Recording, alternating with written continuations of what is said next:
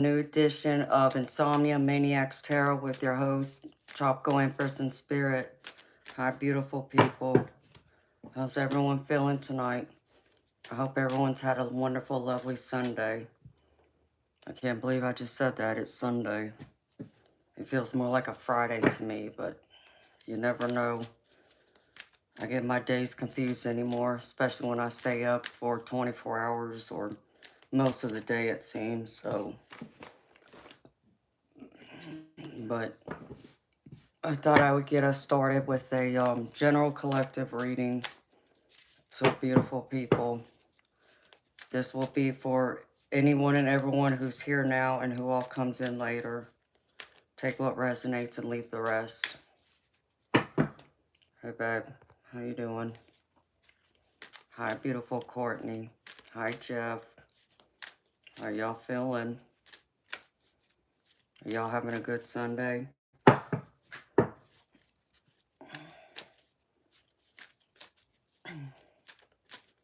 Did you go out there and hike today, Courtney, and take some beautiful pictures?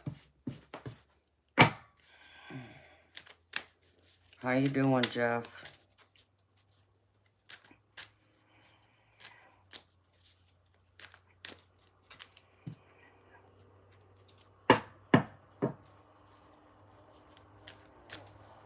Okay, Jess. Hey, beautiful. Be careful driving. That's awesome to hear, Courtney. Oh, you took a woodworking class? That's awesome. Oh, I think I did see the picture, but I didn't get a chance to really go back and look at it. I was on the phone half of the day making phone calls, trying to catch up with people. So, energy is wonky. Oh, Jeff. I'm sorry, baby. You doing alright, though, other than that?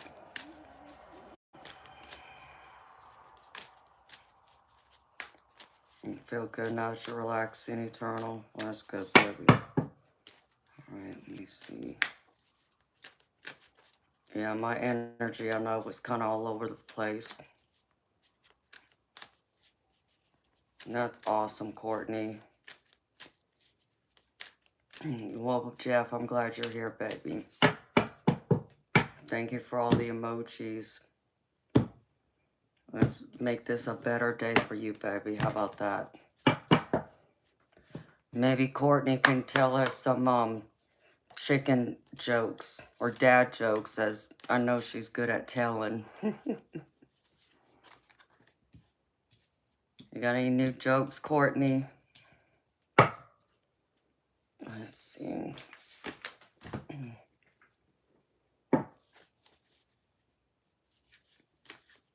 Aw, Courtney. I love that, sweetheart. I know she'll appreciate that a lot. Did you paint something on it, or you just made the bowl, sweetheart?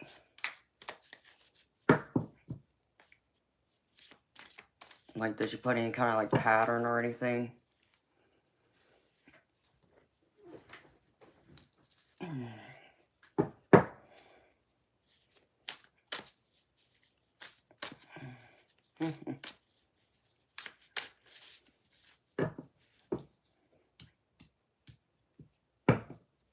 I almost, started writing a poem last night, Jeff, or the night before.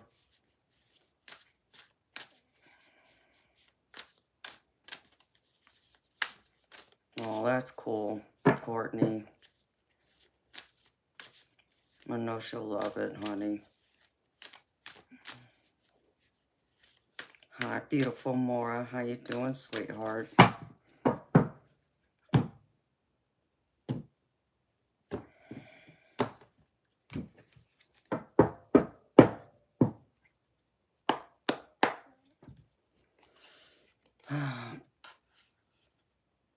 I have no idea, honey. Couldn't even tell you.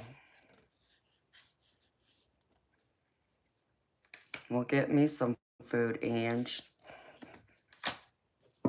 I'll take some food.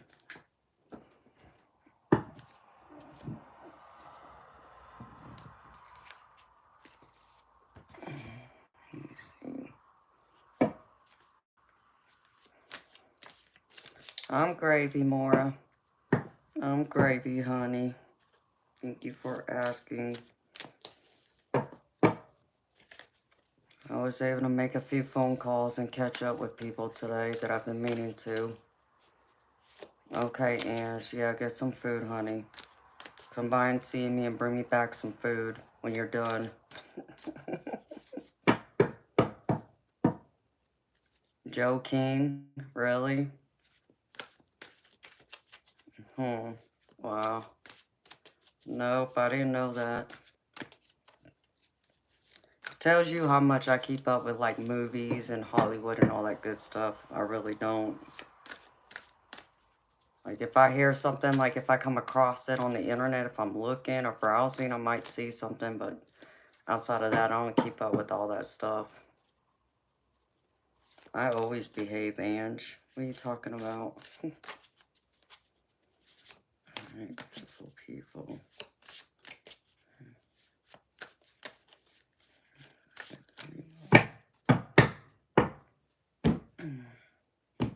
Courtney's the one that always causes trouble.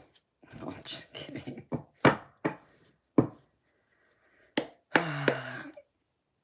That is funny. Kong King. Mora, that would be funny. You're right about that, sweetheart.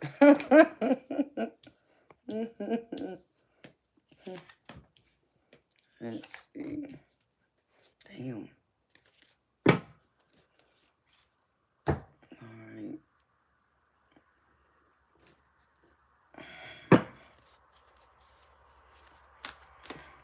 That would be funny to see that on a resume or anything like that. That poor child. Then he would have to, like, use his middle name instead. Because you know he would get made fun of if he had a name like that.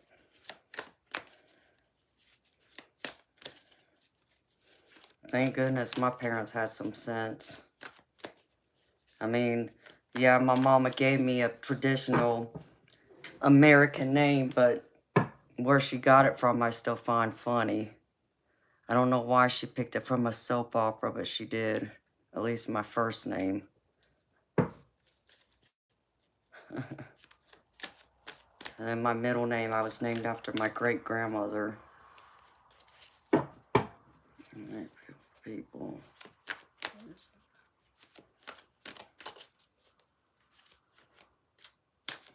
Thank God it went well with each other. Hi, Forrest. How you doing, baby?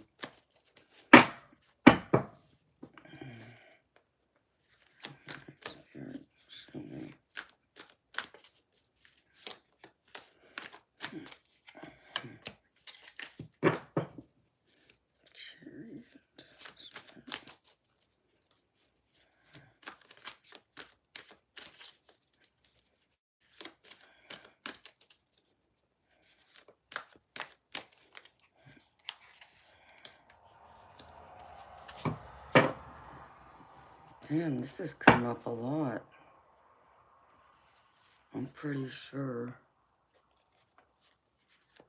Yes, Mora. A soap opera.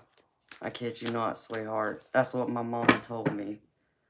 She got my first name, Amanda, from a soap opera. I'm like, Mama, only you. And I have no idea what soap opera it was. That's just what she told me. And it just so happened to go good with Elizabeth. So...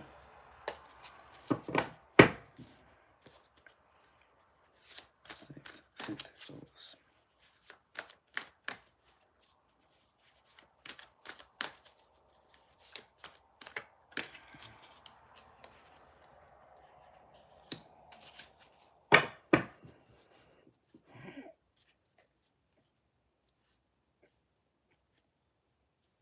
Oh, wow, Eternal.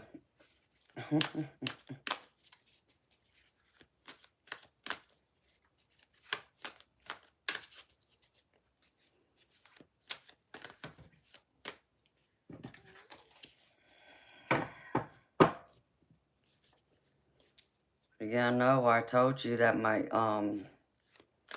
the man that raised me daddy, his first name was James, but he didn't go by James. He didn't like James for some reason. But I do have an uncle named James, too.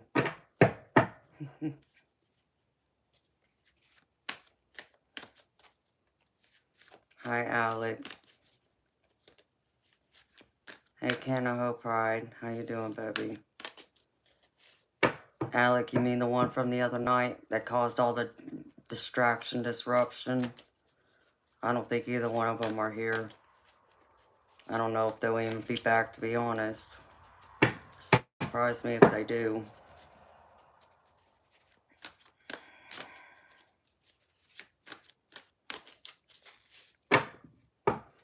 Oh, Courtney, you weren't here the other night.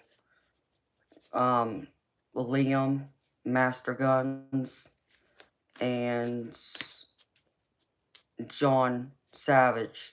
They came in here talking some nonsense about women are weak, that we can't take care of ourselves against a man and this and that. And it's like, really? You want to try me on? Because I'm a lot stronger than I look, you know? And I even told them about that time where, you know, I was almost assaulted when I was a teenager. And one of them had the audacity to say to me, oh, well, you got away that one time doesn't mean you'll be able to beat a man again. Who the hell are you talking to? So, yeah, it was a big disruption here. And it's like, you don't even know anything about me. You have no idea what kind of training I've taken. You know, and I said, and it just so happens, you know, I'm a descendant of the samurai. One of my relatives is one of the well-known female samurais. I said, so you still want to take me on? You know, you still want to challenge me and say that a woman can't defend herself against a man? I said, because you would be wrong. So, yeah, it was that kind of nonsense the other night. And they kept going and going and going, Courtney, and they wouldn't stop.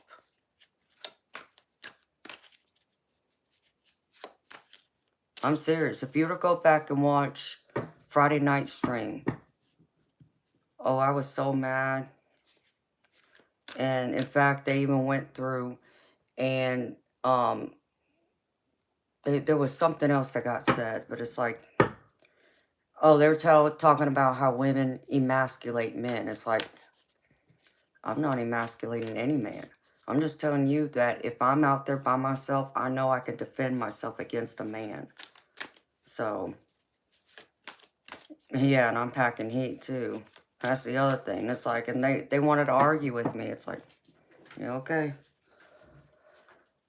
So it was a big ruckus, and they wouldn't stop. In fact, even one of the mods came in here. Yeah, Alec was in here. I mean, it was just unprovoked out of nowhere.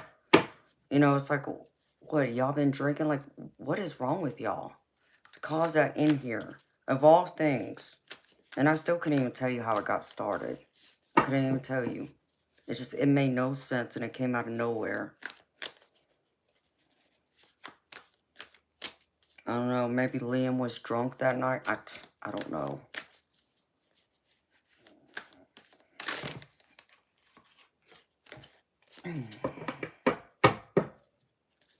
Hi, Shane.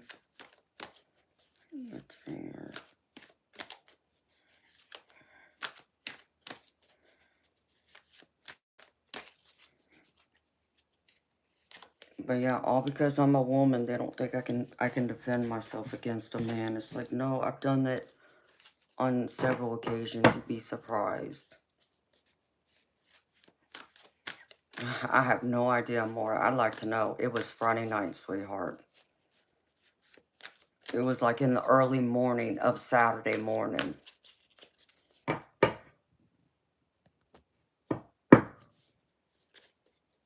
It made no sense. Why you want to start an argument with me? For what?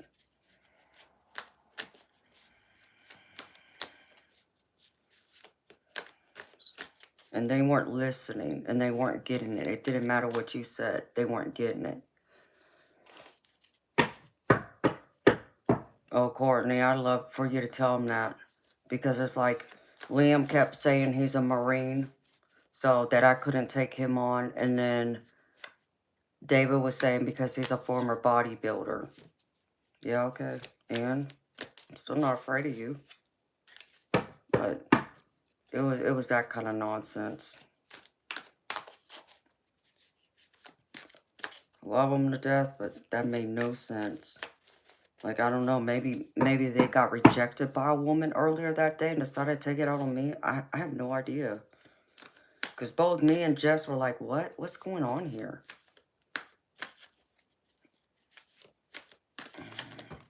Alright, Spirit.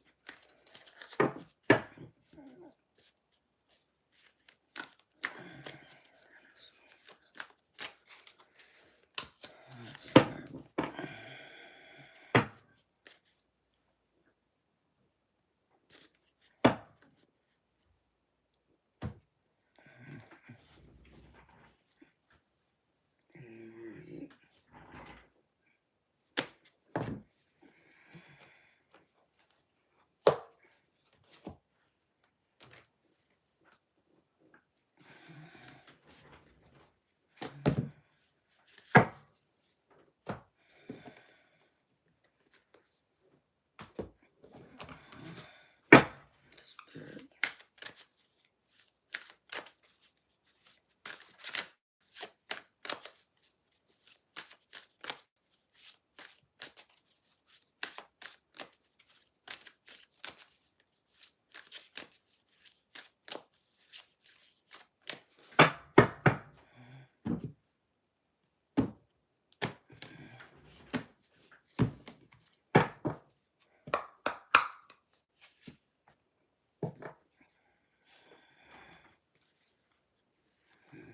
Mm.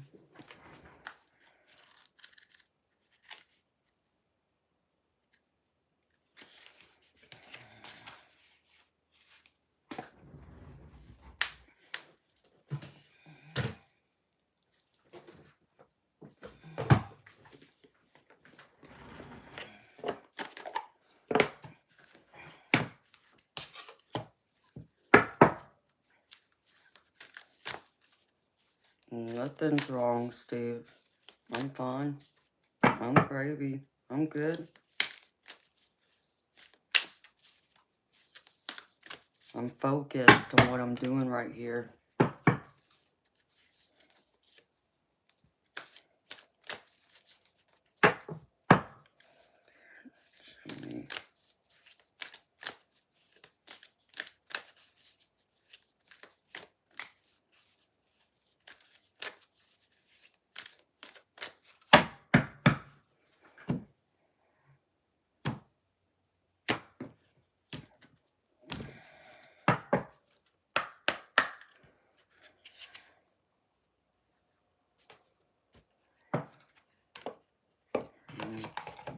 I like this one.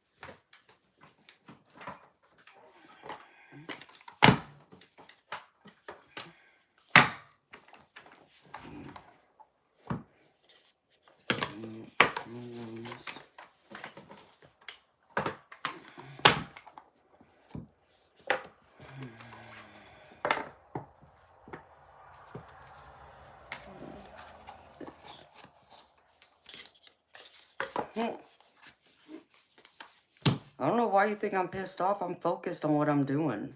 If you take that as pissed off, then that's your problem. Pretty crazy. Me being focused, I look pissed off, y'all. Crazy nonsense.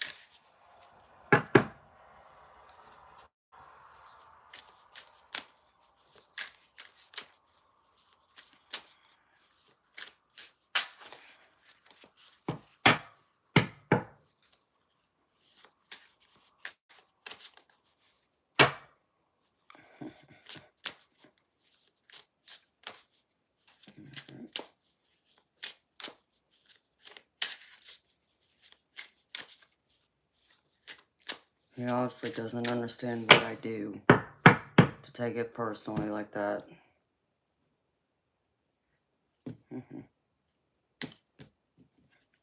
Oh, Nicholas. Thank you, Forrest. Thank you, Reggie Lib. Appreciate you, baby. Let's see.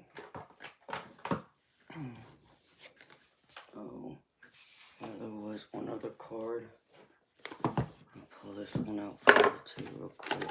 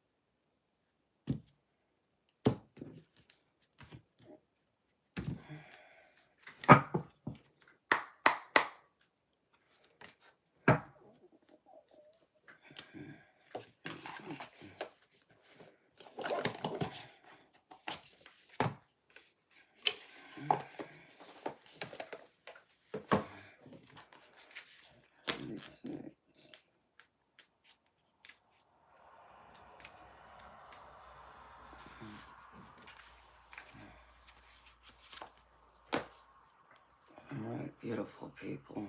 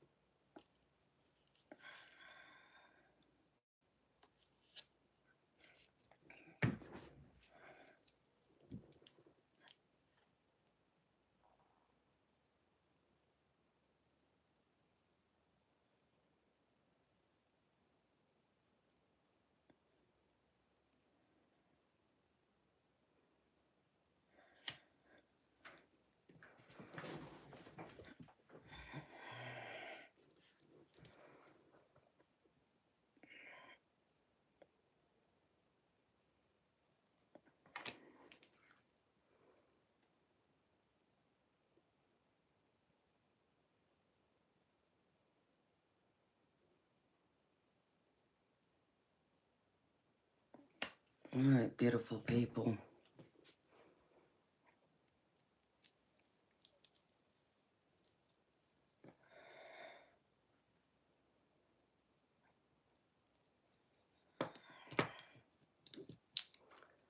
Alright, this is a general collective reading, y'all, so take what resonates and leave the rest. If it doesn't fit, don't make it fit. Y'all just leave it behind for someone else. Alright. The first card is make each day count. So always make the most of each day, but for me, I always say make the most of each minute you have, each moment of life. Don't take it for granted. You never know when, you may not have tomorrow. Like your last day might be today instead of tomorrow. And you always have to remember to let people know around you how much you love and appreciate them. The Spirit also wants to make sure you understand to get plenty of rest too, because obviously some of y'all feel very exhausted. So make sure you're getting enough sleep, eating well, doing all the things you can to make sure all your energy is strong and you can go about your day without feeling so lagged or worn out. And the next one is, oh, where'd it go? Life force. So this is like Spirit saying, take all that energy you have or you've been conserving, like you got in your hand right here, and use it. Don't just allow that energy to sit. Use it for something good. Have a purpose. There's a lot of passion and creativity that makes you unique from everyone else, and Spirit wants you to make sure you're making full use of that. to do something good in this world, to help others, or even just to do what you can to take care of yourself and your family. And if you ever feel a little lost or aren't sure, Spirit wants to remind you to ask them for guidance. But it's not just them you want to ask for guidance. Ask your family, ask your friends. Be willing to be vulnerable and, instead of being prideful and say, listen, I don't know what to do next. I'm kind of lost here. Can you help me? Or, I'm trying to put this piece of furniture together, but I need, another set of hands. Always be willing to ask for help and ask for guidance. And when you ask your spirit guides and your guardian angels, they will always be there to help you and guide you. It's just a matter of you giving them permission to come into your life and make those changes without, um, with your permission, because otherwise they can't interfere with free will. The next one is you are never alone. So always remember you're never alone. That you got people around you who are there for you, who love and care about you, whether that's friends, family, co-workers, or that's even just your spirit team above. So always remember that you are never alone, and even when it feels like you're physically alone, you're actually not. Your spirit team is always behind you. And the next one is unconditional love. Always have unconditional love for, the people closest to you, but especially for yourself. It's hard to make other people love you when you don't recognize or feel worthy of unconditional love yourself. So make sure you love yourself and share that unconditional love with the people around you. Just being there. Always being present when someone speaks to you and being willing to comfort them, support them in anything and everything they do. And even when they make mistakes, you can still love and forgive them and not judge them through their mistakes, because after all, we're all human. We're all going to make mistakes. None of us are perfect. And that's where unconditional love really comes in. And the last one is stay open-minded. Always remember to have an open mind. Don't ever close yourself off to new opportunities, new experiences, or anything people have to say. Maybe they have a different opinion or a different way of looking at things, different beliefs, different values. Maybe they even have a different culture altogether that you've never experienced before. Always stay open-minded to learning, because knowledge is power. It will catapult you through life. Always be there and be open to receiving just as much as you would want to share your thoughts and your opinions and your experiences with others. Be willing to receive the same in return. Okay? And then the first cards out of the deck is the Queen of Pentacles.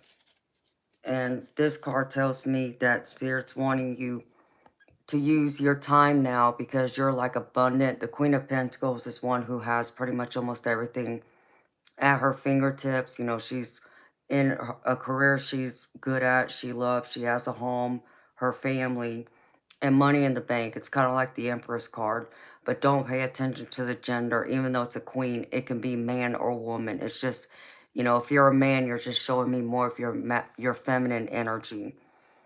So Spirit saying, make time for those who matter.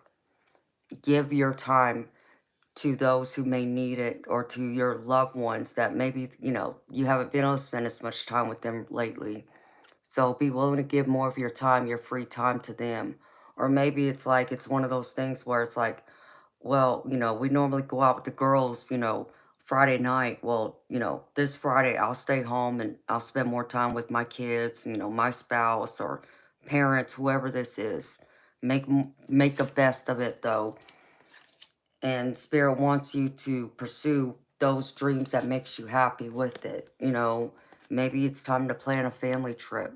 a family get-together. Maybe just have a family barbecue of some kind. I know, here in the United States it's fall, but in some parts of the country it's not that cold yet to where you couldn't, like, have a barbecue. But it doesn't even have to be outside, Have them over for dinner. Have game night. Think of something where you can spend more time with the people who matter to you. Build that closeness with them. And then the next one is the Chariot.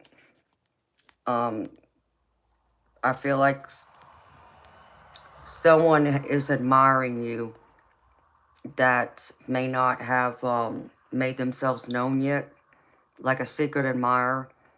If you're looking for love, then that's what this is. But this can even just be a friend or a colleague that admires and respects you. And they want to go through and build a stronger bond and connection with you, because I get the Prince of Cups with this. And this talks about, falling in love, but this is all about just building that stronger communication and connection with people. So with this together, I feel like this is coming in fast for you, where you're being recognized from afar, but now they're willing to come in closer to kind of like say to you, oh yeah, I really, like how you work on this. I really respect your work. I respect how you talk to people. I admire the soft approach you have, whatever that is. There's someone in your close circle who's admiring you from afar, but I feel like they're going to take a step towards you, is what this energy is telling me. And then the next one is the Six of Pentacles. And this is all about give and take. This could be, material possessions, money. Like someone could maybe gift you some money, or maybe you might even get approved for a loan if you're needing, to get a loan of some kind.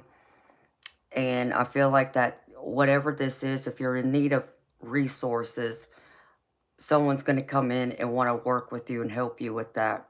It could be someone, a close family member or friend, or it could even just be a bank or a business, because I get the Three of Pentacles, and the Three of Pentacles is all about partnerships, working together on something. So if you're needing help with something, whether it's finances or maybe it's a project, someone's going to come in and be willing to help you out, like it is, with the Six of Pentacles, it's like a give and receive.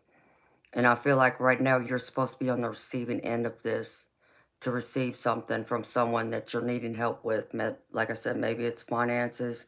Maybe it's just, another set of hands to help, with something like a project around your house, or um, maybe it's at the country club or something. Whatever this is, Spirit's telling me that that person's going to come in and want to help you and work with you. The next one is, this is the Dreamer in my deck, but it's known as the Fool in the Rider-Waite deck. So Spirit's saying it's time for you to take a leap of faith, start on a new adventure. If you've had plans on saying, let's say you want to build a doghouse, Spirit's saying it's time to take that initiative and go out there, and maybe you don't know everything, how to build one. So maybe you need some help, or maybe you got to do your research. Spirit's asking you to take action now and to go for it, and that you'll be successful with it. But you may want to look at asking other people for help or for their advice, because Spirit's saying along this little venture, which you're taking a leap of faith towards, you're going to need someone in your corner who's going to have more knowledge and more wisdom and more experience to help you with this. So again, don't be afraid to ask. Like the other card said at the beginning, ask for guidance. This is what this is telling me. Don't be afraid to ask someone for help, for guidance. Maybe they have a better way of doing something, but you don't know until you ask. It could be someone even bringing in a new opportunity for you that you never considered before. Or, maybe it's been in the back of your mind, but you haven't spoken up about it to anyone yet. And then you just may find suddenly somebody appears in your life and they're willing to offer you an opportunity of some kind that you had thought about, but never took action towards. So I feel like that's, for someone in particular out there, it's time for you to take action. And the last one is the Ten of Swords. This tells me that there's been a big struggle in your life. There's been a lot of challenges. You may have even faced a tower moment. And Spirit's now saying that all that's coming to an end. That those tough challenges, those obstacles, you know, the heartache, the blood, sweat, and tears, whatever this is for you, it's now coming to an end and things will start getting easier and starting to look more positive. And you may even have somebody from your past returning into your world, because I get the Six of Summer, and which is the Six of Cups, which is all about nostalgia. But this normally means like either you've been thinking about reminiscing about your childhood, like good memories, or even maybe it's been even more recent than that. But this card can also tell me that someone from your past is returning. So this can be a family member you've been disconnected from. This could even be like a childhood friend, or it can be an ex-sweetheart you were involved with who's coming back into your world. So be on the lookout for it, because I feel like they're coming pretty quickly. I'd give it about a week to 3 weeks is about the rough time I give it. So, all right, beautiful people. Here's the oracle now. Move this.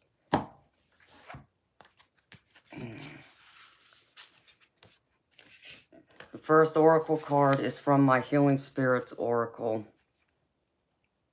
And it says, it isn't about being right. It's about doing the right thing. Sometimes it's better to stay silent than let others see that you have all the answers. There are times when you need to pause for consideration, rather than act for the sake of it or because it is expected of you.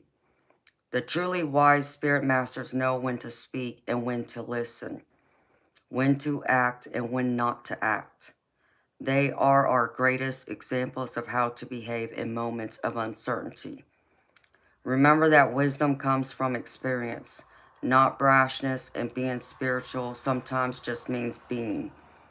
When dealing with people who are awkward, simply remember to be kind, as kindness is above right or wrong. So always remember to be kind, y'all. You never know how much that kindness can change someone's day or change their life. And it's not always about being right or wrong. It's about being happy. And the next one is, the river dances to the sea.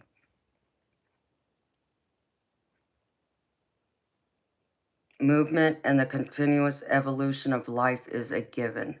Nothing can stay blocked or frozen forever. Eventually, the river begins to flow in the direction of its destiny, always to the sea. The vast container teeming with potentiality. Source is always calling you home to your ultimate manifestation and destiny. Now is the time when things begin to move again in your life. Events and opportunities will arise to invite you to experience life in a new way, calling you to an adventure you must not resist. This is a time of flow, not control. Allow relationships to take their course. Trust in the natural abundance that comes your way. New experiences will bring you into a greater sense of meaning, inspiration, wholeness, and purpose. Go where spirit takes you, even when the river turns in a different way than you expected. These waters will carry you onward to the ultimate fulfillment of your deepest desires. So just trust in the adventure. Trust where spirit's taking you. It's all about flow and forward movement, whether that's mentally, emotionally, or physically, or spiritually. Trust in the flow, or trust in the process. And then this is the Angel Prayers Oracle. Trustworthy friends. You may have felt a little left out recently and unsure who is being real in your life. Don't concern yourself about it. The angels are here to help you. By surrendering any friendship issues or worries you have to them, you will allow a source of love to guide you to the peace you deserve. The angels will help you see, realize, and know who really is on the same vibration as you so that you can truly enjoy your social time. If you feel that you don't know who your friends are, follow the prayer on this card and the angels will direct you to those who will support you and allow you to support them. Friendship means balance and it is a blessed to support as it is to be supported.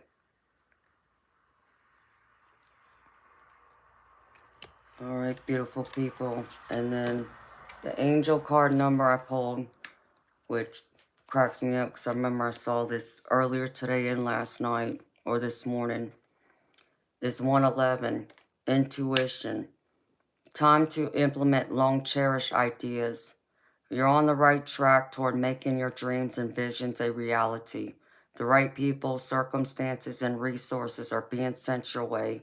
Happiness and new opportunities are at hand. Trust in the process.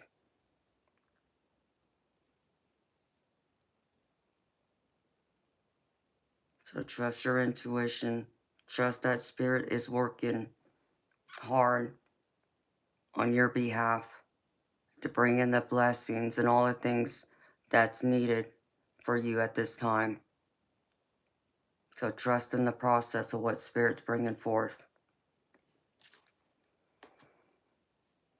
All right, beautiful people. And that concludes the general collective reading. So again, take what resonates and leave the rest. If nothing resonates, then it's not your reading today, but it may be your reading tomorrow or next week or next month or even next year. It's a timeless reading, so if you ever feel called to it in the future, you're more than welcome to come back to it and watch it again. Let me close this window, y'all.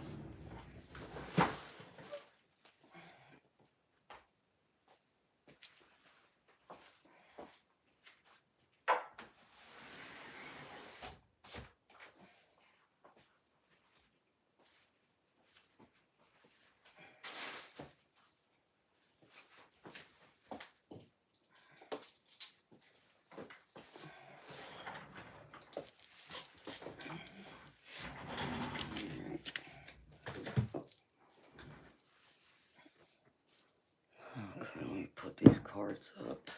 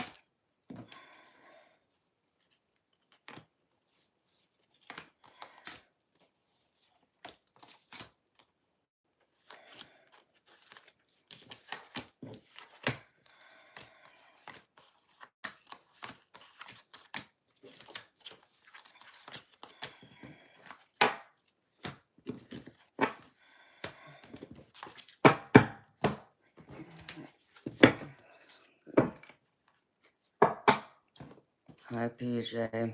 How you doing, baby?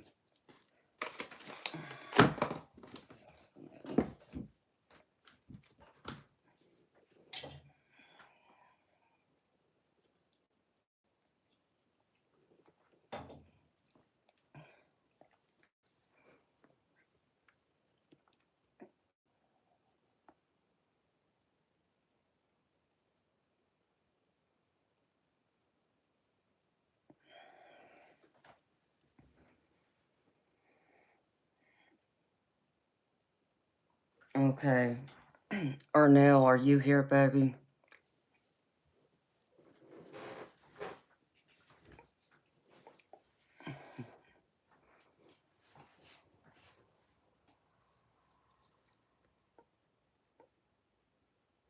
Hi, Sarah.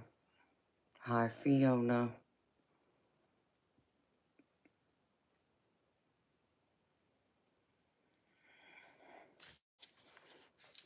You're welcome, Jess.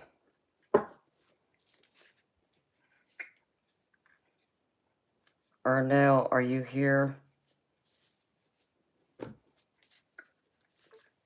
Hi, Jennifer. I got your donation, Arnell. So, baby, what's your question, honey? Or do you just want me to do a general reading for you?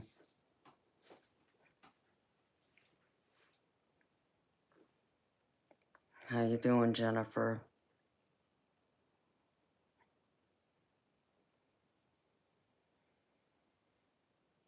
Oh, I'm sorry, PJ. I'm gravy, baby. I'm so gravy. I got some bacon and eggs to go with my gravy, baby. Yeah, it has been a while. I've been good, honey. Thank you for asking. All right, honey. A general reading. Okay. You got it, baby.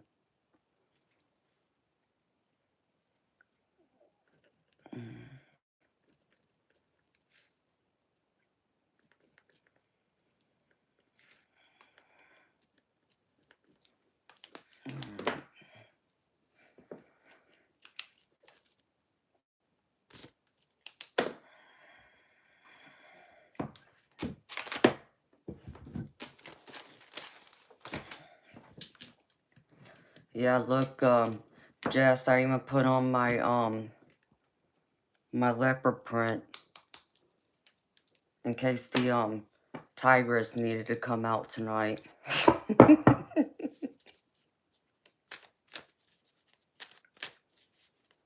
Hi, passerby. How you doing, baby?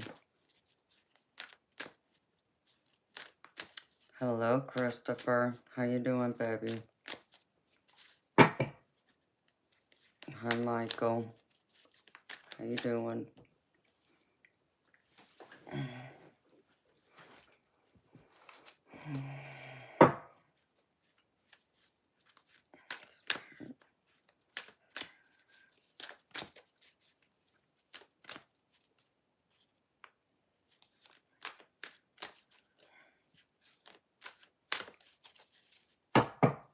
The energy actually feels pretty good.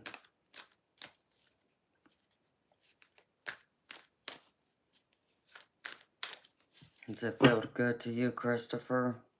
And Jess and Eternal?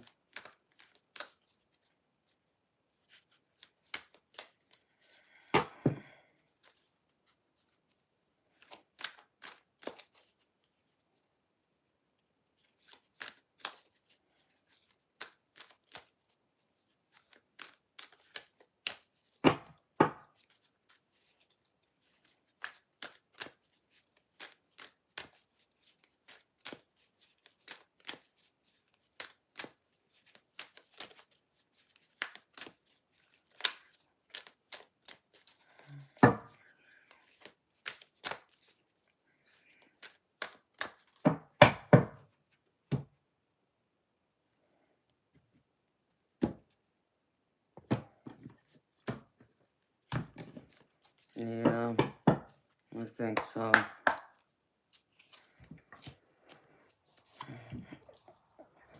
I still gotta grab me a few things. I'm gonna have to order.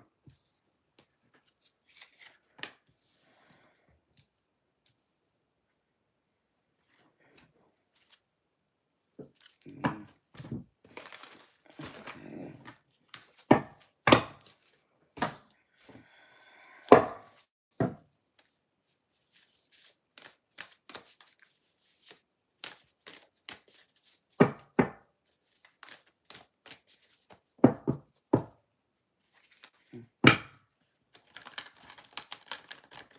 Hi, Danielle. How you doing, beautiful?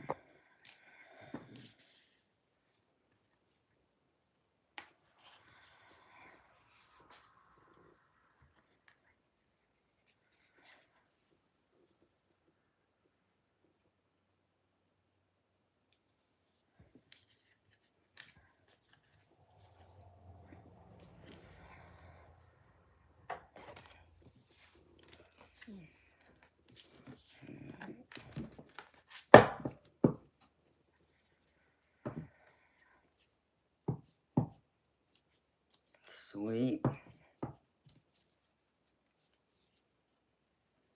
Hi, Lily Luke. How you doing, sweetheart? Well, happy birthday to your baby girl. I know she's not a baby, but I know she'll always be your baby.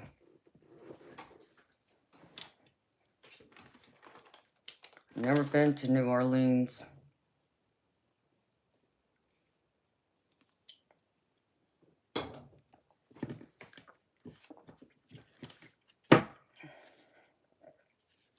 I got invited to go some years ago, but I couldn't go for some reason. And then my grandma told me that it stinks really bad down there. She's like, you don't want to go there, it stinks. I said, okay, Grandma. I'm doing good, Lily. Thank you for asking, sweetheart. Happy you're doing good, too. All right, Arnell.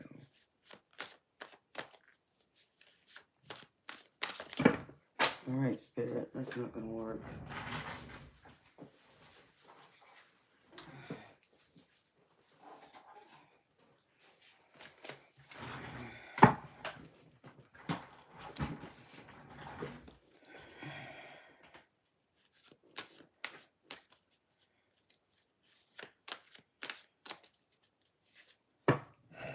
You got your sister's head spinning trying to make it. That's funny. It's not that hard. I don't know why people make it seem like it's so hard. It's not. It's really good. Right, Spirit.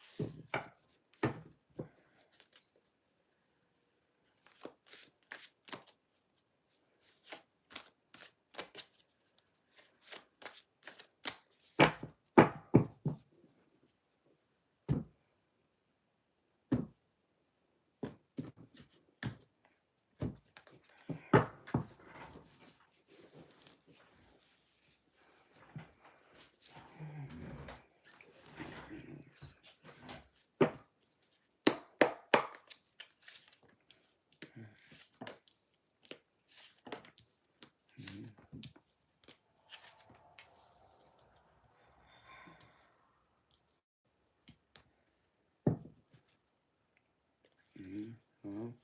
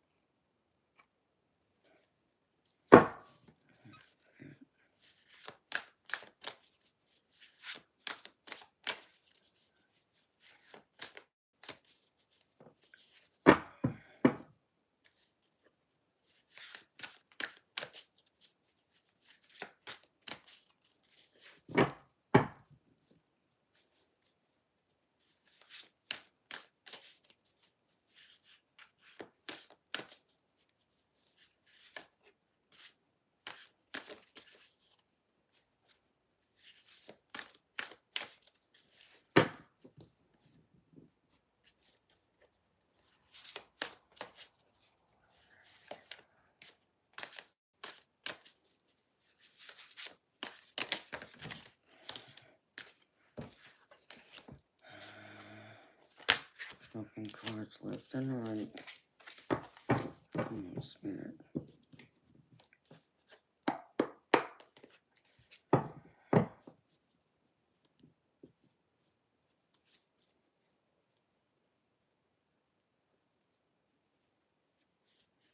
Sweet Christopher.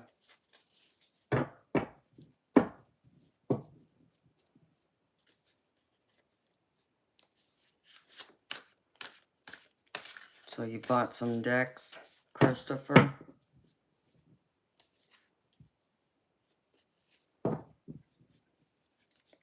I need to get some more sage and candles.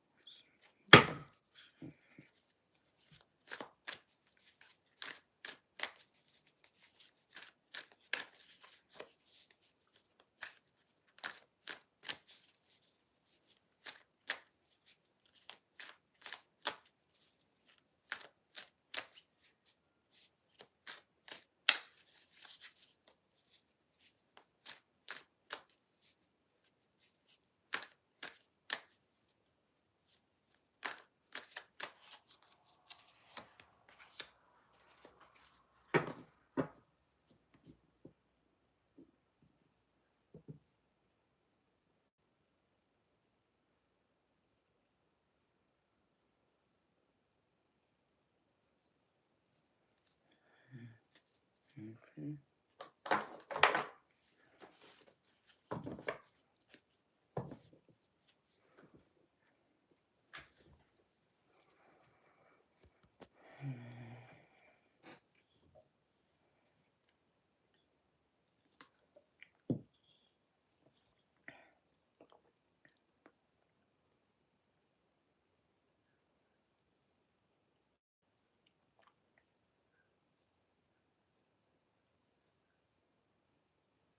Okay.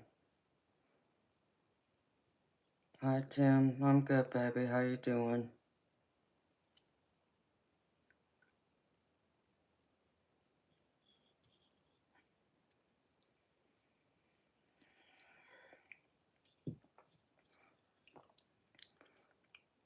Hi, Reaper Repair. It's been good, baby. How about you? FRK. I only do paid readings, baby.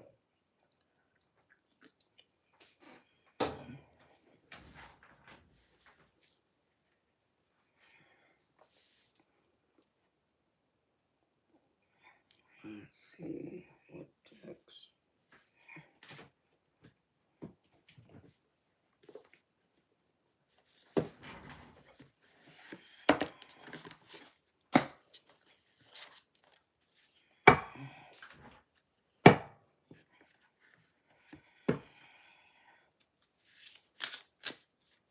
Aw. That's good. You got to spend some time with your kids. Reaper Repair. How old are your kids? You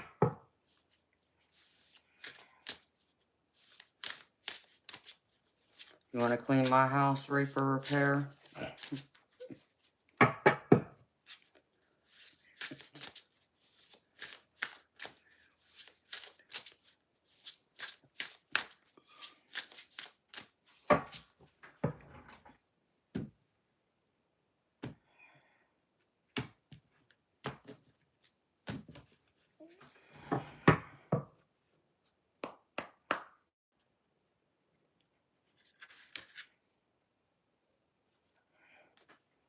Oh, wow.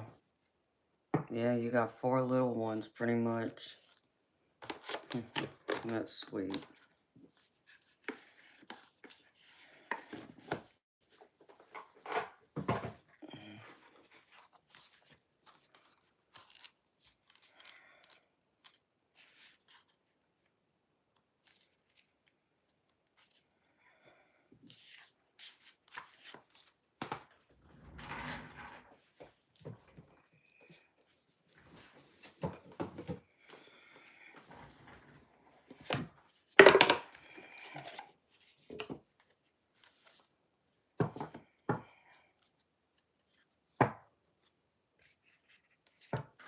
Oh, well, that's awesome. Your oldest is 23.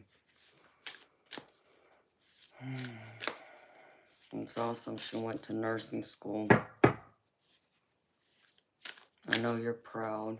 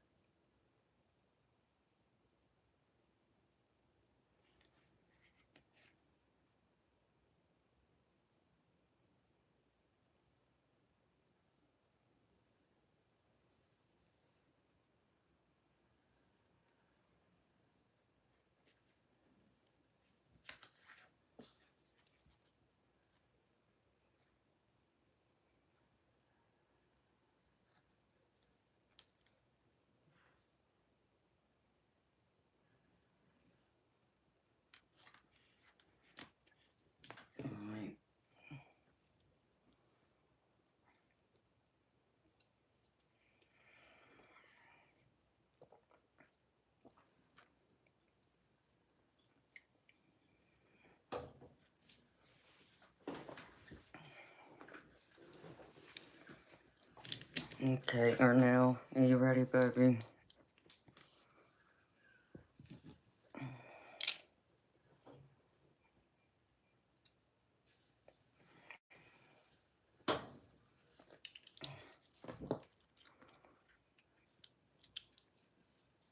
Alright, baby.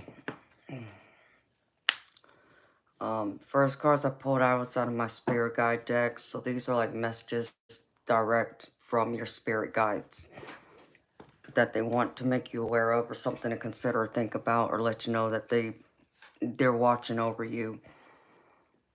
First one is self-love. So they want you to make sure you're showing yourself self-love. So make sure that you go through and give yourself that extra love and attention that you need to nurture yourself, make yourself, a better person. Um, Make sure you're having positive talks with yourself instead of the negative self-talk, because that can sabotage any positive things that may take place in your life, like in your future. Because you may end up finding that the things that you say to yourself, especially if you don't think you're worthy enough or valuable enough or have anything to offer, you tend to find that those types of thoughts actually manifest in your world. You'll take action in that way, in that light, which is, negative than it would be in a positive, like having more self-confidence in yourself. And so with it, Spirit's wanting you to appreciate your talents, appreciate your gift and talents that you've been given. Know that you are worthy and you're good at what those gifts and talents are. And they want you to take extra time out to put more time into making yourself even better than what you were before. It's not that you weren't good enough now, it's that they want you to finesse those gifts and talents that you have and to share that with the world. And they want you to get around people who are just like you, who have the same mindset, same values, have the same interest. Because the next card I pulled out is like attracts like. So you want to attract the people who are around you that have those same values, those same interests, the same type of career choice, and so on. And then the next one is they want you to stop overthinking. So it seems like you've been getting in your head a lot and allowing these thoughts to get the best of you. Instead of thinking in the positive, you're thinking more in the negative, or you're overthinking things through when it really doesn't require that much thought and that much time and attention.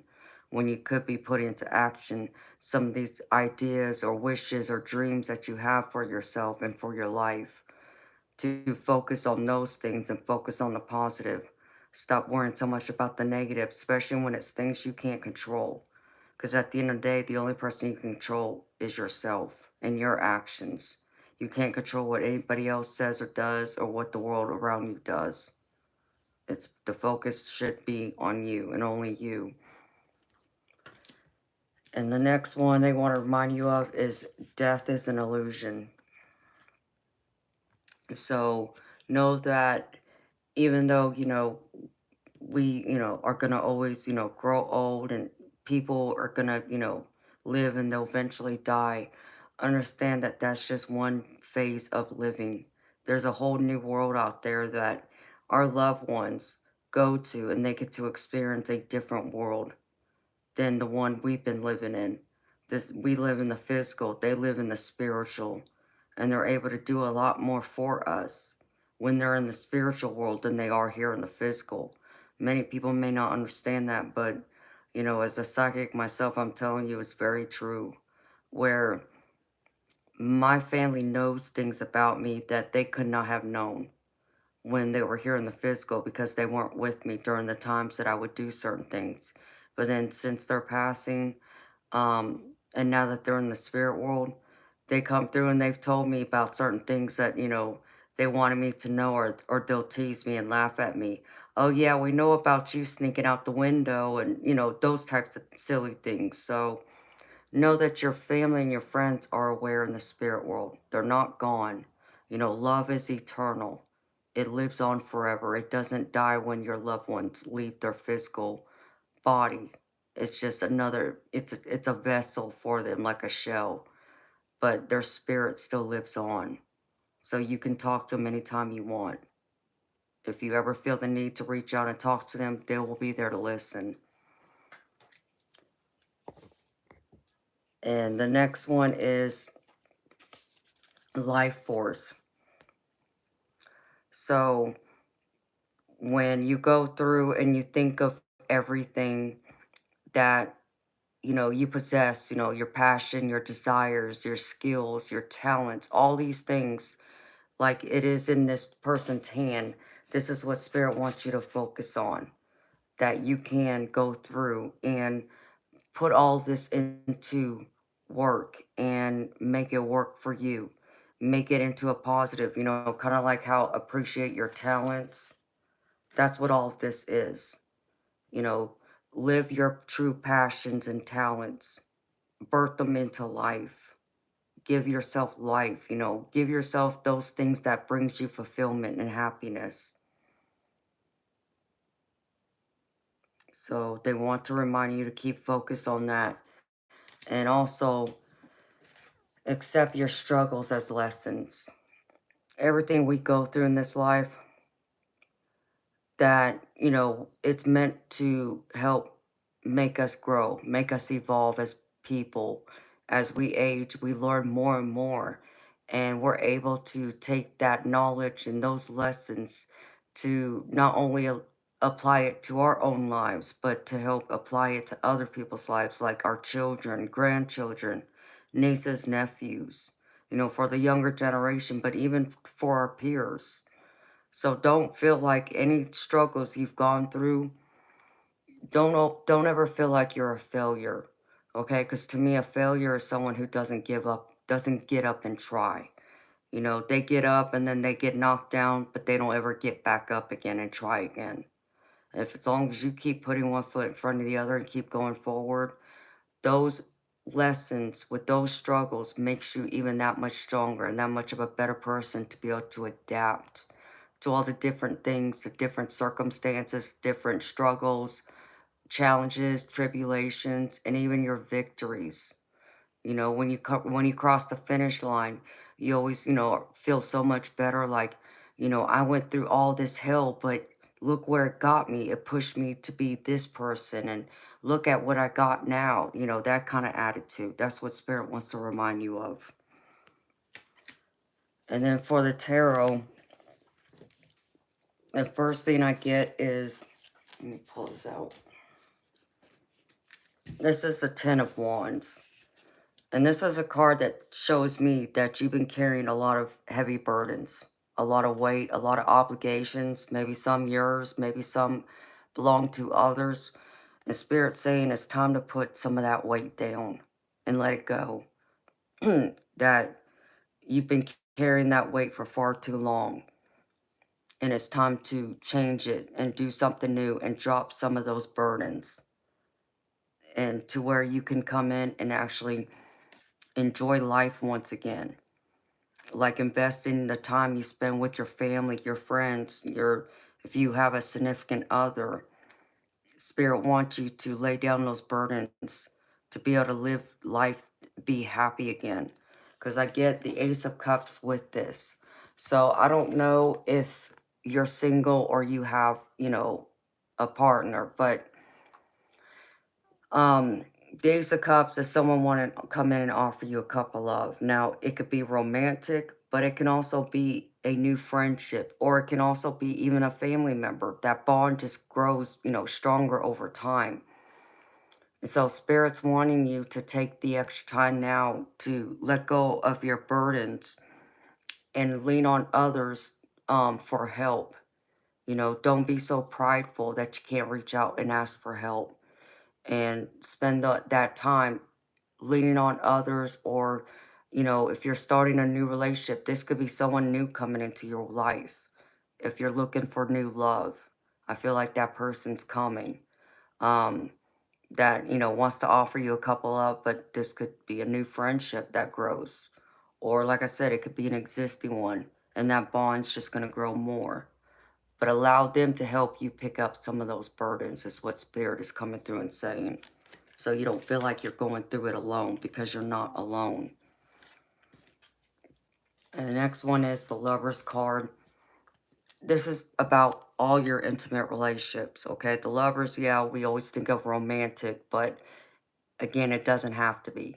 It could be friends, it could be family, it can even be like a work colleague.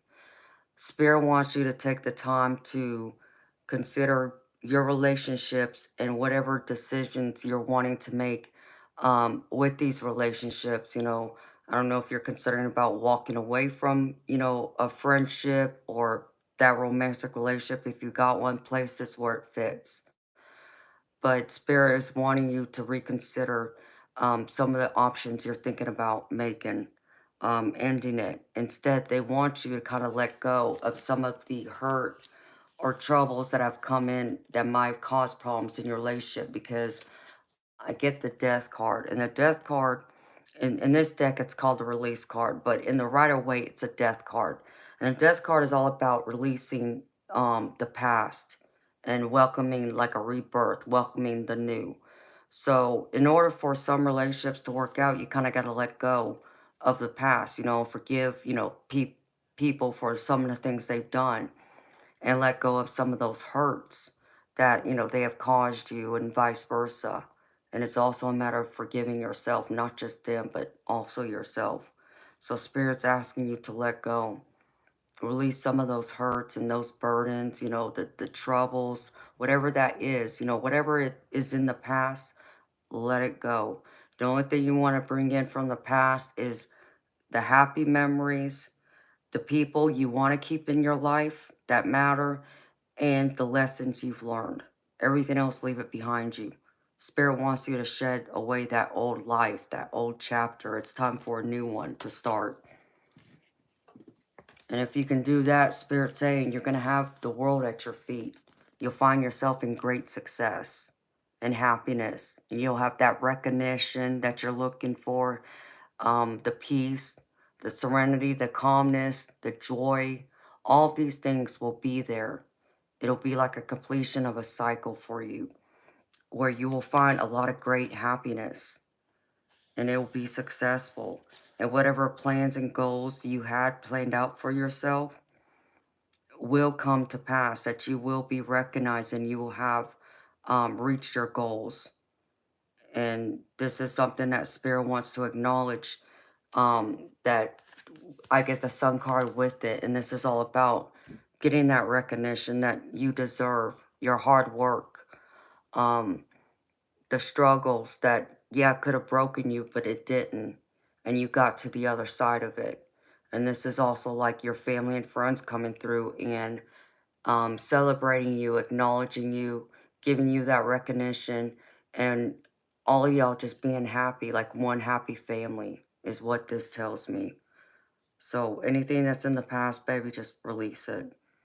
It's not doing you any good holding on to it. It's only bringing you down, and that's not what you want. And then the next one is the Three of Wands. This is all about abundance. People wanting to work with you. It's also a card of communication, a card of wanting to bring together focus. So if you're having trouble communicating your thoughts, your dreams, your wishes, and your wants with others, Spirit's asking you, it's time to really consider speaking your truth. So that way, this abundance can come in and people will be more willing to want to work with you and work on things together with you. But you have to make your wishes and your wants known to this person or group of people in order for them to fully understand and be willing to take it on and see it from your point of view. Just make sure you articulate your words well. I know some of us have trouble sometimes being vulnerable and expressing our feelings to some people. Some may not be used to having that one-on-one interaction. And it might be a struggle of theirs. It may be something they've had their whole life. I don't know if this is you or not, but my suggestion to you is if you're having trouble communicating your thoughts and your wants, instead of trying to verbalize it and speak it out loud, try writing it down. So that way, all your feelings and your thoughts get down on paper. And then when you're ready to talk to them, you can go through that paper and go over everything with them. So you make sure everything gets said. Or if you're not willing to do that, well, you can always give them that letter and hope that they read it. Just ask them to read it. But I feel like Spirit's saying if you want some of these dreams and goals to come to pass and you want people to work well with you and to work on these goals and dreams, you really got to pay more close attention to communication and stay focused on it, because Spirit's asking you to take a leap of faith. Because I get the full card in this deck. It's called a Dreamer card, but it's the full card. Spirit's wanting you to start a new chapter, a new beginning. Take that new path and go towards it. Take forward action, forward movement. Use your intuition, your creativity to create the world you want. How I say that our thoughts can manifest into our reality is very true. So if you're having positive thoughts and ideas of, the life you want, the goals you're setting for yourself, you're trying to reach, list it out, write it out, and be centered and focused on that. And you will find as time progresses forward, if you keep taking one or two steps towards it each and every day, in a year from now, you have no idea what your life will look like if you take a couple steps each day towards that goal or goals. And you will find that you might end up accomplishing it within a year, just as an example. But if you had not set forth that time and made it a center point of your life, then yeah, you may not have accomplished it in a year or reached it in a year. Maybe it would have taken you 5 years, or maybe you would never reach it at all. So it's up to you to have those positive thoughts to work towards being that dreamer, having the leap of faith and going after it, using your passion and creativity to make it happen. And if you really want it bad enough, Spirit saying now's the time. Go for it. And the last one is the Eight of Pentacles. And this is a card that acknowledges all the hard work you put in. It acknowledges that you are very skilled at what you do. Whether this is your career, or maybe you're in school, or maybe you're considering about going back to school. Whatever this is for you, this can even just be a hobby or interest of yours that you love doing all the time, that if you can quit your job, you would be doing your hobby. Whatever this is, Spirit's acknowledging that you are very skilled at it. And they want to remind you that it's time for you to stop downing yourself and step up to the plate. Even when there's going to be those challenges to where it might knock you down and things may not always go exactly as you want them to, Spirit's still saying to keep going. Because I get the Eight of Cups with this. And this is telling me that Spirit's saying that they're doing everything they can to get you to grow, get you to evolve, to go towards your goals, to not give up, and that know that they're doing everything they can that's in your best interest. And that it's time for you to have that self-confidence in yourself, to keep trying, to keep going. You got a whole spirit team behind you that's rooting for you. So put all your wants and dreams again into action. Stop fearing it. Be fearless. They want you to be hopeful and fearless as you keep taking steps forward, and that you will be deeply rewarded in the end for it, for all your hard work and your determination.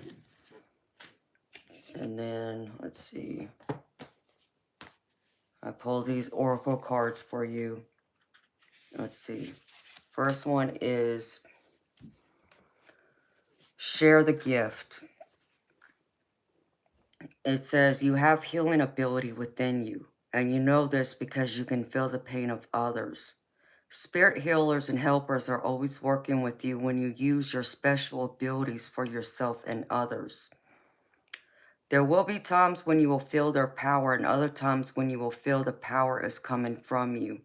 It truly doesn't matter who builds the power of healing. It is more important that it is shared. Call upon the healing spirits to work with you now and allow your ability to try to become a great gift to be channeled and used to heal. Those who channel the power of healing spirits are true light workers.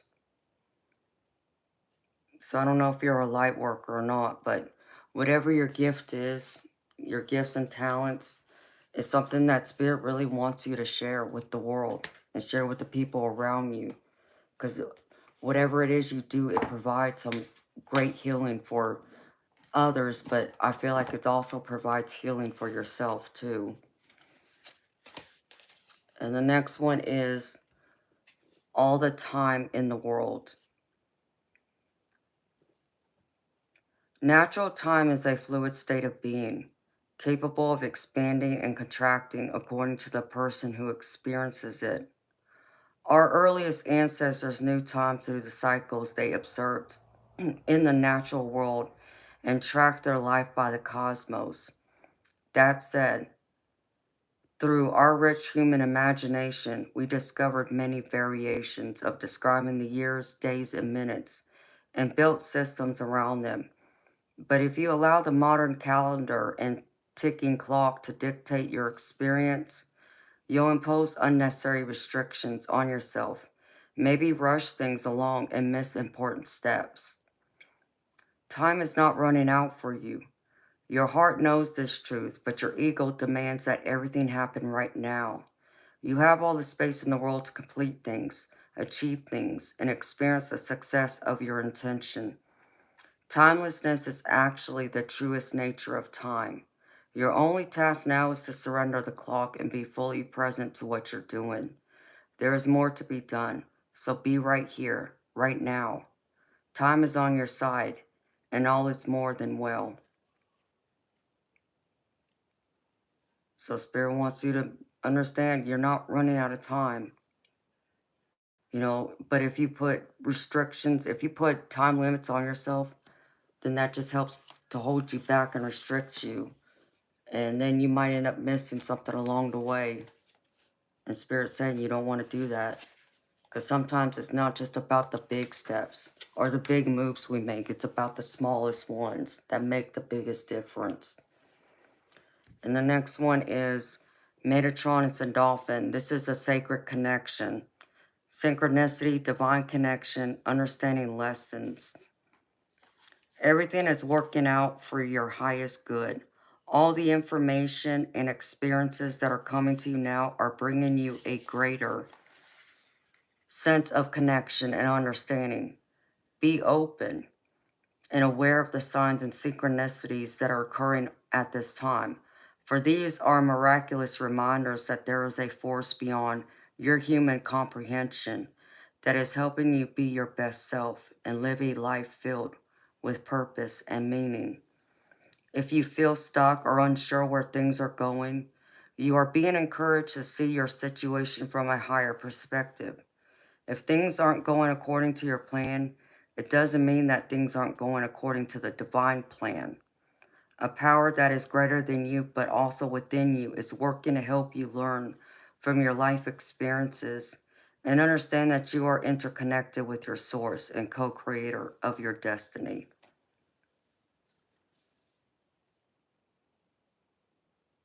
So be sure of that the divine is working in your favor. Yeah, it may not be exactly the way you want it and how you want it, but it doesn't mean that it's still not meant to happen the way it's playing out. That's the divine coming in and taking control, guiding you down the path you're meant to go. And then I pulled a few messages from my messages from the universe oracle. And the first one here, Arnell, is no matter what happens, no matter how far you seem to be away from where you want to be, never stop believing that you will somehow make it. Having unrelenting belief that things will work out, that the long road has a purpose. So know it's going to work out. Even if it takes you a little bit longer to get there, there is a purpose in it. And the next one is, when going through tough times, it is important to remember that nothing up to this point has defeated you. You've overcome challenges before. Be kinder to yourself and be thankful for all that you already have. This is like a self-love card to me. You know, you got to show yourself that forgiveness, that compassion, that understanding, and have that positive talk with yourself. And yes, maybe you've gone through a lot of hardships, a lot of hell you've had to walk through. But it's brought you to where you are today, where you're meant to be. And everything you have now is what you were meant to have. And the last one is, I need you to get excited again. I need you to remember you're not in this thing alone. I'm working on your challenges. I've already assigned angels to you. So let go and the stress and just trust me. I've got a pretty incredible ending in store. In fact, that's why you need to get excited again. Because the happy ending I've got coming is going to rock your world. So Spirit wants you to get happy and get excited about your life again. Be excited about the good things that are coming in for you. Maybe you can't, necessarily see everything that's coming in, but it's coming. So be excited about the unknown. Yeah, maybe you get some struggles and speed bumps along the way, but it's only going to make you grow and evolve. But it will be worth it. You know, I often say to people, I never said life is easy, but I promise you, it's all worth it. And that's what you have to believe. And the last card I got for you, Arnell, is an angel activation card. And the card I pulled is Ariel. Embrace your sacred calling. God is recruiting. God is recruiting you. All that you have faced and healed in your life is part of your mission and directly aligned to how you can live a life that is filled with purpose. Lean into your personal story and your own testimony of healing, for sharing this deeper part of your life will allow you to realize your gifts.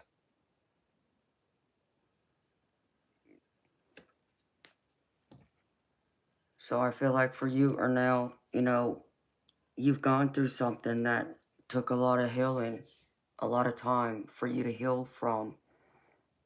And, like me, I've been through a lot in this life. I'm 43 years old, but you would be surprised by the time I was 20, 21, I've gone through a lot more than what people would ever think I could have gone through, being as young as I was. And though it wasn't easy, and did I cry a lot? Yeah. Did I scream and yell up at God a lot, for it? Yeah.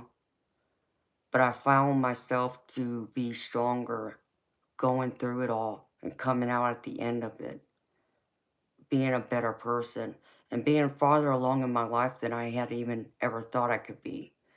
And through all of that and coming out at the end of it, I learned that by sharing my life experiences with others would help them too along their path who might be going through some of the same things that I went through.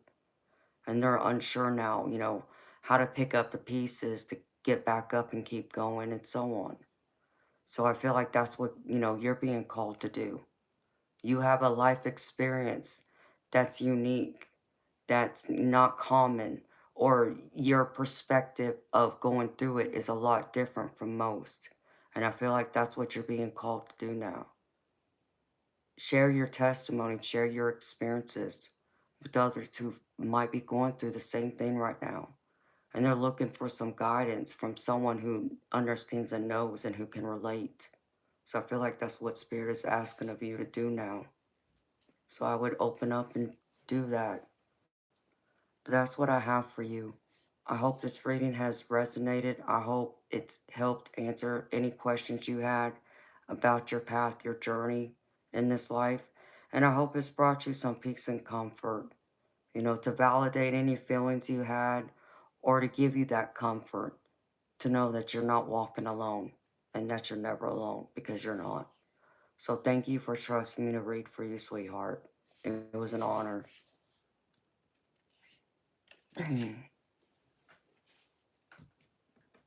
Hi, Keith. Thank you, baby. Let me put these cards up now.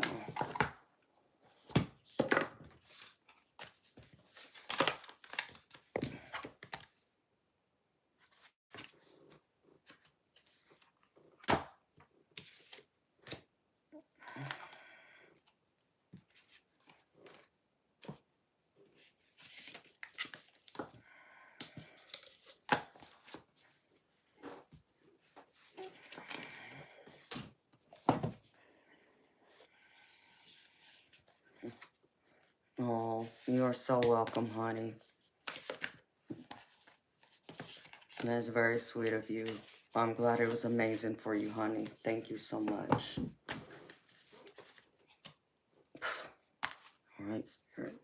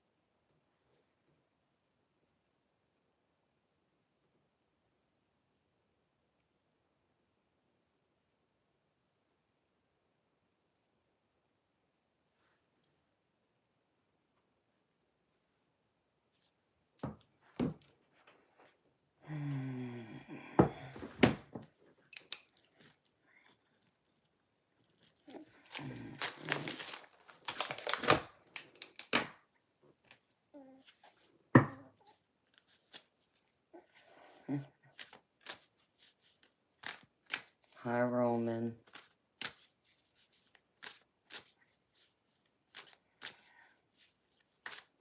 Oh, Fiona, they're doing good. They're doing really good. You were here last night, weren't you, when I pulled out the white one?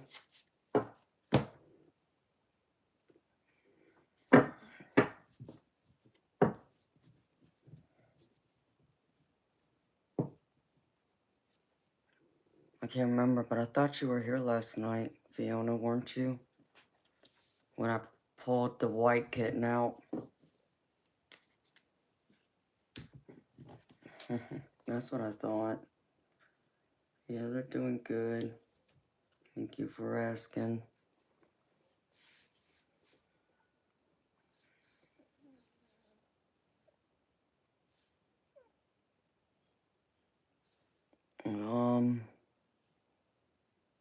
Colleen, I have no clue, honey. I use several decks, sweetheart. I couldn't tell you what that card is. Like, I mean, I use like 8 decks in that reading.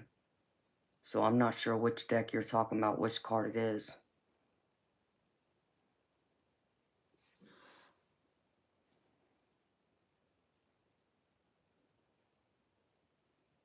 That's the problem is, that's why my readings are so detailed, because I pull out like 8, 10 different decks.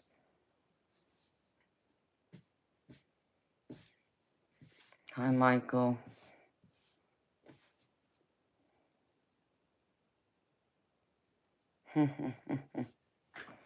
I know. I'm telling you, I want to keep that kitten.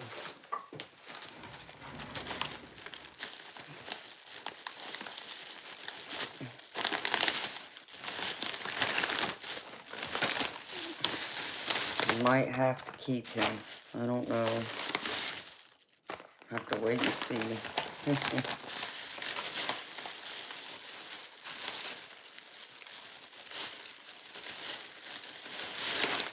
Yeah, Colleen, I couldn't tell you, sweetheart.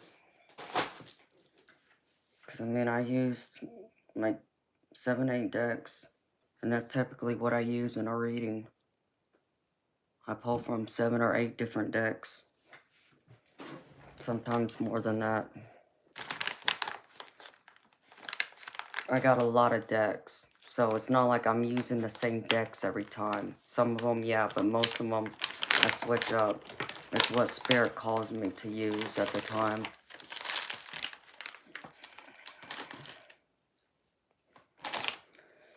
I know, it's so tempting.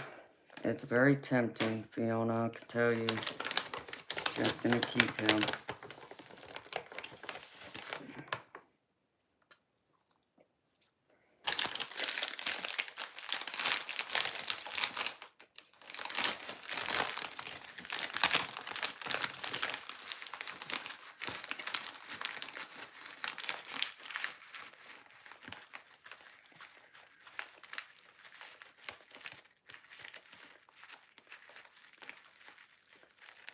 But I also know that'd be the one kitten everybody wants.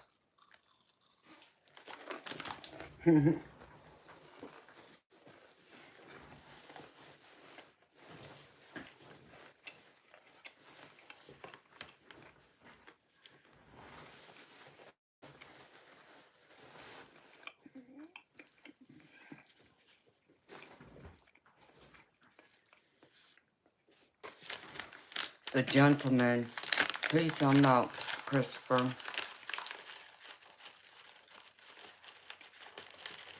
I don't know who you mean by gentleman.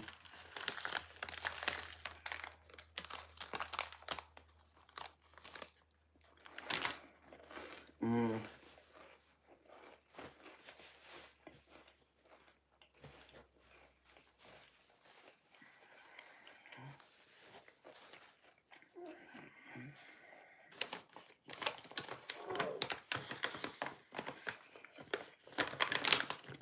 Yeah, I mean, I wonder where he's at. I mean, he has my number. Yeah, they haven't been in here since Friday. Hi, Giselle.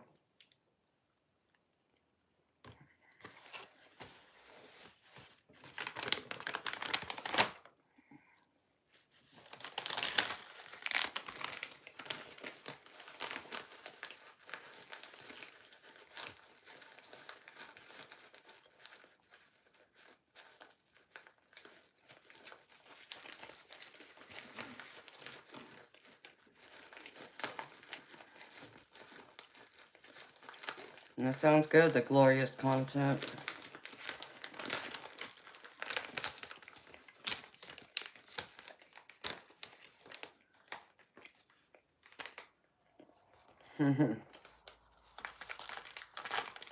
Mm-hmm.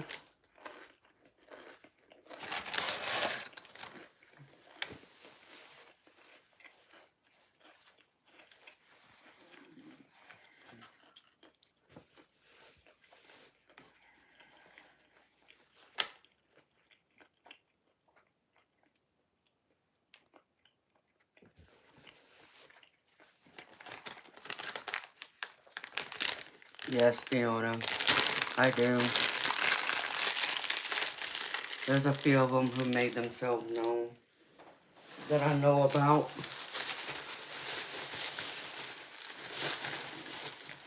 But there's several others I know who are still too shy to make themselves known to me.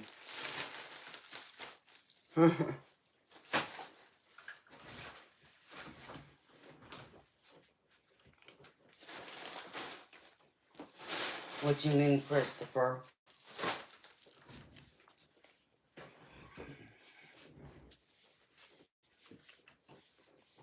Hi, Rounded Rob. Oh, I think I know who you're talking about.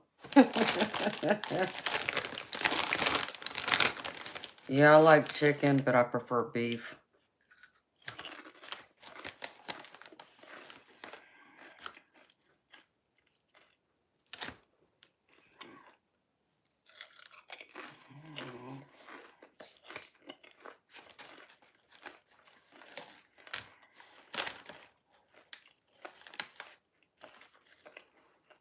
Hi there, the real Marlin. How you doing, baby?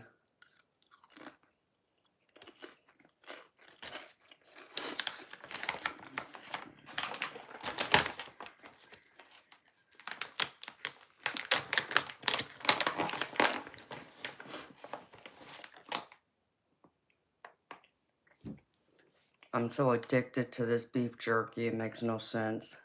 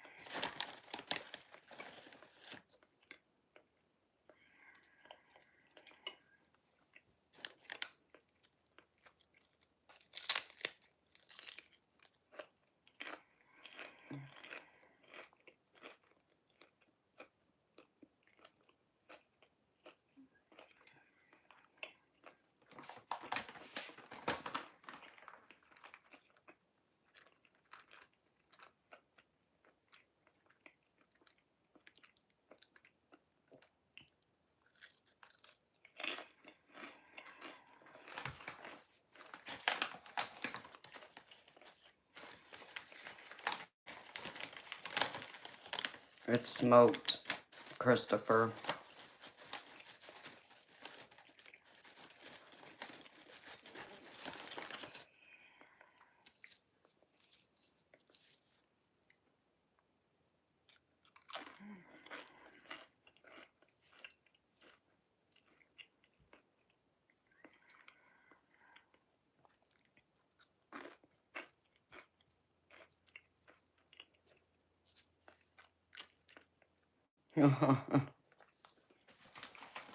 Yeah, I gotta keep my energy up when I'm on here all night working.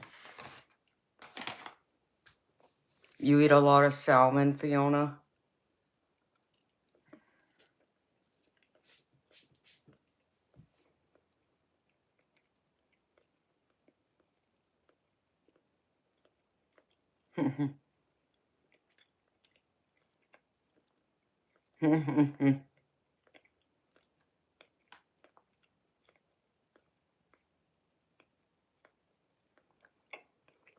Hi, Aussie Yank. Yep, that's right. Got the Red Bull right here.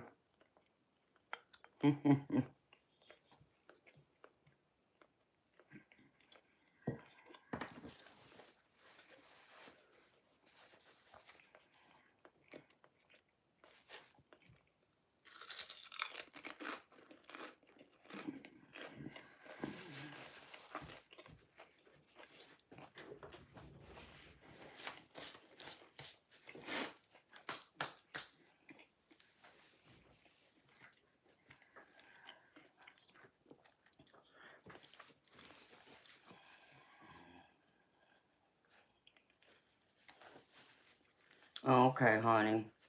I got you. Yeah, I noticed you always mention salmon, Fiona. That's why I was asking. I like salmon, but I'm picky. I'm picky about how it's cooked and what seasonings are used.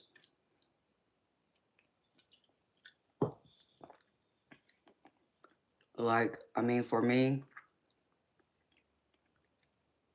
it's just not the first thing I go for, or the second.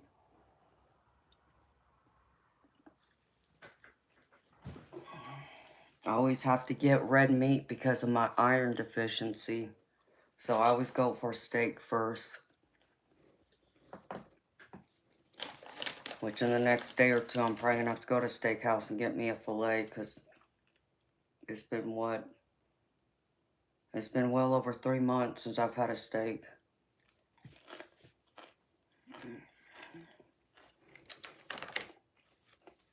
And my body's really feeling it now.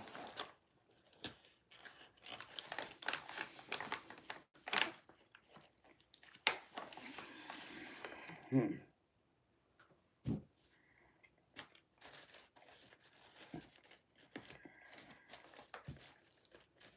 Hmm.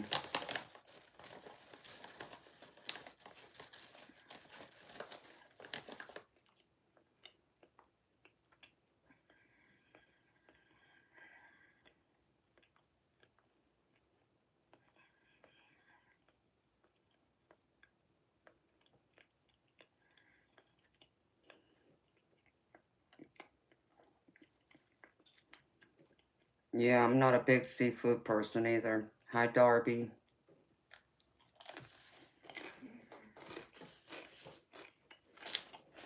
Mm-hmm.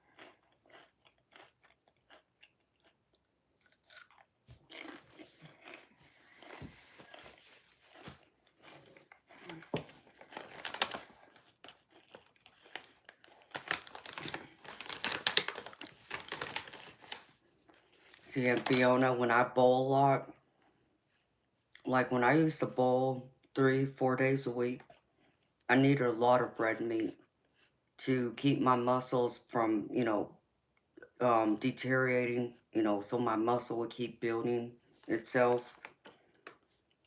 And also from working, being on my feet all day, waiting tables, I always needed the extra red meat to keep me going.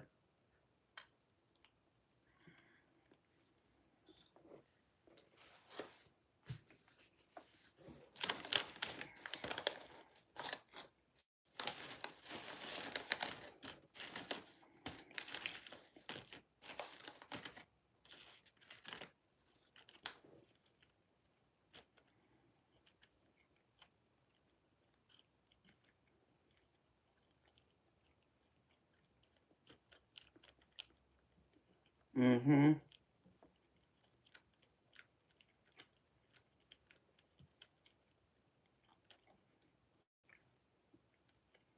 Mm-hmm.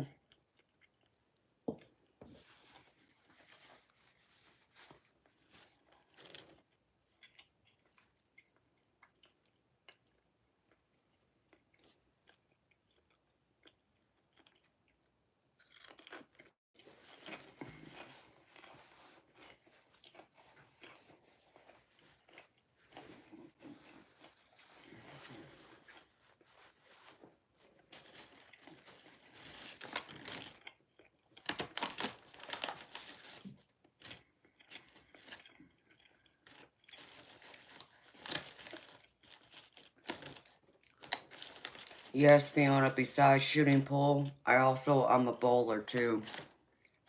I've been bowling since I was in diapers, as my parents put it.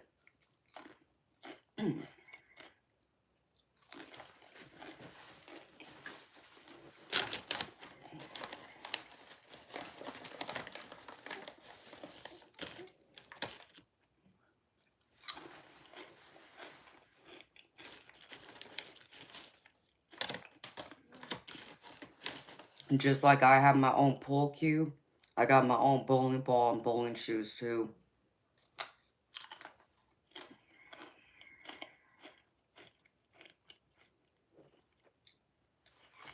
I don't know.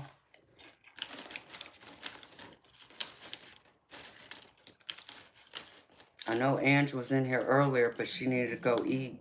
Jess was in the car driving.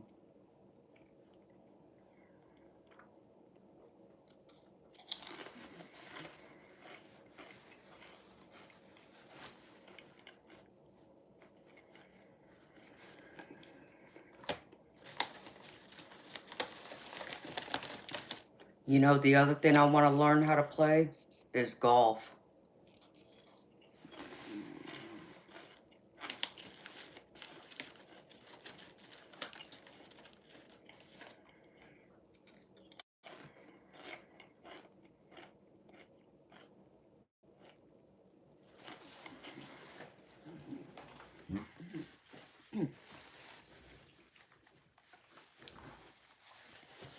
See, bowling and billiards pool came to me because my parents played it.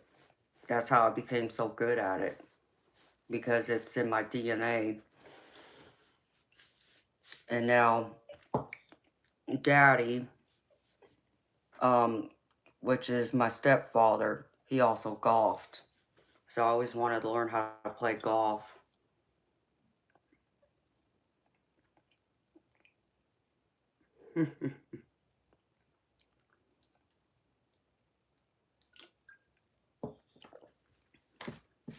See, he played pretty much every sport. He was a football player, baseball, basketball. He wrestled, and he also played in the band in school. And then he also golfed and shot pool.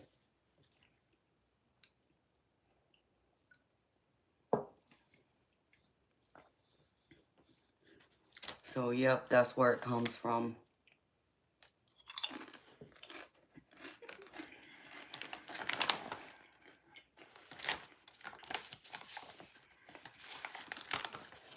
And my baby brother golfs too. He has his own golf clubs. I've gone with him a couple of times just to watch and keep him company. So I told him one of these days he's going to have to teach me how to play golf.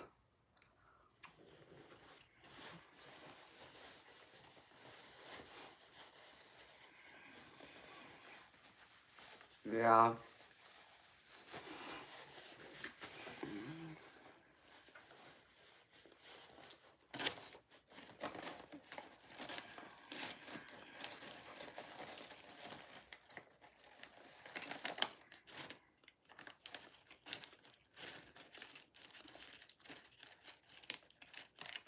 Fiona, I want to be another one of those pretty females that walks out on the golf course and all the guys think I can't play and then I end up knocking their socks off too.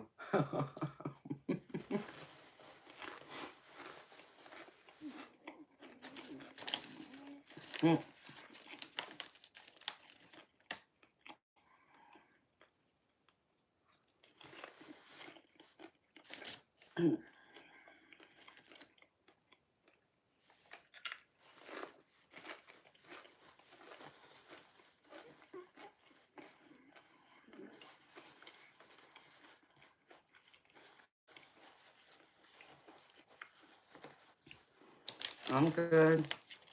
I'm doing good here. I gotta get me another Red Bull.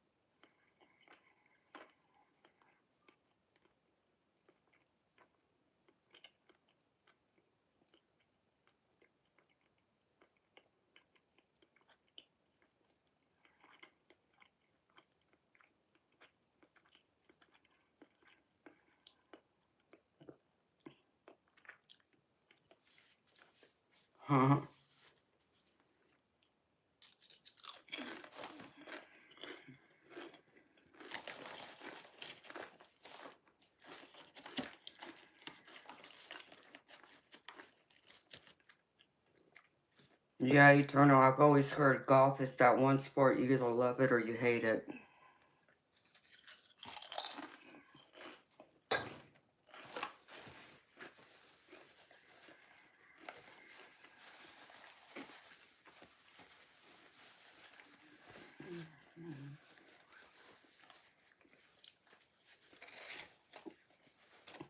If anything about golf, even though I didn't play it, but when I would go with my brother to watch him, I enjoyed the scenery. Oh my God, you talk about peaceful and serenity. Oh wow. Loved it. Loved it.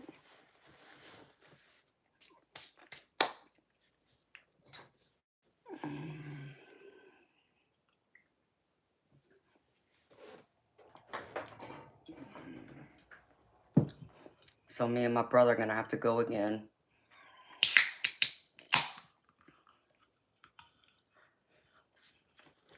Oh, my brother is serious about golf. He's just like my daddy. They're both serious about sports. They're very, very competitive. I felt so bad one year. This was several years ago. My brother's girlfriend at the time threw him like a little birthday party at the bowling alley and invited me, of course, and some of his friends. And we go to the bowling alley, and just to make it fun, because I know how my brother is, I said, and my brother is a better bowler than me, hands down. He's a better bowler than me. But just to make it fun, I thought, I'll make my brother work for his birthday money. So I told him, I said, 20 bucks. You want to play? Whoever wins, this game, wins 20 bucks, right? And my brother's like, yeah, let's go. I beat him. Shocked me. I beat him. And then I'm like, okay. He's like, oh, the best out of two? Okay. I said, so are we doubling it? I was like, sure, why not? Doubled it, 40 bucks. He lost again. I beat him. I felt terrible. I felt so bad that I beat him on his own birthday and took his money from him.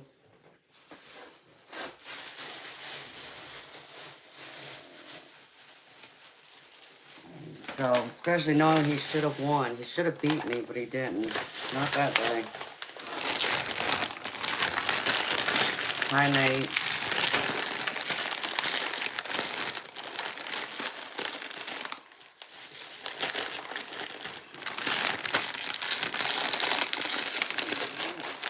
See, I was raised in it, so I'm used to it.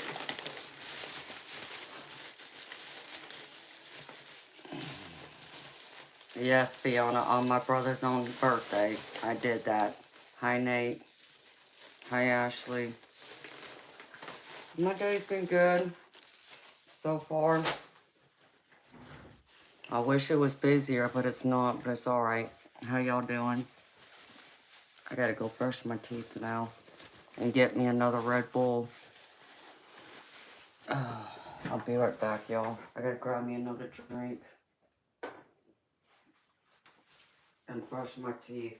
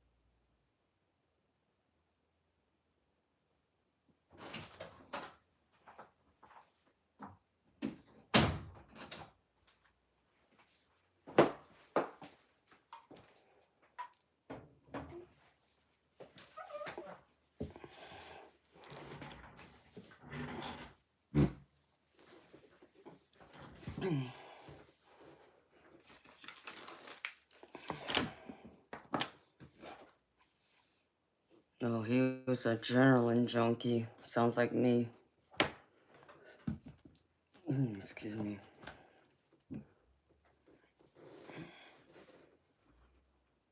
Hmm.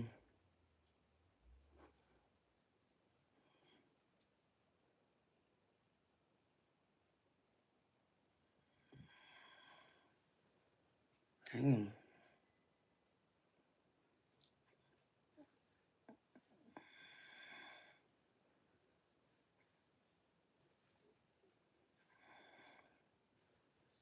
That's pretty cool.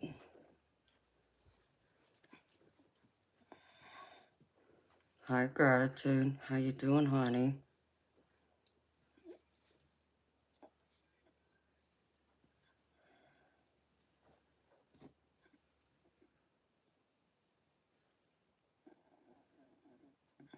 Hmm.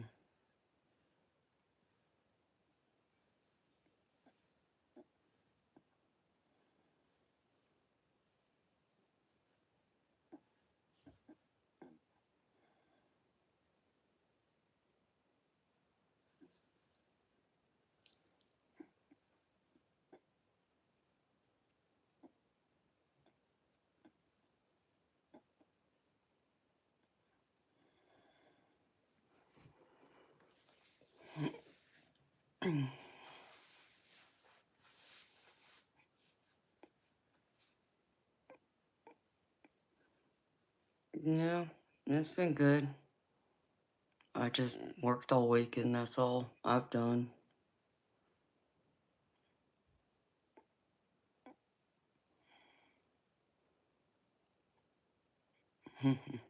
Hello, Nemo. How you doing, honey?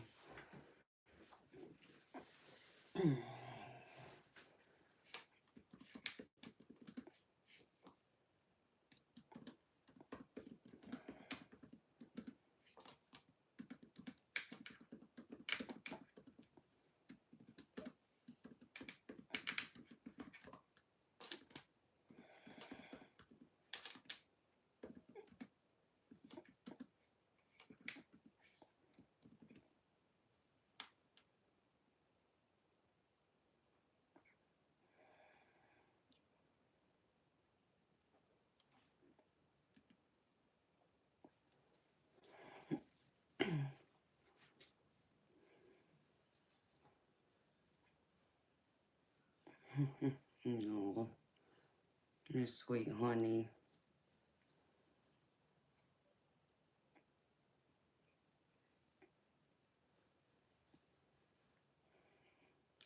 Darby, it shouldn't give you anxiety, honey. Most kids her age can see, and they're just interacting with the people, like probably like pastoral loved ones, like members of your family, members of your of the baby daddy's family, and even like her guardian angels and spirit guides will come through.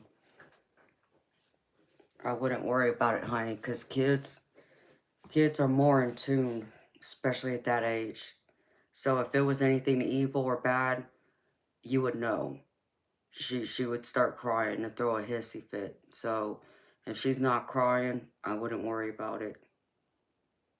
You know, you never know. In a year or two, she might be telling you about one of your passed over loved ones coming to visit, and that would be an amazing thing. I would just keep encouraging her to talk to them. Just keep asking questions. When she starts talking, keep asking questions. Encourage her to talk to them. Encourage her to embrace her gift. Because there's some that will only see them for a couple of years and then the gift will go away. It's just that when they're that young, they're still very much connected to the divine. They're still very connected to the other side. So when she reaches about another, I would say by 4, you'll know then if she still has the gift or not. So she might lose it. I wouldn't worry too much about it.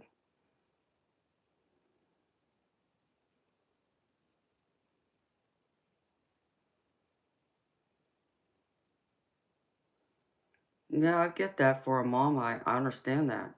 But you got to understand, it more than likely is someone in your family. And if the spirit was any kind of threat, Darby, she would react. She would know. She would let you know. Because she'd be crying.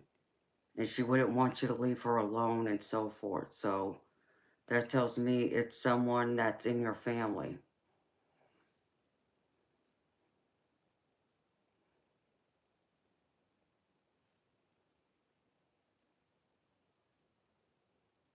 I wouldn't worry about it.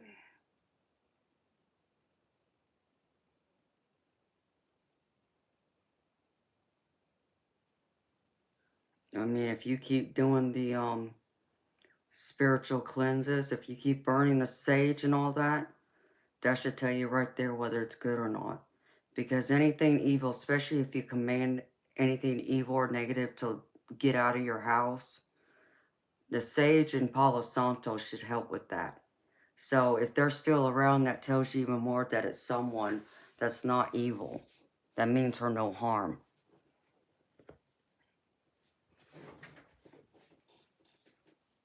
I mean, I wouldn't think so. Not everybody, honey, because there's a lot of gifted kids out there that go beyond her age that still have that gift today.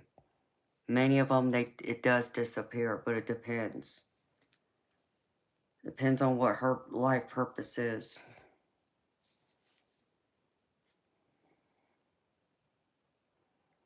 It's possible it's your dad.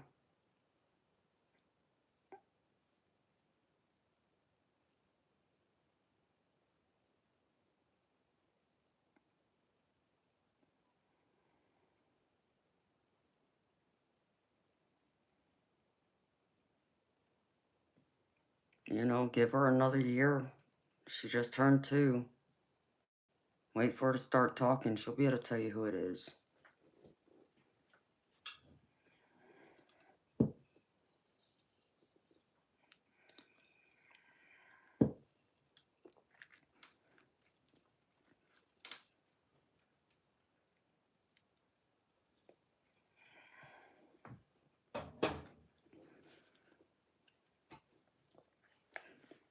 And let's just say, for argument's sake, Darby, that she suddenly stops seeing them. There are things you can do to get her to open back up to it, to bring in that connection if it's something she would want. But that should be up to her, though. I would wait till she's 4 or 5 years old before I'd start implementing something like that, to where, you know, she has a bigger grasp of what's going on around her, and then she can decide and say for herself if it's something she wants to pursue or not.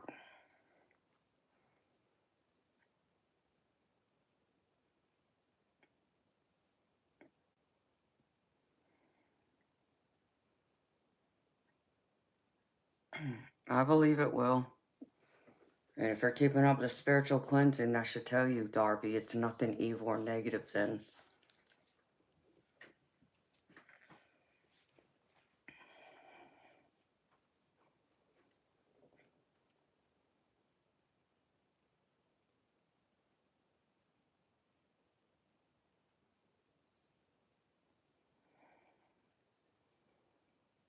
Hi, Bishop. How you doing, baby?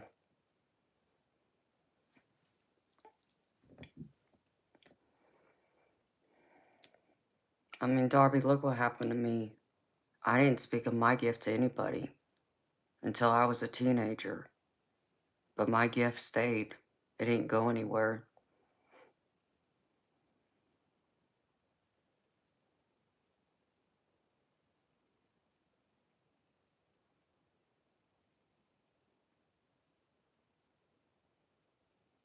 So I think it will all depend on her, what her purpose is.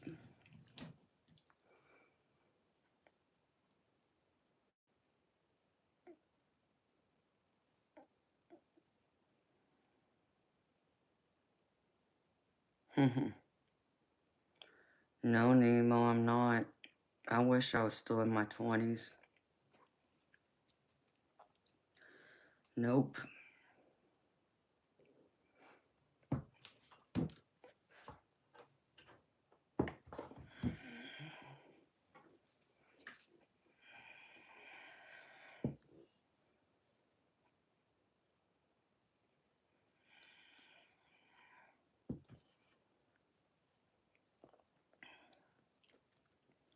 Where has who been, Barb?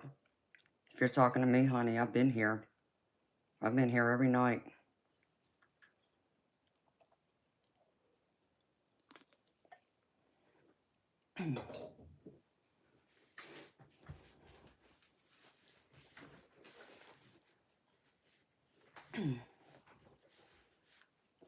I'm doing good. I've been here. Thank you, Bishop. I've been on here every single night. The only night I wasn't on here was last Monday.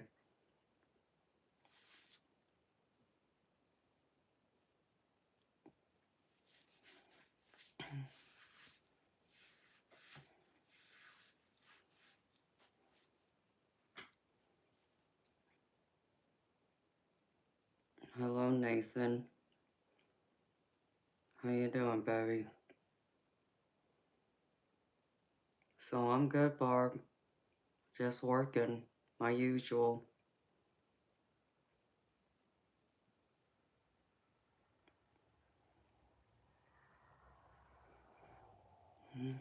Yeah, I'm gravy. I'm just working.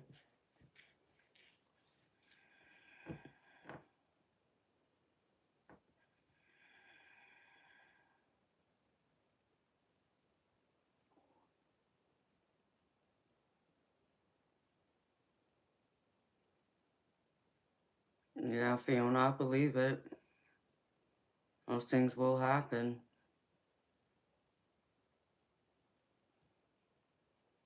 I mean, Fiona's just like a few nights ago. We had, what was it?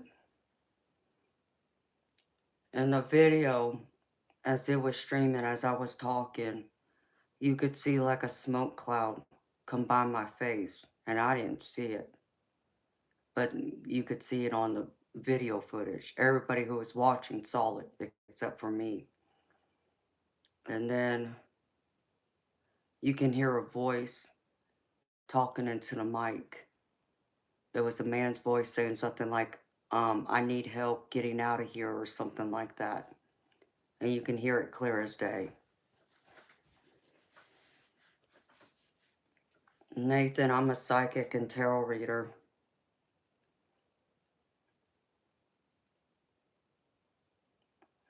Well, thank you, Barb. I try my best to stay calm.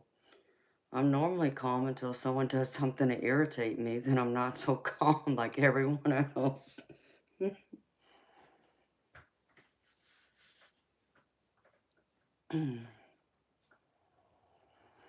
Aw. Hello, Susan. Thank you, sweetheart.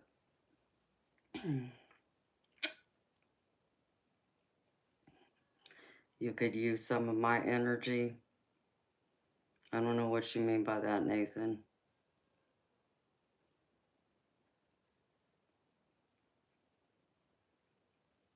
I mean, I didn't get any feeling that it was a bad spirit, Fiona. But I haven't had a chance to dive into it to talk to him anymore. So that's something I'll have to do on my night off and see if he comes back or if he shows himself or talks to me to see if he's still here or not, and then what he needs from me.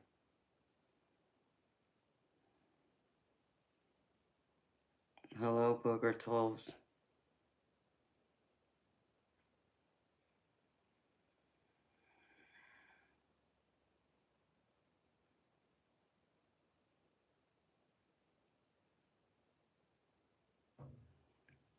Nathan, I use tarot and oracle cards. All I need is a question, or if you just want a general. But it's $20 US for me to do a reading.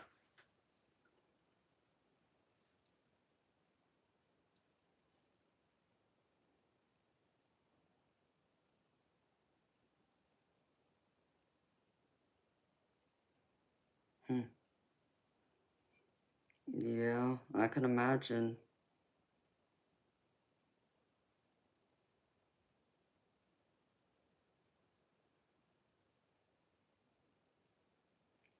See, I've heard my family speak to me, but they speak to me directly in my ear, where I know it's them. There's no mistake in it.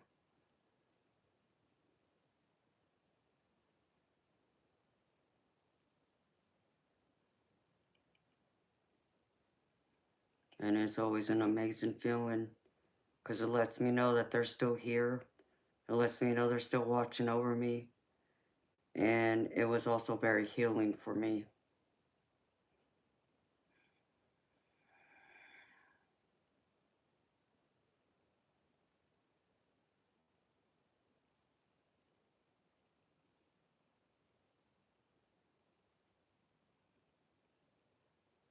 I don't know, Nathan.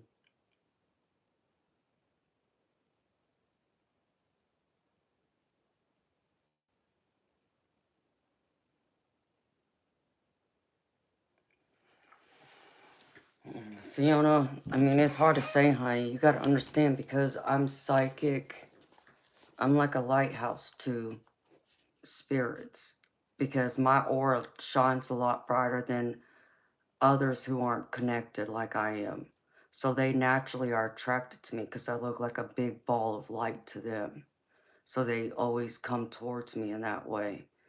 And I've always made it clear to my spirit guides that if any other spirit wants to speak to me, that I'd be more than happy to talk to them. But they better make sure I'm in this office. Otherwise, I won't talk to them. That's the boundary I had to put up. And so anytime I walk out this office, that's where I'm off limits. Because that's my time, you know. When I'm in here, okay, I'm ready to work. When I walk out this door, then I'm off duty. So the only people who can come through and talk to me when I'm not in my office should be my family and my spirit guides. Everybody else is off limits. So if that guy's been here before, then he would know that this would be the time to try and get my attention to talk to me.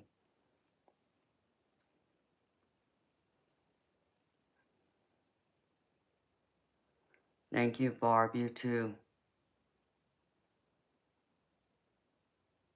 Yes, they do respect my boundaries.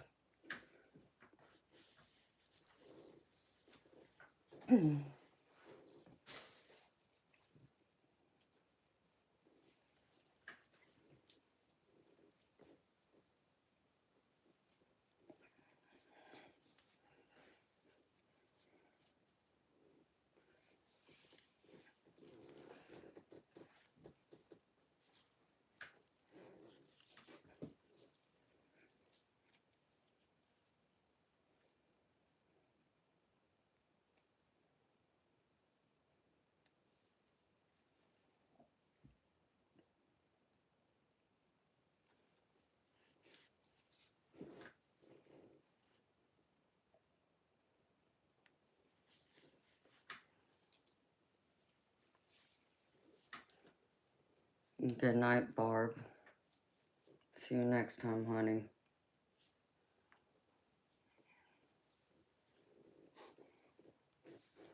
Yeah, Fiona, you have to put boundaries down. Because if not, you end up finding, if you're like me, that spirits will come and bother you any time of day or night. And I mean, literally, even while you're trying to sleep, they'll come in and disturb your sleep. And you don't want that. Or if you're like at the doctor's office, you don't want to be bothered when you're trying to have a conversation with your doctor, especially if it's something serious. Or if you're at a celebration of some kind, you don't want them interrupting that either. So you have to put up those boundaries. I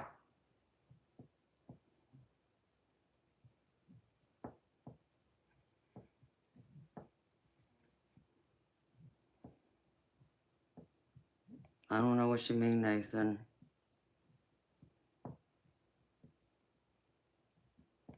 Correct, Fiona. I'm like that lighthouse. That's how they find me. Because they know I can see and hear them.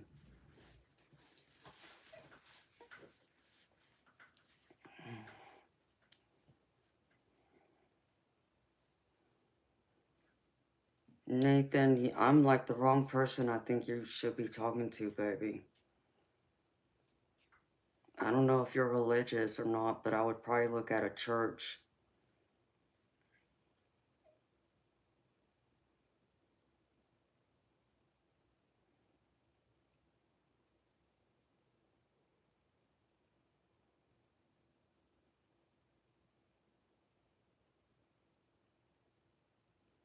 Nemo, what's so funny?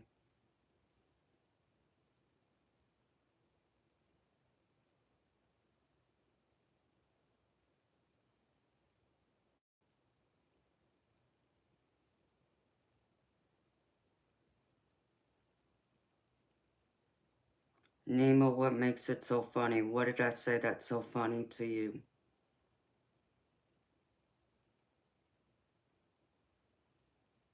Hi, Charles. Nathan, I understand you're serious. I'm serious too.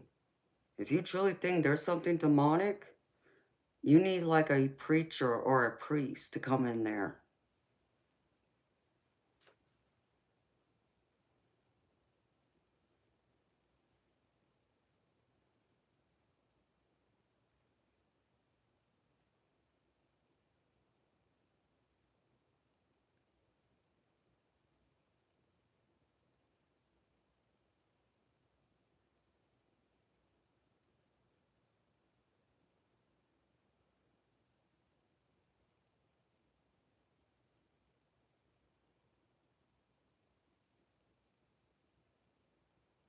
Nathan, go to a church and ask them for help.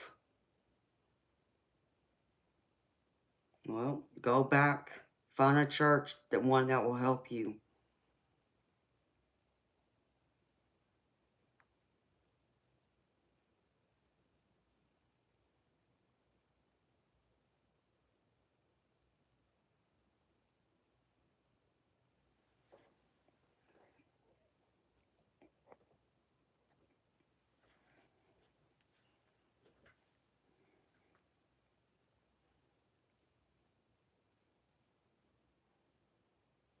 I mean, Nemo, I'm a straight shooter.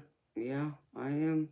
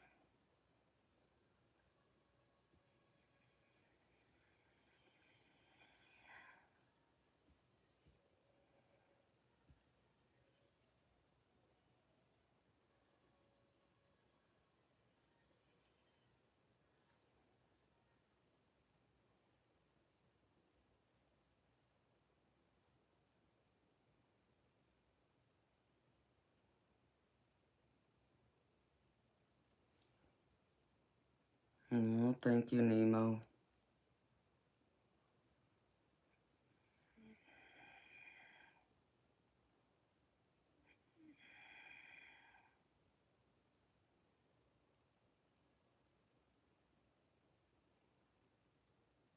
Yeah, Fiona, it is. It is quiet. I figured there'd be more people out, but I guess not.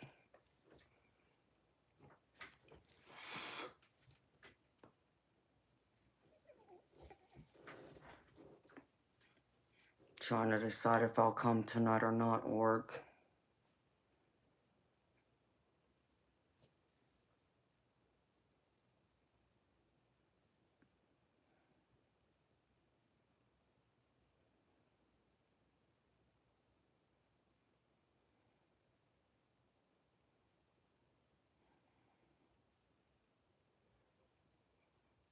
No, I'm not drained.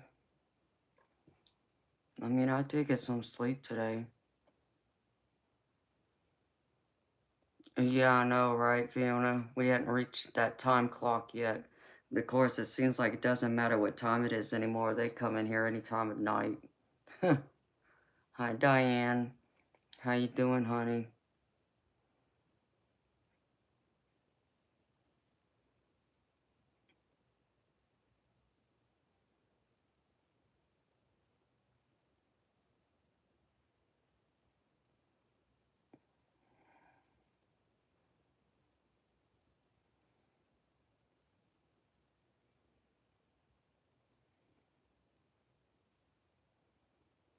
No, I'm fine.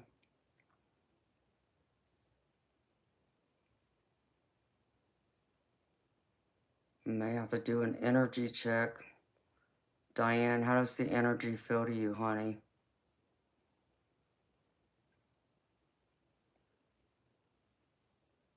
It's been alright. It's been pretty quiet.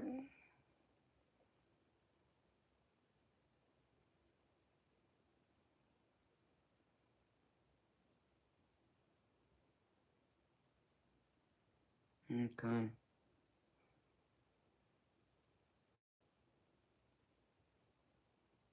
Maybe because there hasn't been a lot of traffic yet. I don't know.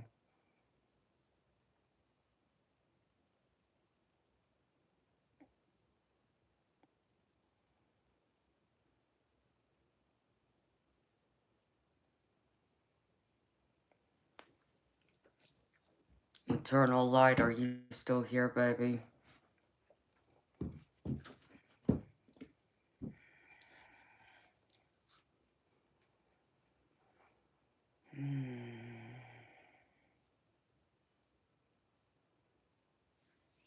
Hi, Wolf of Brooklyn.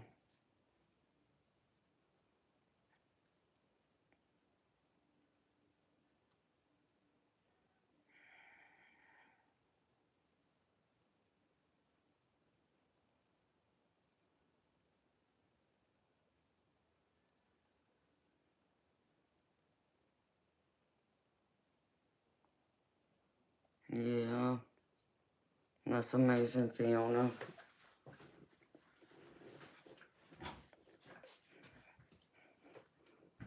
See, I saw my dad's ghost before he died.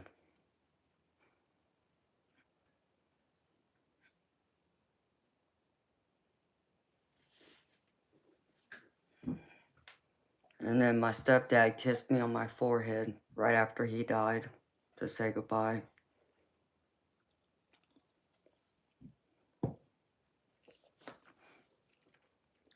So, I've had similar experiences.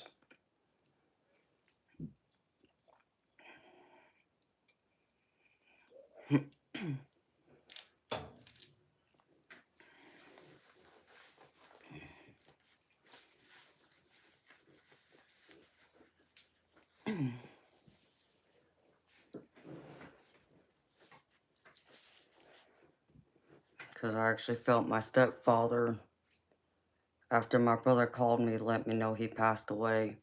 Like right as I was on the phone talking to my brother trying to comfort him, I felt a warm sensation on my forehead.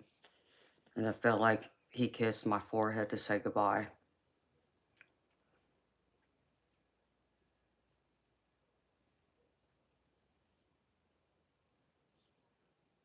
Hi, Elixir. Thank you. So they have their ways of letting you know that they're leaving, especially if you are open to it, as I've learned.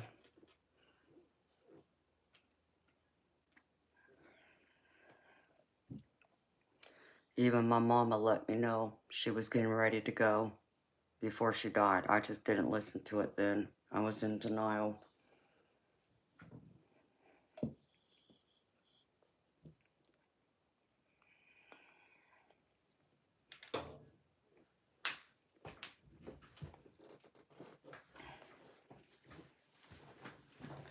God bless you too, Pastor. Good seeing you again, baby.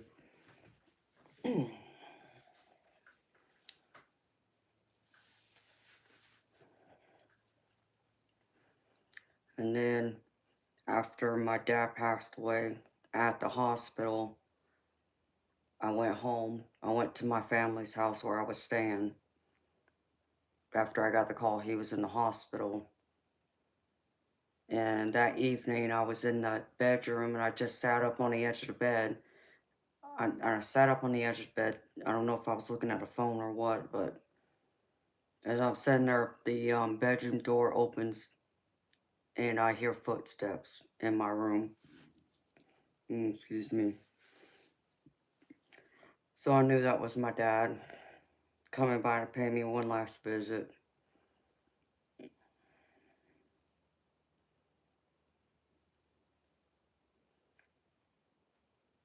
Yeah, every once in a while they will.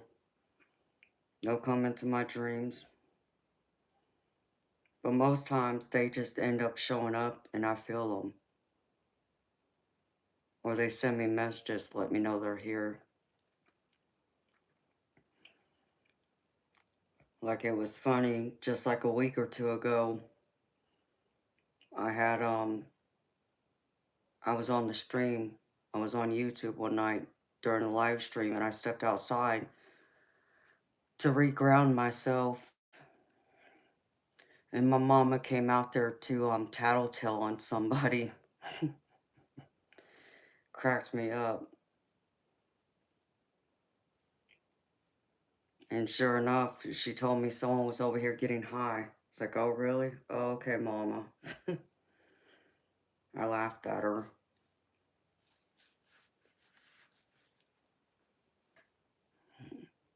So I came back in to tell whoever was on the live that night that my mama told on them. And a couple people fessed up. It's like, I already know. My mom already told on you.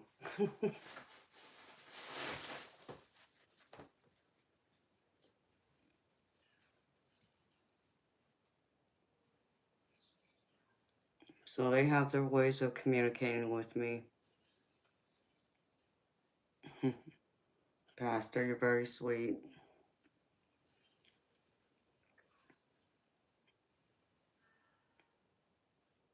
No, thank you, Mohini.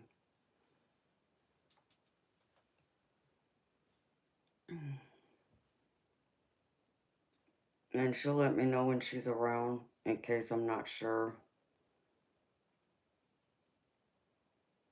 So my mama has her ways of letting me know without showing herself to me.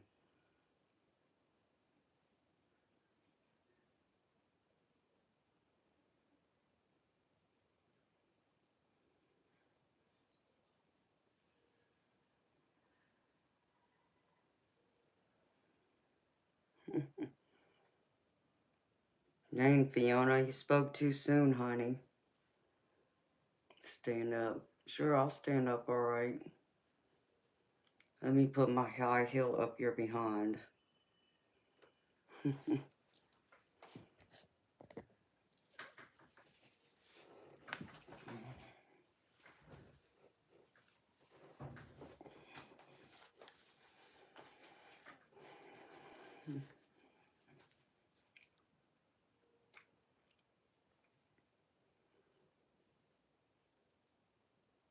Okay, James, you do know it's like, we're getting ready to, celebrate Halloween. We're not even in the month of Christmas yet.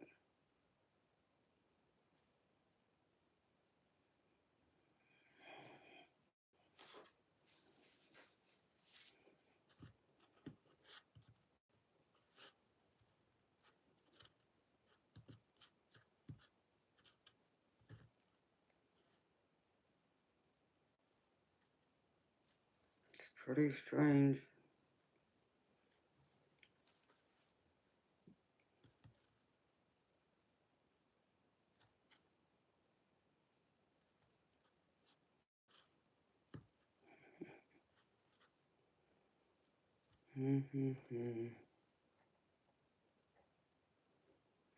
Thank you, Diane. Thomas.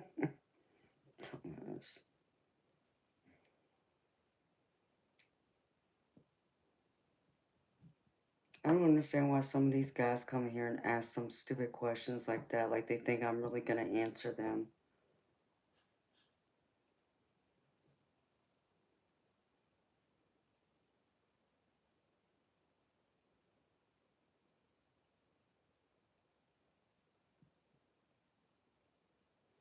I know, as Courtney would say, the clown car has arrived.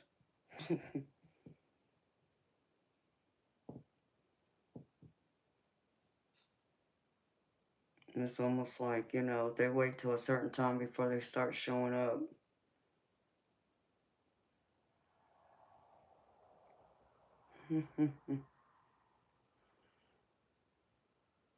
Hi, Shane.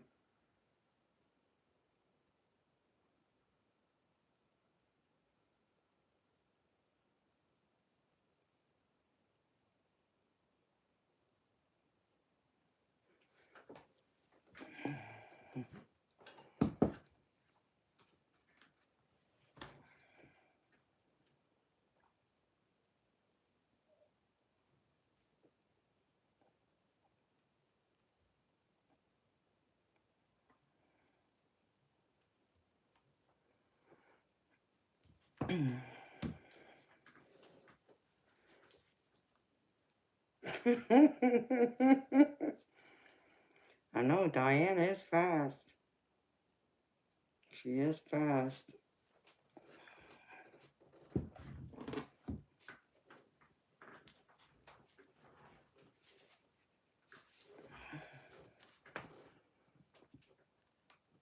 Maybe I should go ding my singing bowl. Maybe that'll keep some of the perverts away, though I highly doubt it.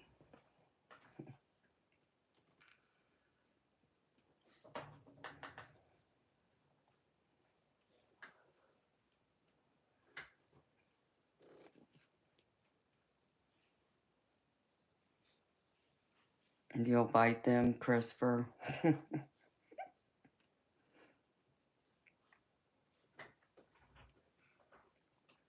Oh, I know. I know it lags for you sometimes, Diane.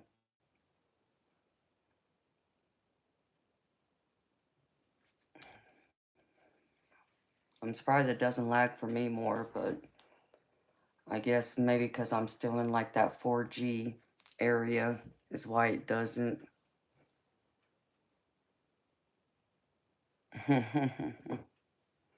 Hi, Parker.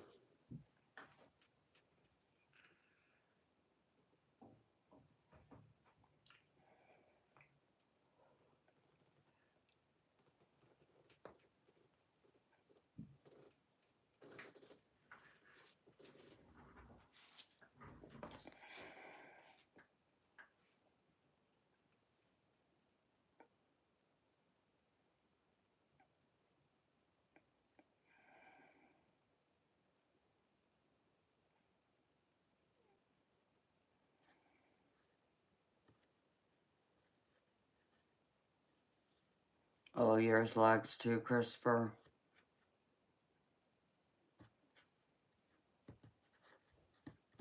Well, it's like my device shows LTE right now. It's just weird. Of course, yeah, I'm in cow country, but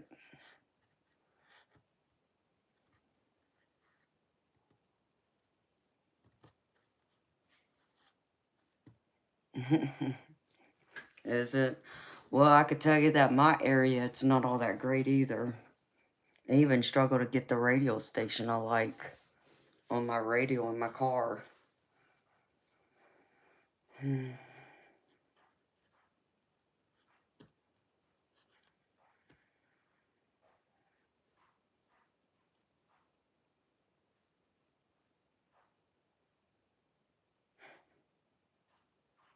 That silly cat.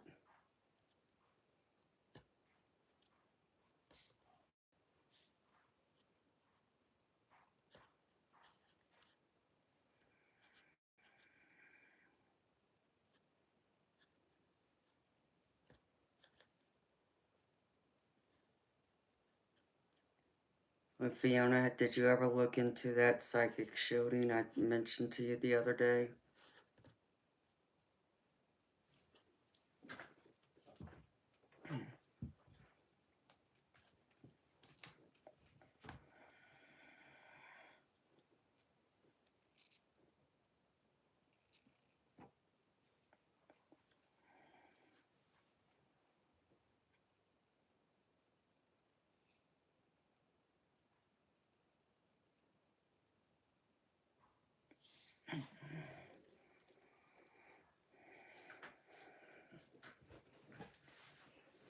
Oh, nice, Diane.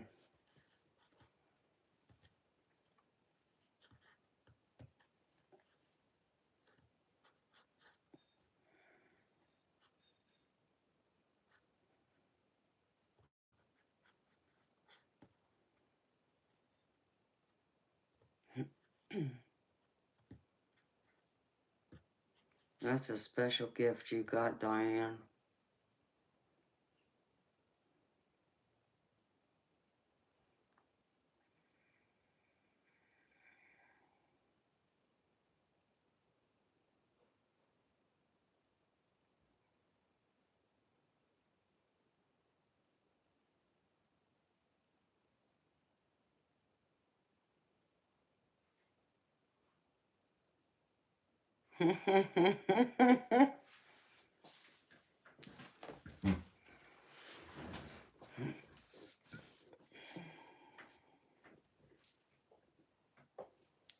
Yeah, I think that time you did it for me, Diane, I don't think I felt anything.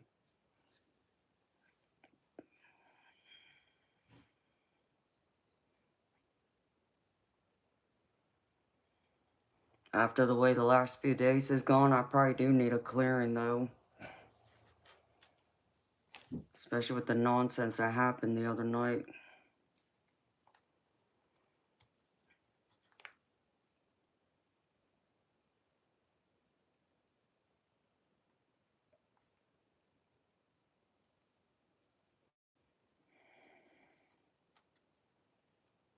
Nails to dust.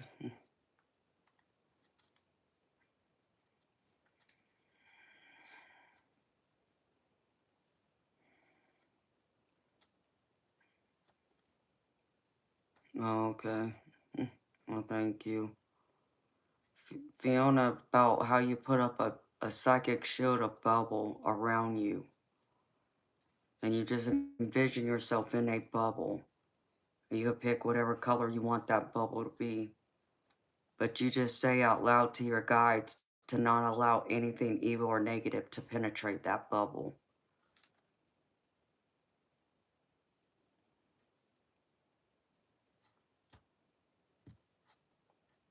You can even put a few bubbles up.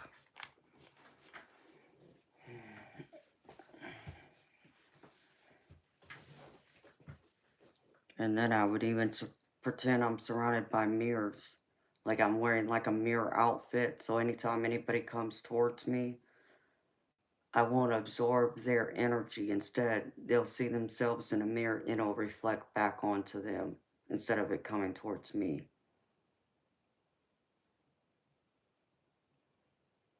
That's how you protect your energy, to where people can't drain you and you can't absorb theirs either.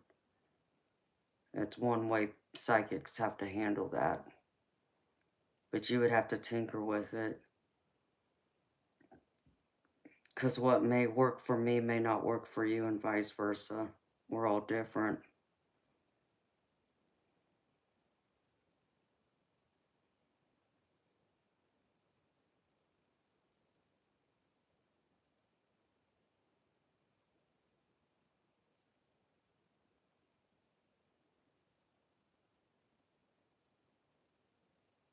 Yeah. Well, Fiona, I mean, I understand that. Since I'm a triple Pisces.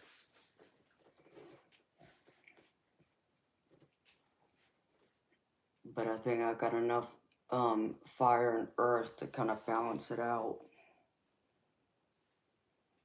Just like Jess said, I act more like an Aries than I do a Pisces, which I've always found hilarious. But I understand why she says it too.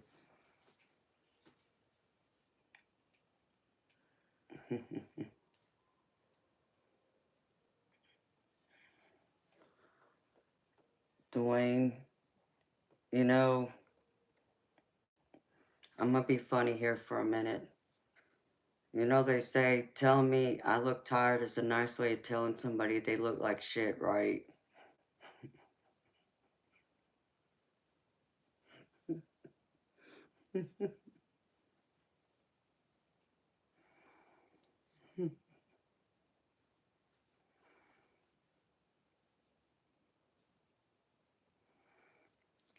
Dwayne, I'm playing with you, baby. I mean, I do find it funny sometimes because sometimes I think that's really what people are saying to me, but.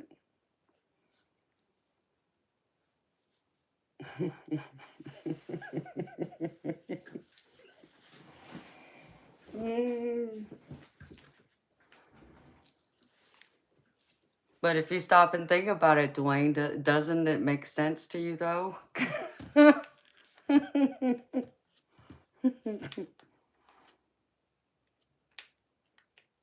Christopher got it. He understands.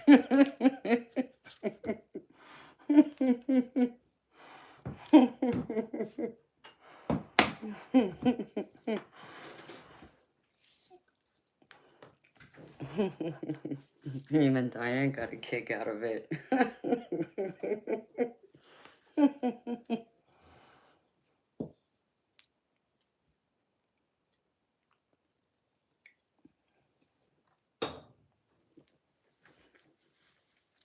It's all good, Dwayne. No, I'm not tired, baby.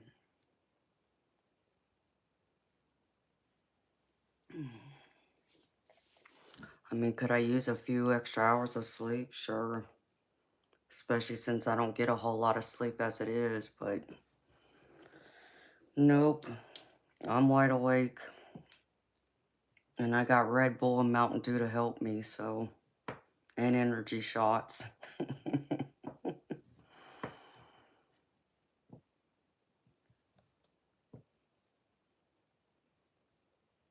Yeah, I'm doing okay, Dwayne. Thank you, baby.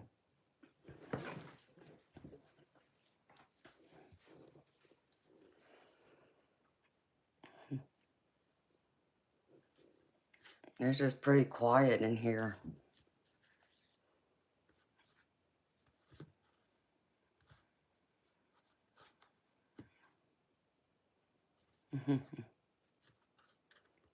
All right, Dwayne. Take care of yourself, baby. Bye. God bless you too, honey.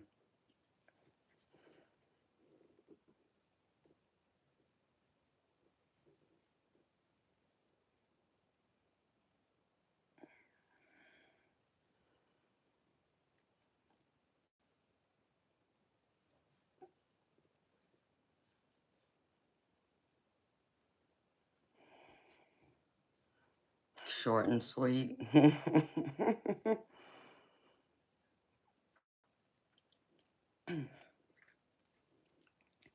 Yeah, I think some of the beads in the back of this necklace has black tourmaline in it too.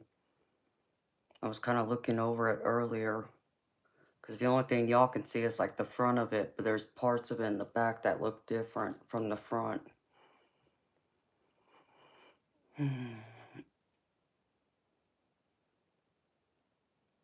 Yeah, black tourmaline really does help.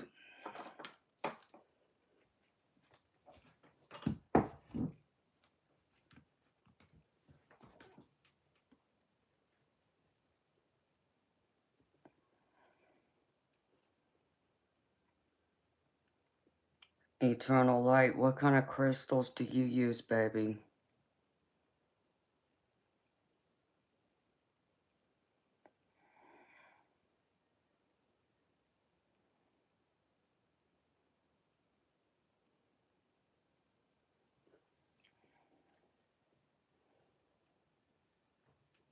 Like, I think another one I would suggest, Fiona, is smoky quartz.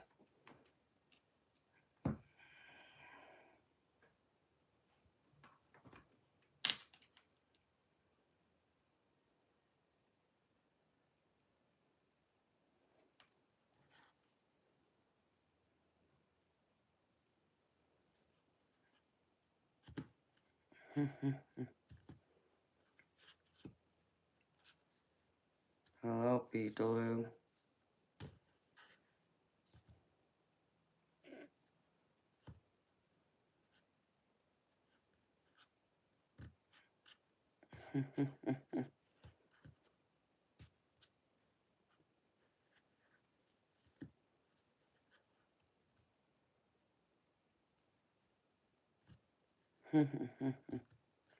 That's true, Diane.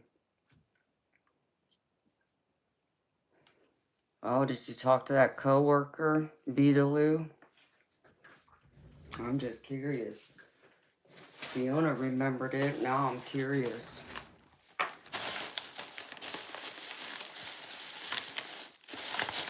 Well, that's good.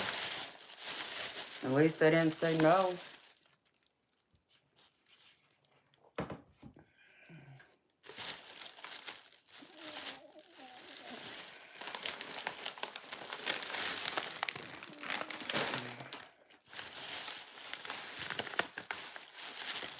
So you're off to a good start, honey. I hope it works out.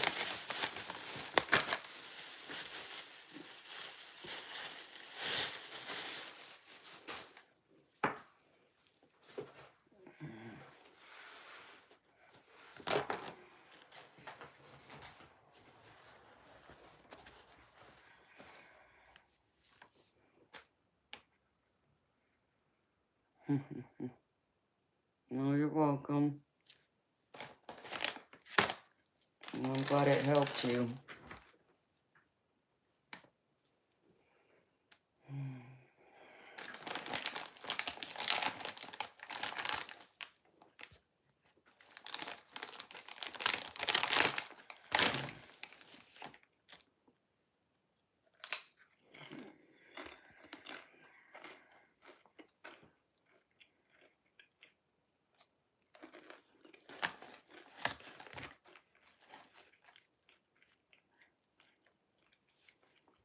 So have you called them yet?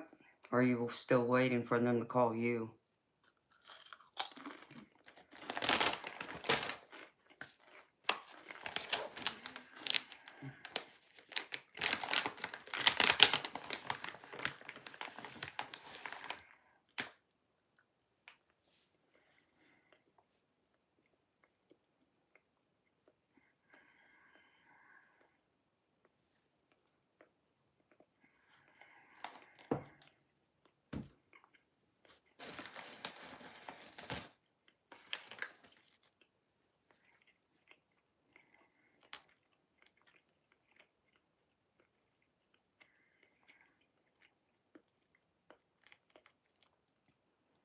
Hello, God is good. Hello, AB.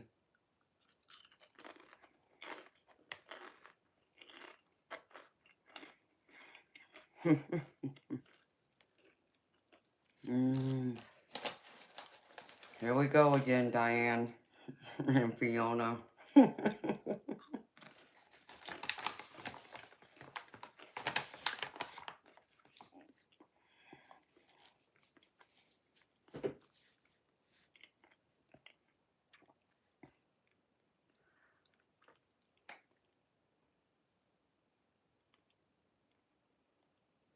See, if you hadn't approached her and asked, then she would have never known you were interested and vice versa.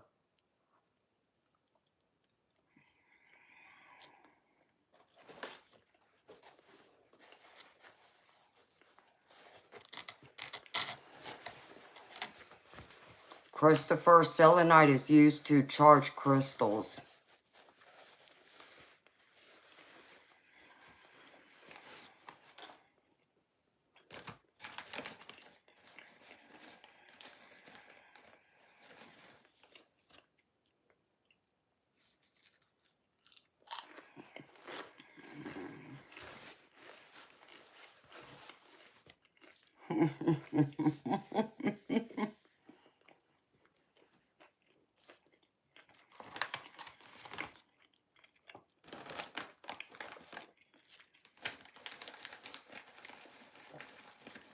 Yeah, last time I checked them from planet Earth. Or the sea, take your pick. Well, I'm glad it's one that you got to see happen, play out in real life, Beetaloo, so I'm happy.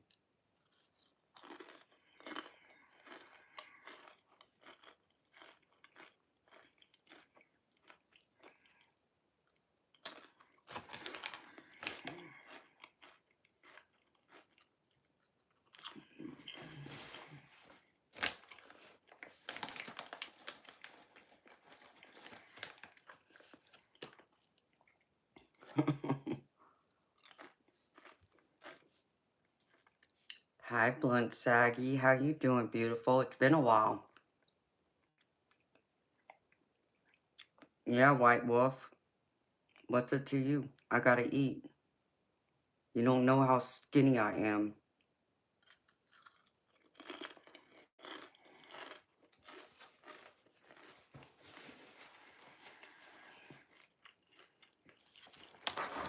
How you doing, Saggy? It's been a while, girlfriend. What's crazy is I was just thinking about you earlier today. And I realized I hadn't seen you in a while.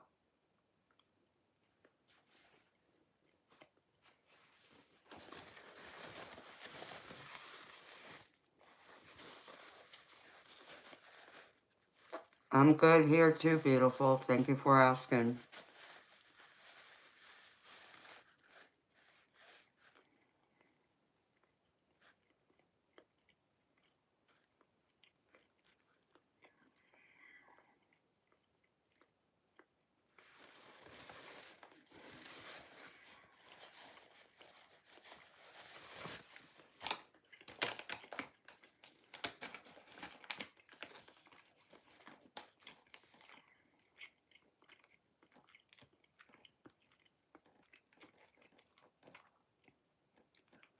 Oh, yeah, you did. Yeah, you hopped in real quick to say hi, and then you took off because you got to take your mom, run your mom around. I remember that.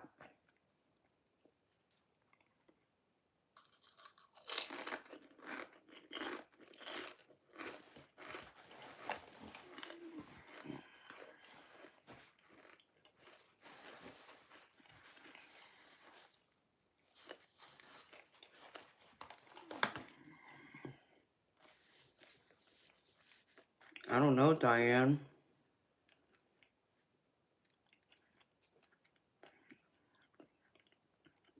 I've never even thought of asking anyone that. I guess anything's possible.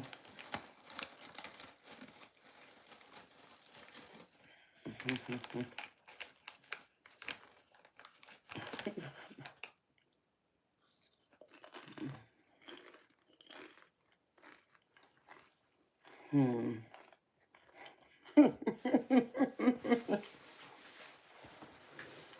Teddy's right there. Oh, the kittens, they're great, honey.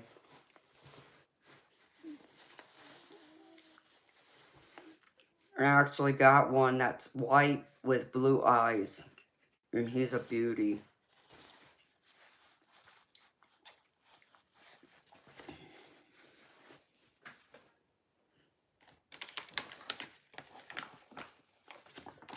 I may end up having to keep that one. He's too pretty to let go.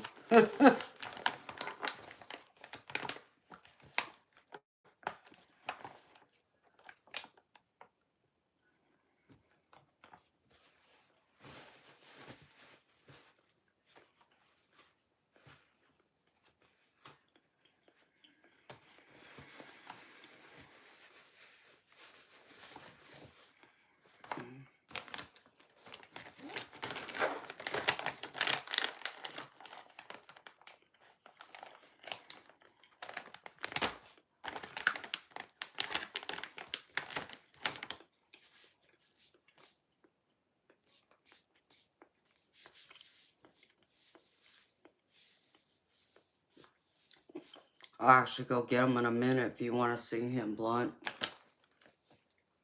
He's a pretty boy, though. Very pretty.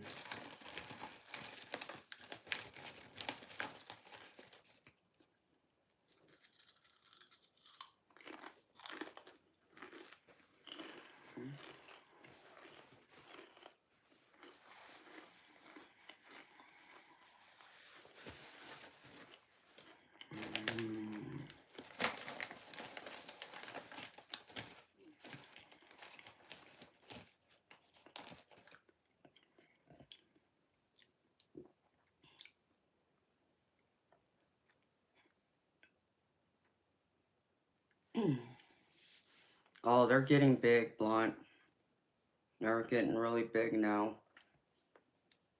Valerie, I don't do any free card pulls, honey. The only thing I do free is a collective reading.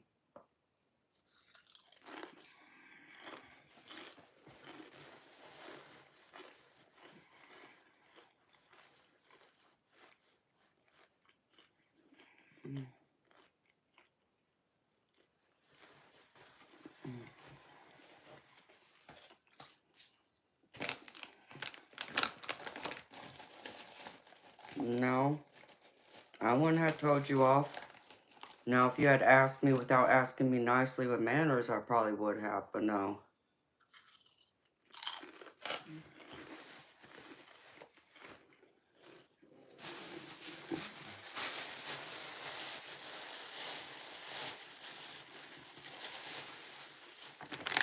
Okay, Diane.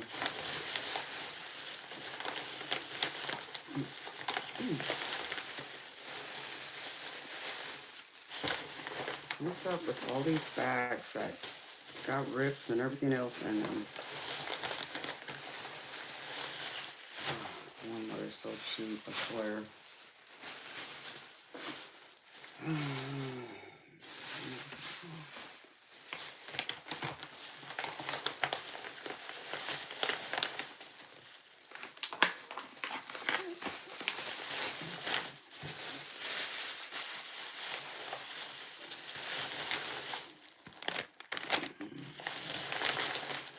So how's life treating you, Blunt? What's the tea?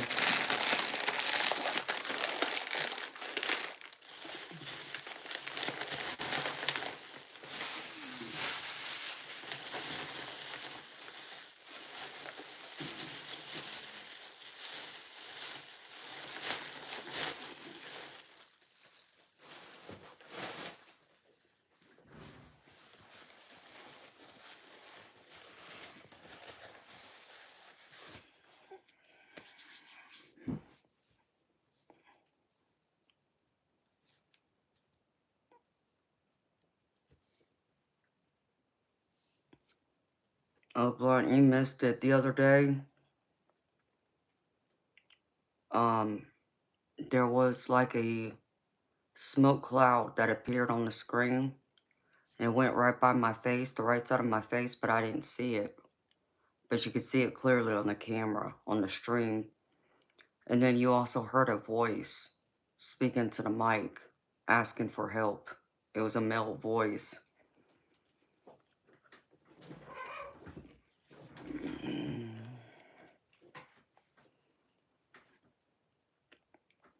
Oh, wow. Happy birthday to your mama. 75. Wow. I can't even imagine. That's great. Yeah, it was interesting, Blunt.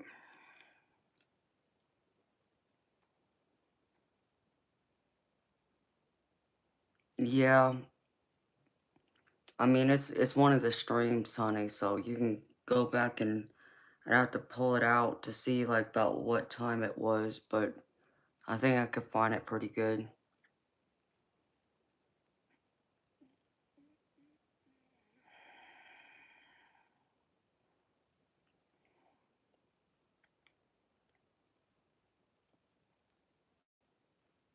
Yeah, girl, trying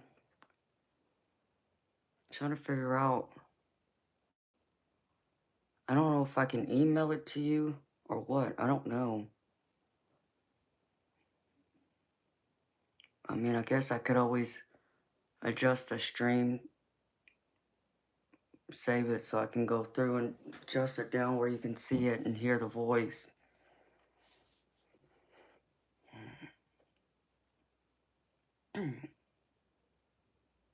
Yeah, Anna, but it didn't start speaking to where you can hear it where everybody heard it until I was back in here. And as I was talking, it spoke.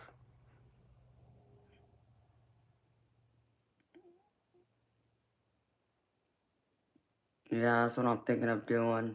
I'll have to go through and find that one short.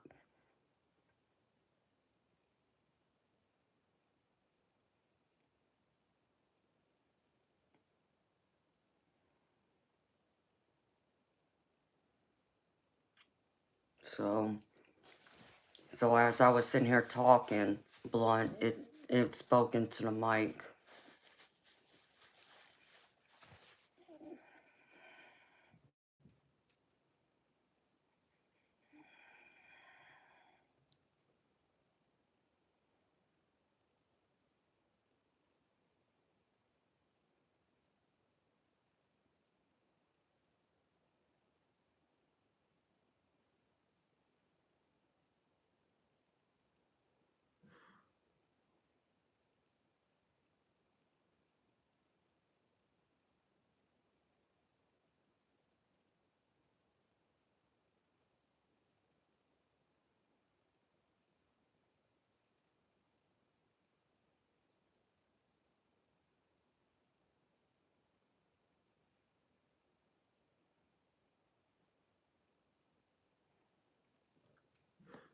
It was peaceful. It didn't sound threatening.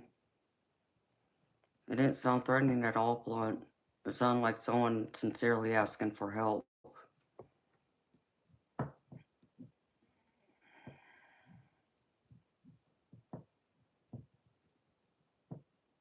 Hello, nature.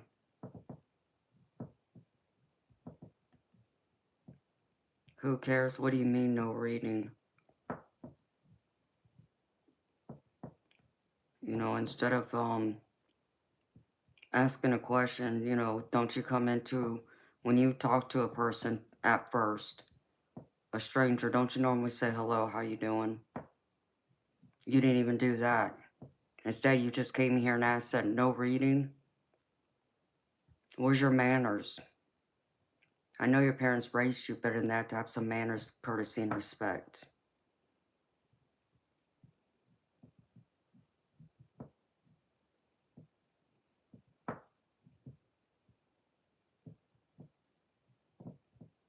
I have no idea what you're talking about, nature.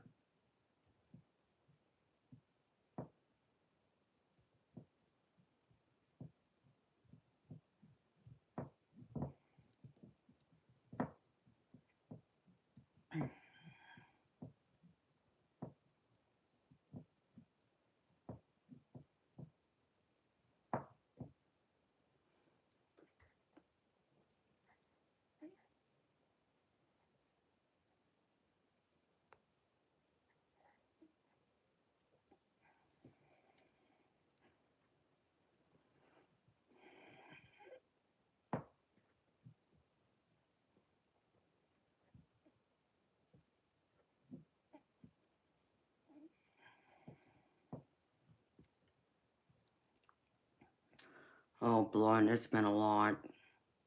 There's been a lot of nonsense in here.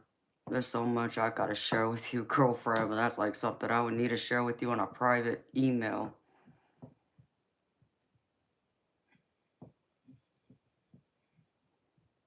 Hello, agitator.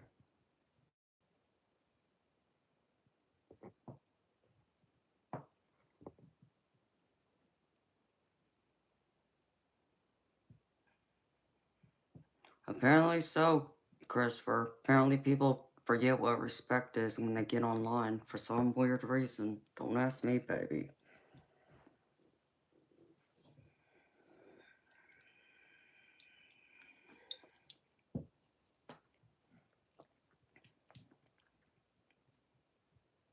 It's been a slow day, a slow night, but the energy's been, you know, on and off like the past week or so. Me and a couple of the mods in here um got a psychically attacked the other day by someone.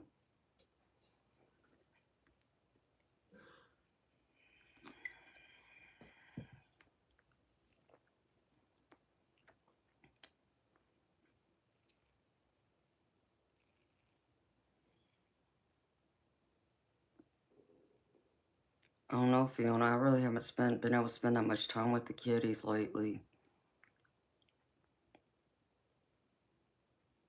To say like what personalities they have. I mean, they seem playful, all of them, but they're kittens. The eyes, I honestly couldn't tell you that either.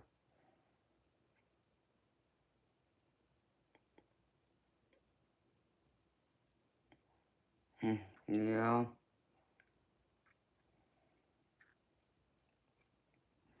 Well, you know how some people like to get wild and crazy for Halloween since it's, that pagan holiday type, and they draw on that energy.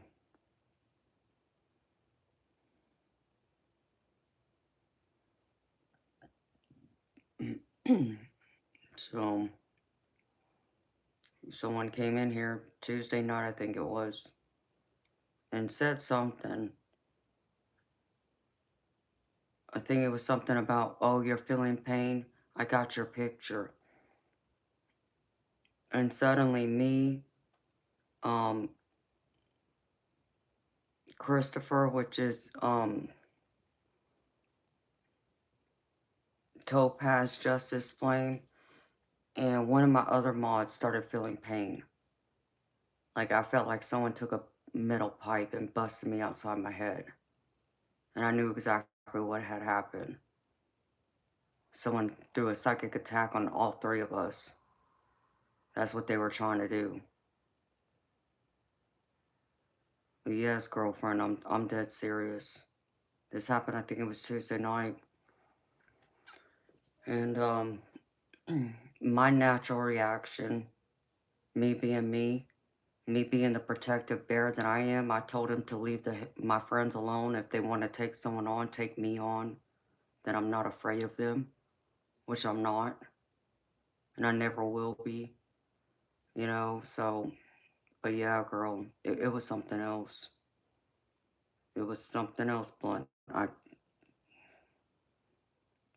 Talk about wickedness and evil. It was both. But like I told him, I said, you're not going to chase me away. So you can keep trying, but I'm not going anywhere. But you can keep trying. Go ahead. I'm still going to be here.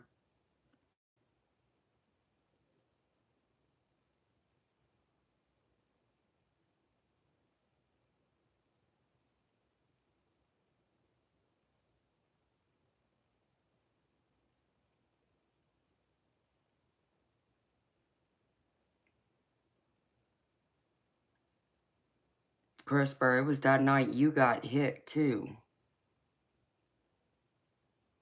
It was me, you, and Jess.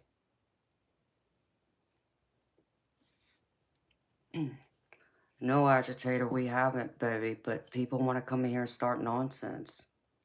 And they want to come after me out of jealousy and hatred. For what? Just for being me, just for being here. That's why.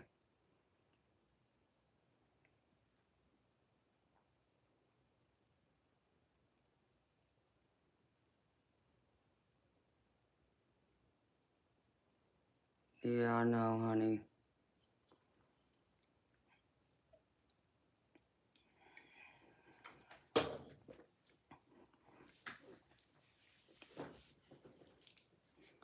So they were doing it to try and scare me.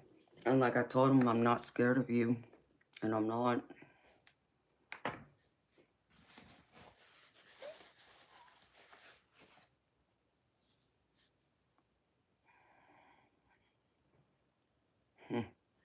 Michael, that's very true too, baby.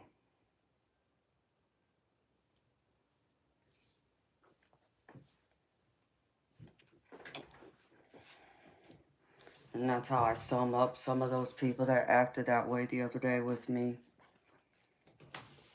But then, like it or not, evil does exist. So it's just a sad fact of it, and people like to use it for bad intentions. It's like I didn't do anything to these people except for breathe air and be here. That's it. But that's more than enough for them to feel the way they do, to want to come after me.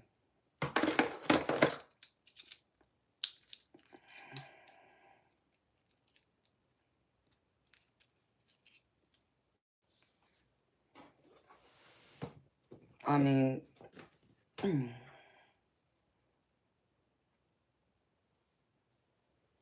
oh, Blunt, I'm not, honey.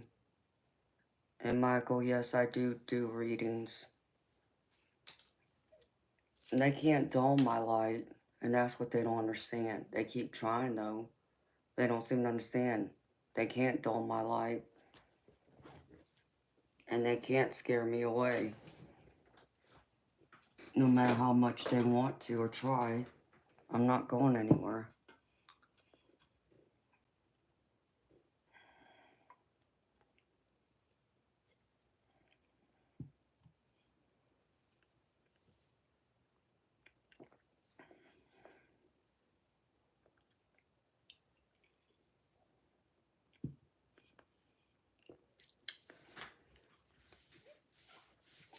I really don't know.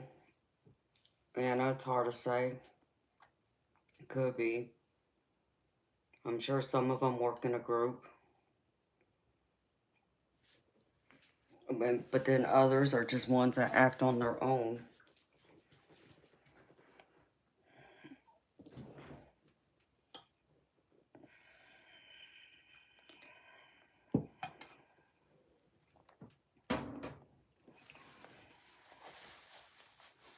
And some of them just want to cause chaos.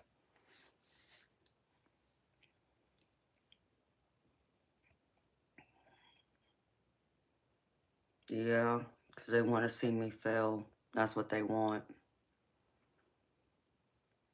Michael, to get a reading from me, baby, it's $20 US. If you were to click on the link where my name's highlighted in yellow, there's a PayPal and another app where you can pay if you're serious.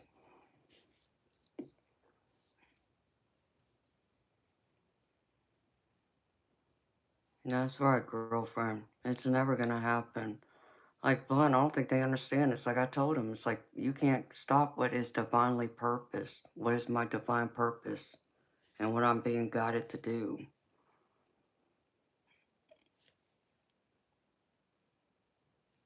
Oh, I do.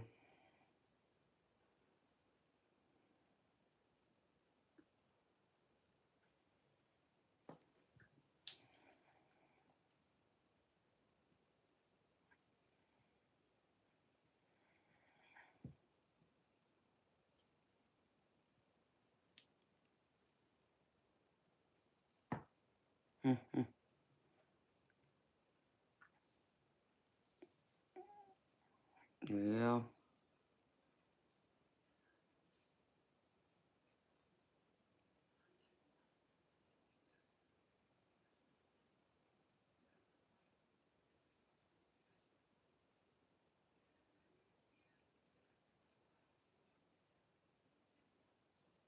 Nature best effect. I believe so, honey.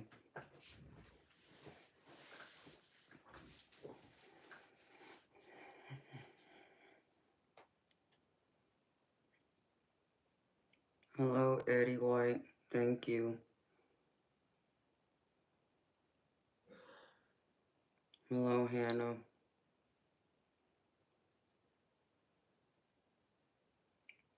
You know, Blunt, what it is they're not used to seeing people work in the light like me.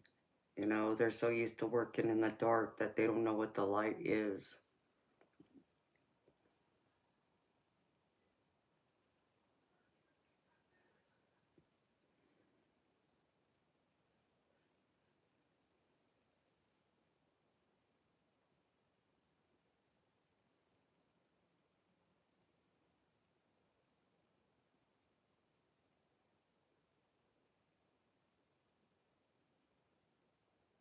Yeah, I know. I mean, people just want to act crazy, Blunt. They just want to act, you know, like I'm in their domain or something. And because, you know, I've come as far as I did in the short amount of time, that's what they can't stand me for even more. Like I've taken away their subscribers as they told me once.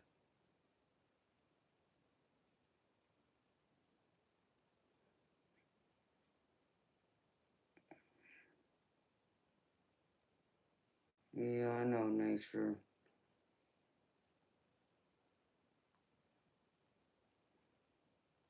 Thank you for the belief and support.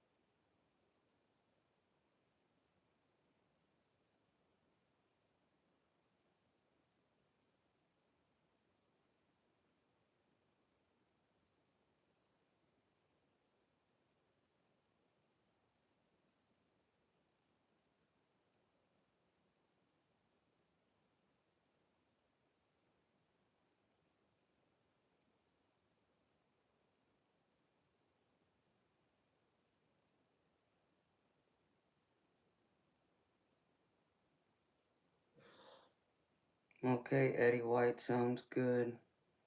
Hello, Aaron. Thank you, Anna. And Blunt, that's sad. That's sad that they allowed them to chase him away, because I wouldn't have. But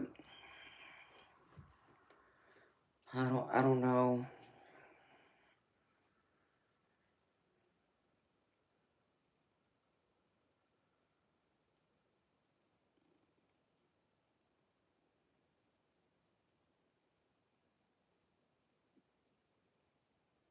Exactly, Blunt. Exactly. Hi, Mustang Annie. Yeah, we're still hanging.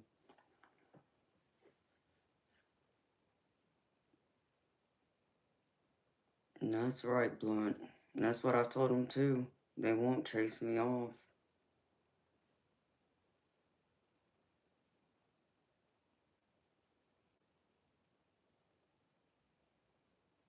I know, wishing bad on me just wishes bad on themselves.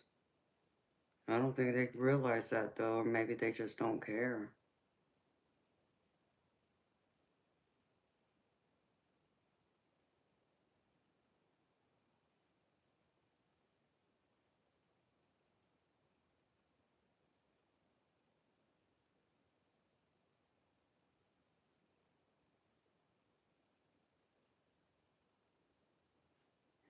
But I'm still gonna be here either way.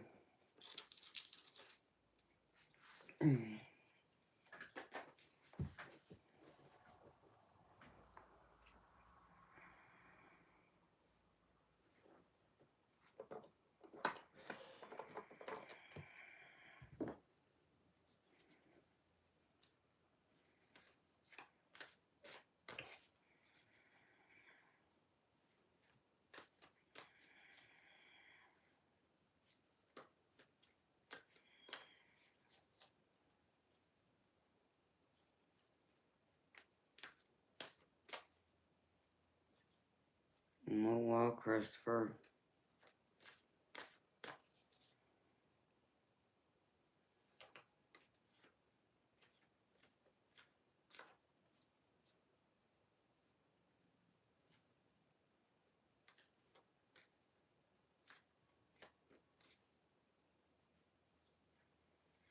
Got that right, honey.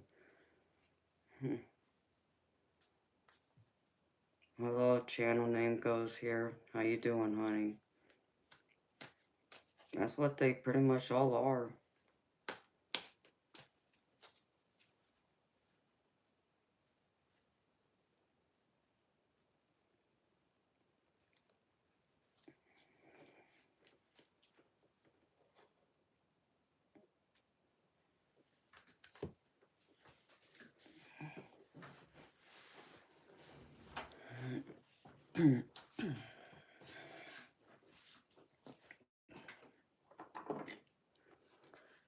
And it's really sad, Blood, because, you know, you and everyone else knows me well enough to know that I don't wish bad on those people.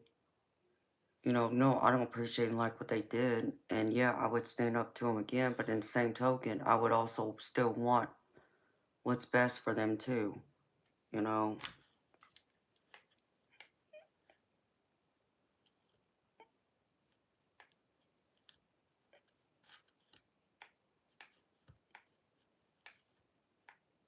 Hi, Lois.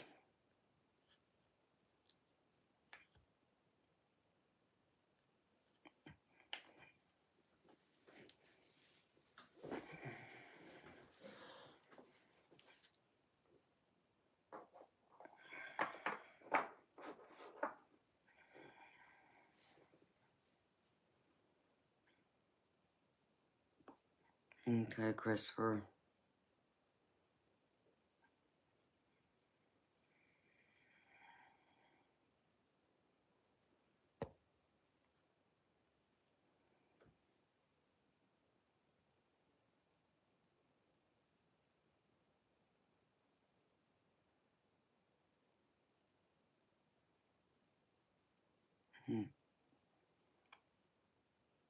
Thank you, Sachi.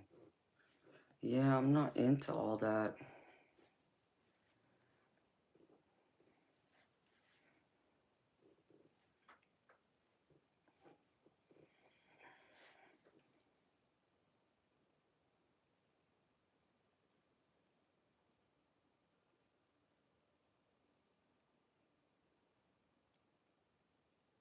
Channel, what do you mean? How do you fight discouragement? Hi, Karen. How you doing, honey?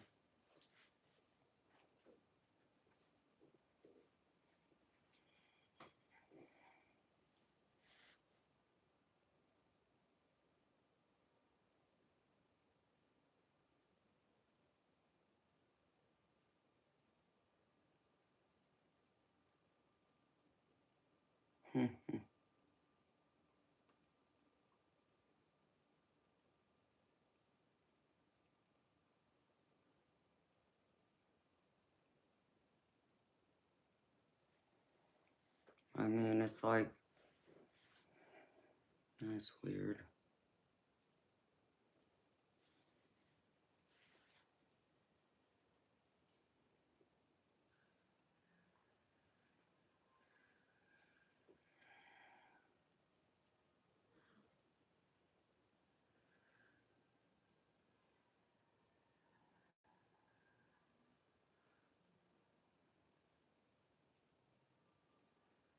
No, nothing, nothing.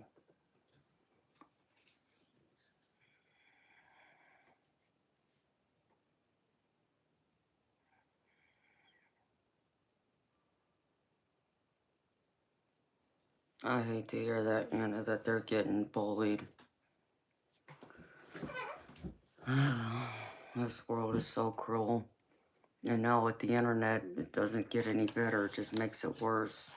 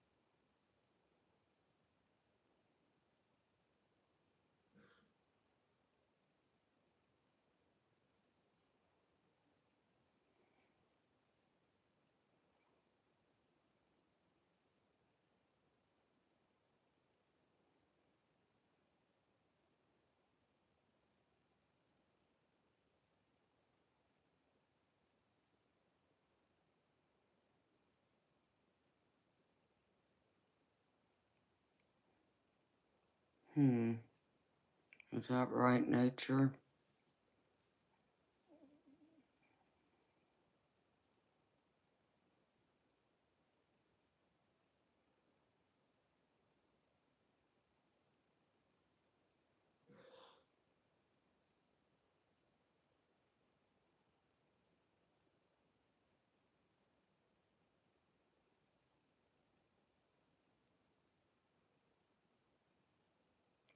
Very true, too.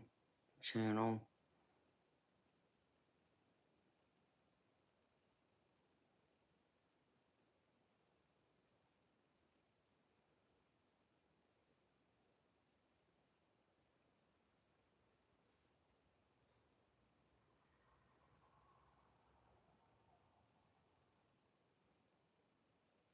mean, you have to live for yourself too, channel. It's good to help live for other people, but you'll never be happy or you'll never find peace and joy until you start living for yourself too. That's what you gotta remember. Because otherwise, if you rely so heavily on other people wanting and needing you to live, there's gonna come a point in time you're gonna start resenting them because it's gonna be too much for you to handle.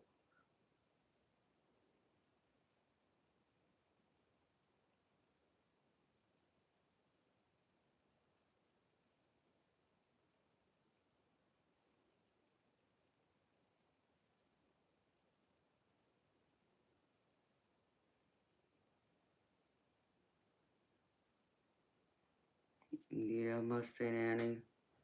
That's a good way to do it. Hi, Jazzy.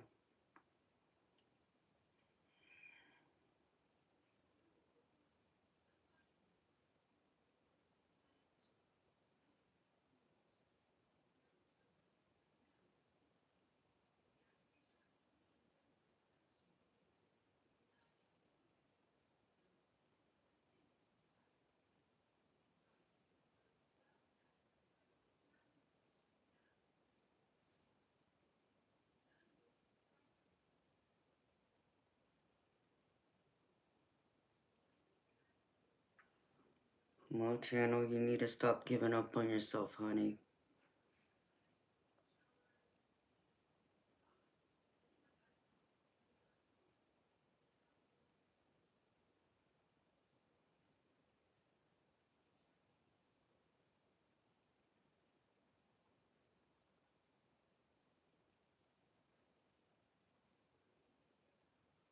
I'm sorry to hear that, Anna. Jazzy, I'm good, honey. How you doing?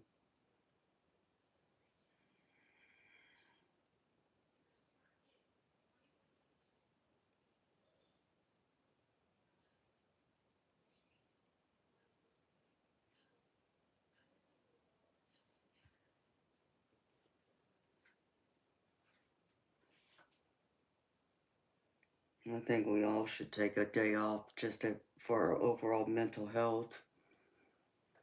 It's important.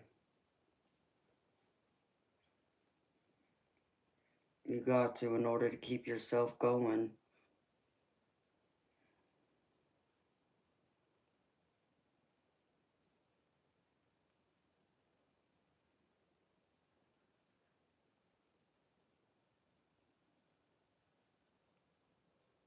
Exactly, Diane.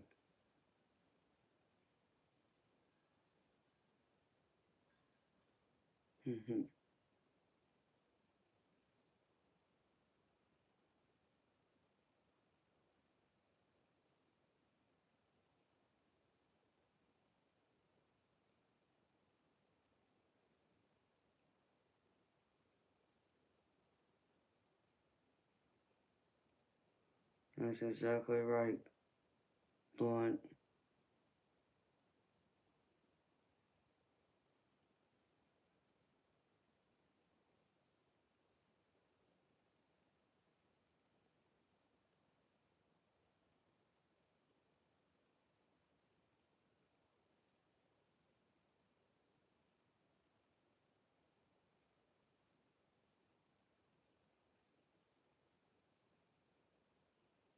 I agree, Blunt.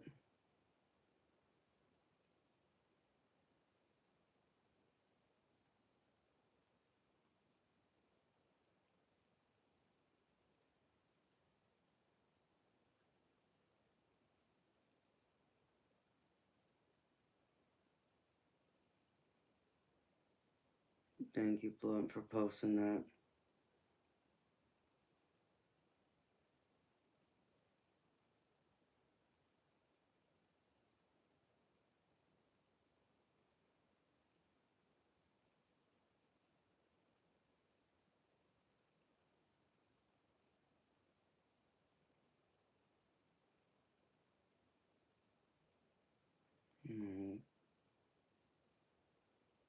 Well, thank you, Mustang Annie.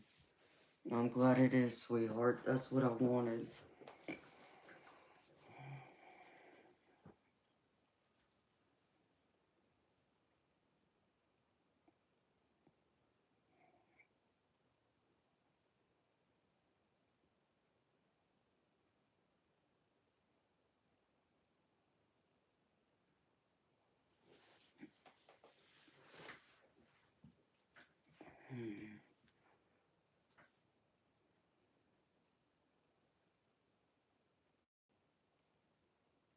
Personally, it could be better.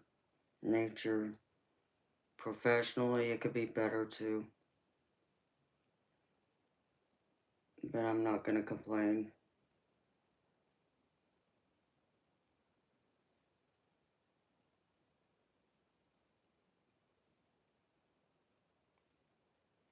Well, I'm glad to hear that, Anna.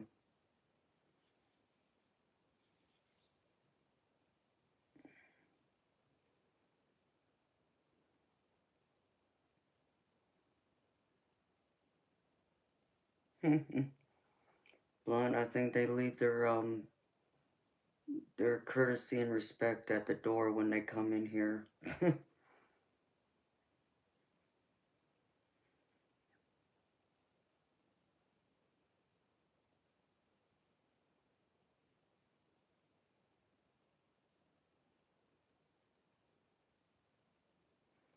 That is so true, Diane. The energy has been weird lately. It's hard to explain,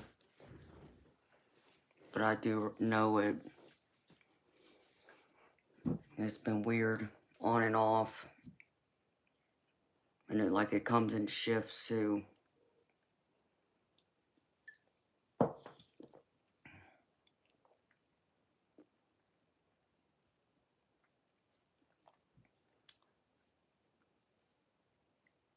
But I like being on here because this is like my happy place too. It's just some nights I get more drained more easier than other nights.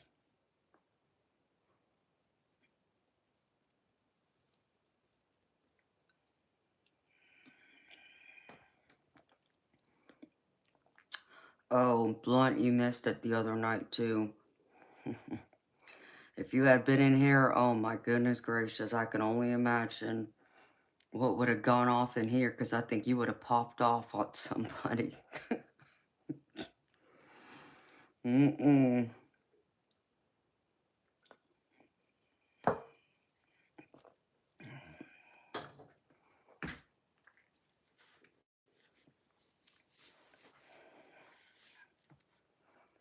There was people in here the other night, and it was sad because it was a couple of my moderators, Blunt, in here talking about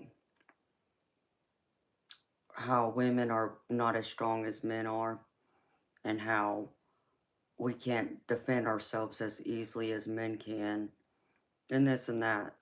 We're talking about, physical defense, right?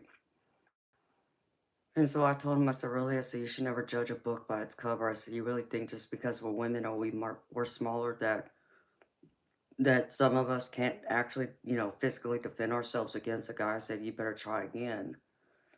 I said, because I think a lot of women would surprise you. And so they started arguing something about, oh, well, but men were built to be stronger than women naturally. That's just, biology and all this other garbage. Like, yeah, uh-huh.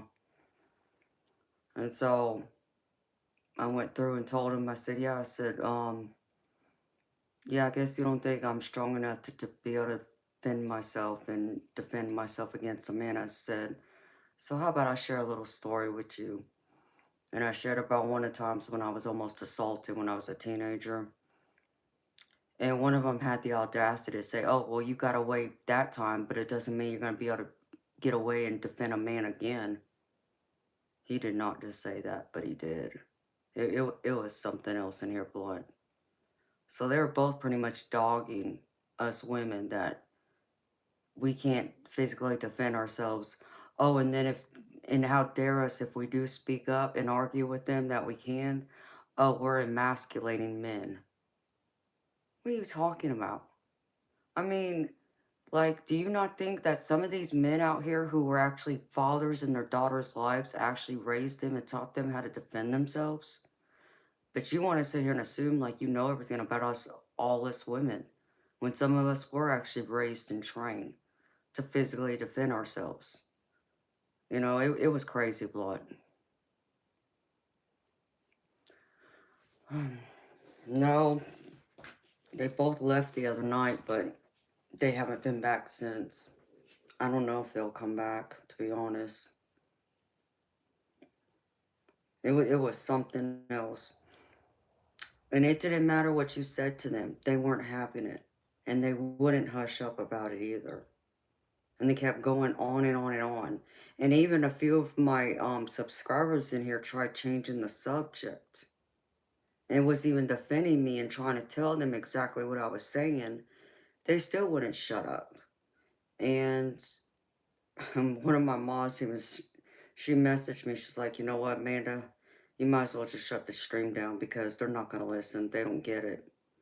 And I told her, I said, yeah, you're probably right. And even though some of my subscribers in here tried changing the subject, like bringing up about, my hair and the different things I do with my hair and so forth, they were still over there running their mouths. It's like, it was something else, honey.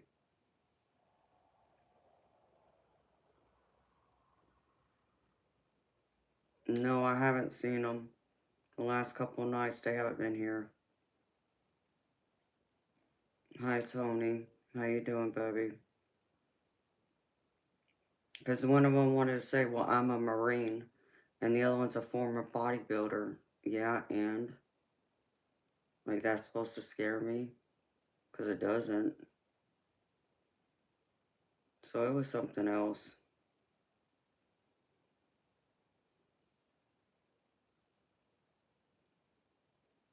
Yeah, uh-huh.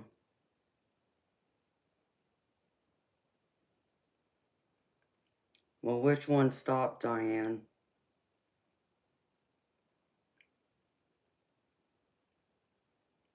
Because last I checked, they both were still running their mouths. And then one of them said that they were leaving.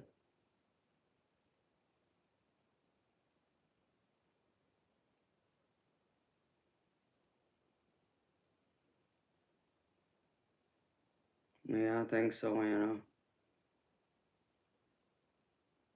No, thank you, Tony.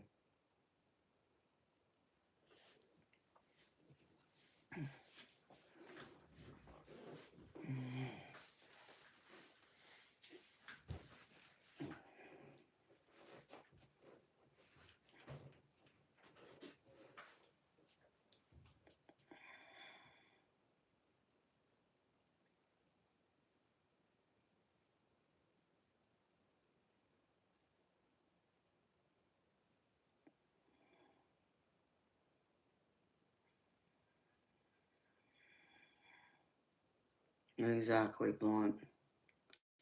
Yeah, I mean, I recall John left a few minutes before Liam did. But it's like they were just feeding off of each other that night, Diane, is what it seemed like to me. They were both wrapped up in their ego and just, feeling like, what's the word? Not as confident as they try to make themselves appear on here. Especially with the way they wanted to go and continue on with the conversation, like as if it was some um pissing contest. It's like, it's not what it was about. And I don't even know how that whole conversation got started to begin with. It made no sense to me.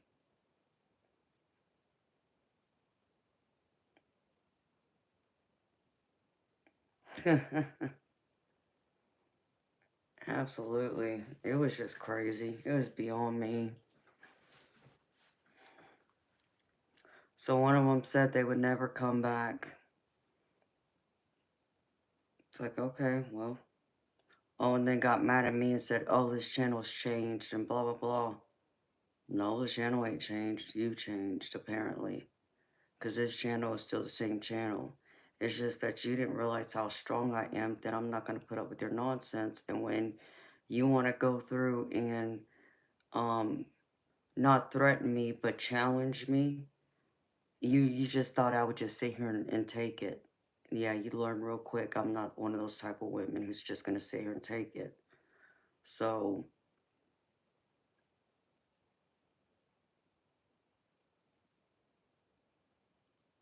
and I think that's exactly what it is.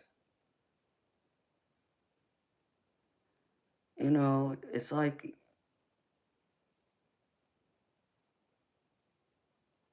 I mean, because it's like they even triggered me at one point, but even when I responded back, it's like what I said wasn't even me.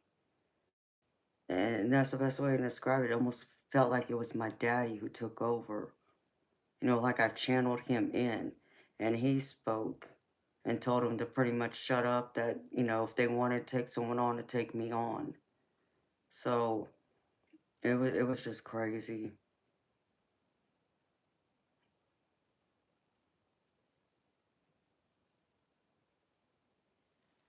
I just don't get it.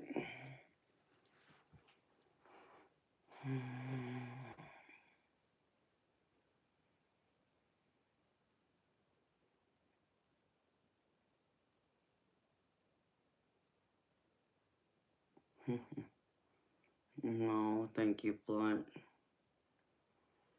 No, honey. I mean, I can be cutthroat if you piss me off far enough, I can be very cutthroat. But that night, it's like I still don't even understand how it got started.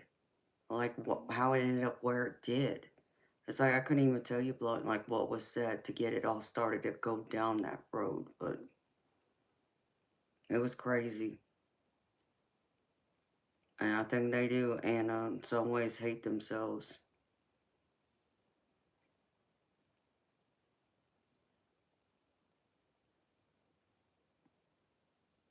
Hmm. Hello, Max. Thank you.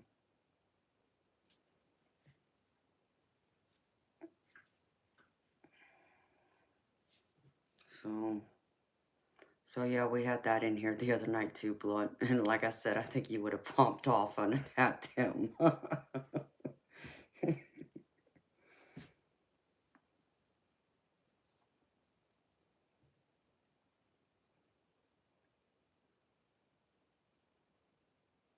I mean, seriously, it really felt like they did, Fiona. They came looking for a fight with people. And exactly, like they thought I was going to sit here and just accept it and take their BS and realize real quick I'm not.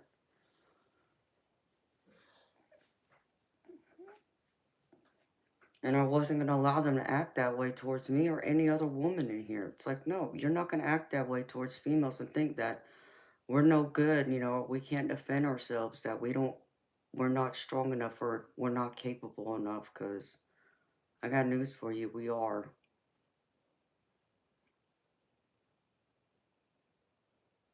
Absolutely not. I'm nobody's doormat.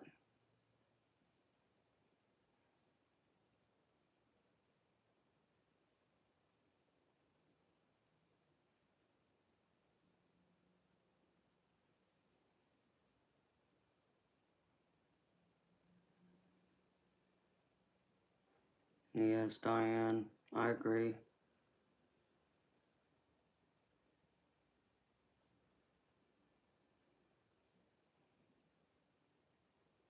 Okay, channel. Well, you take care of yourself, honey. Sweet dreams. See you next time.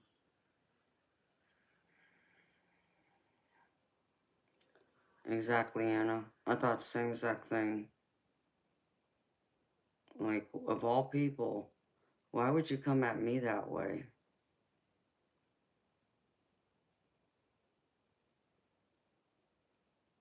Like, why can't you just go through and we'll be, tomorrow will be a better day than today.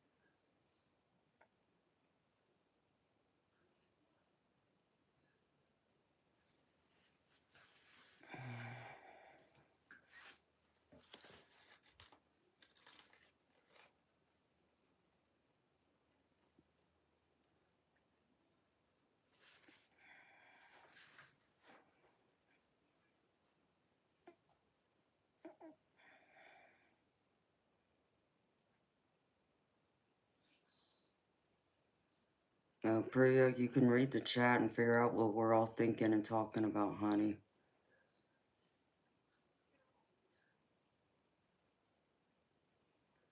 Yeah, I got it, Anna. I'll have to respond to it tomorrow or Tuesday, honey. But I did get it. I just haven't opened it yet.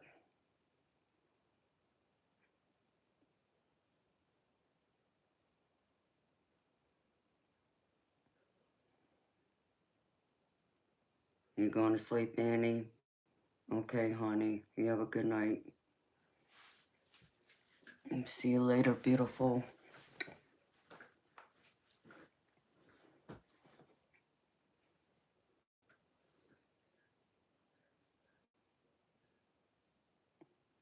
Yeah, you did it correctly, Anna.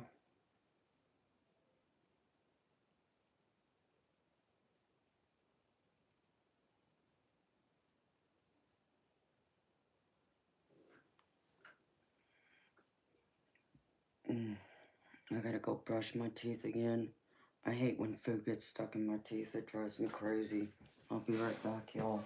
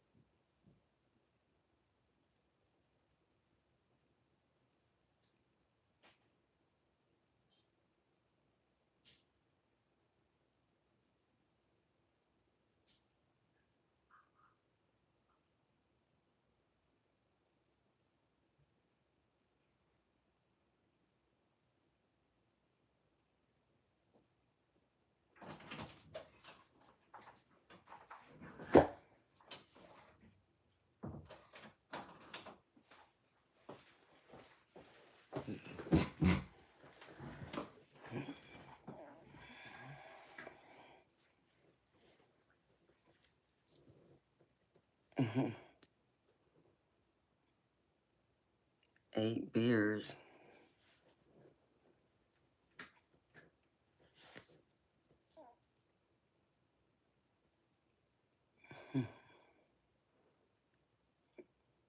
What?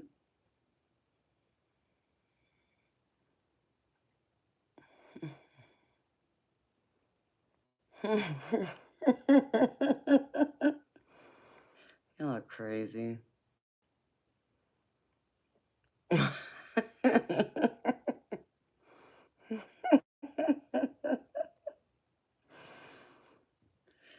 Yep, she still has beef with Teddy. She's still scared of Teddy.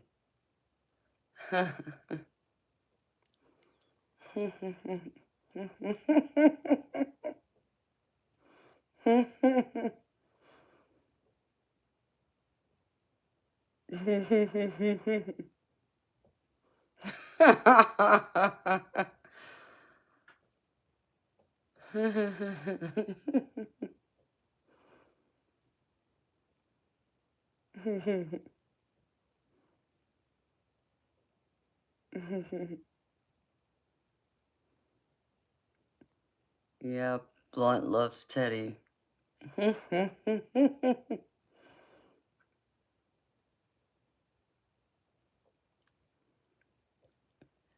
Yeah, y'all were asking what I did with Teddy because I had to move him because Fiona was scared of him.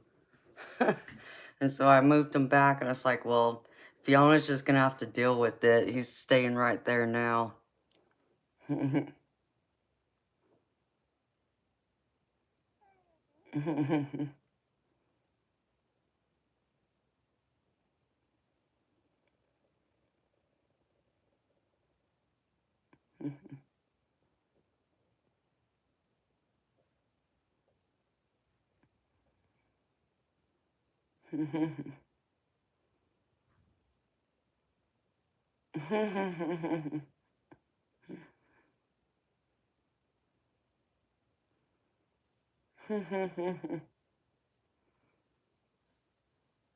Right.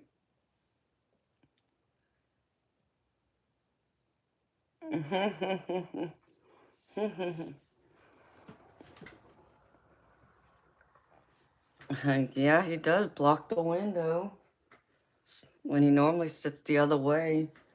I mean, at least he's looking that way. I couldn't move him to where he's literally looking at you, Fiona. You know that, right?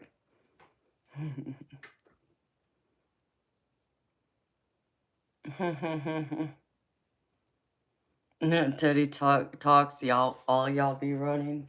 Because I shouldn't move him like this way. Watch, Fiona's going to freak out now. So he's looking at y'all.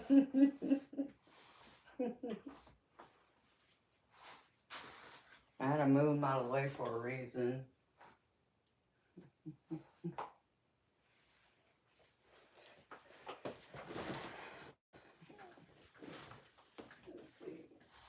Fiona's like, no, leave him over there.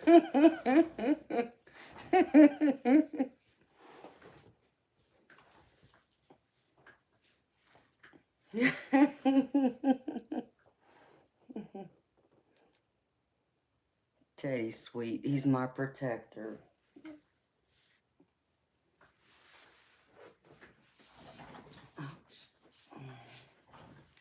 But yeah, when I'm sitting here, he kind of blocks the window. Anyone peeping through the window, they can't see me. Let's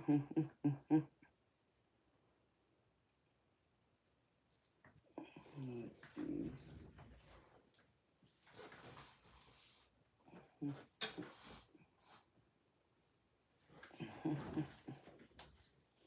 Look, he's peeking at you, Fiona.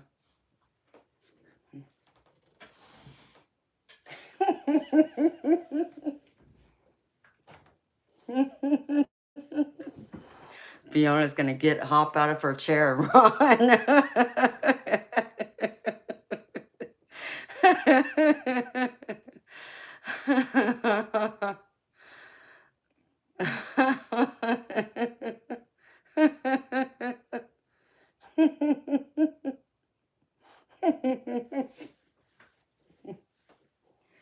I just set Teddy right behind me, so every time I move, it looks like he just moved his head, creeping at y'all.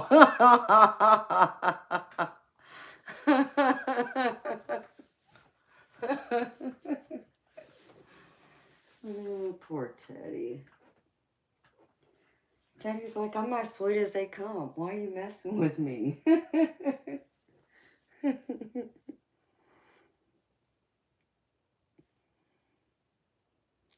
It's like someone said the other day, Teddy's part of the show now. It's not the same without Teddy, so I gotta have him. And if something happens to him, I guess I'll have to get another one made.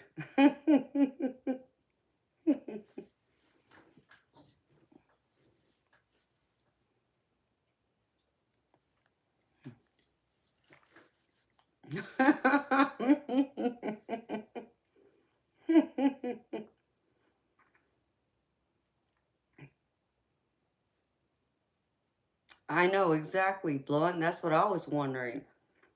Like, Fiona, you don't like teddy bears at all? Especially on Valentine's Day? Like, that would be the perfect gift for Valentine's Day.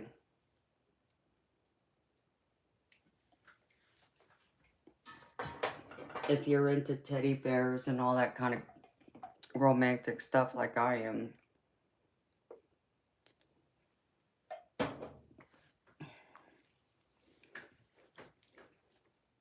I'm sure Eternal Light can make the bear move. And that would be funny.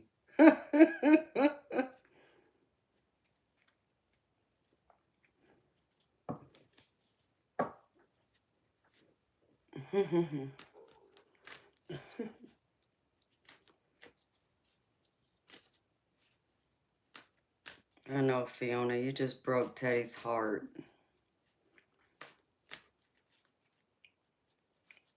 If we can get Eternal Light to make a move, I'm sure Fiona would run for the hills.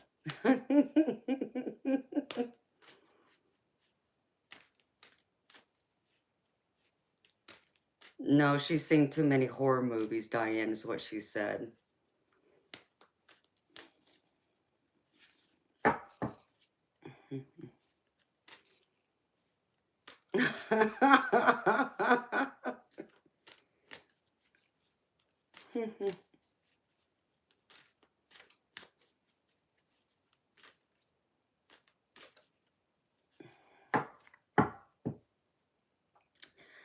Fiona, I would think you would be more scared of what you can't see than what you can see.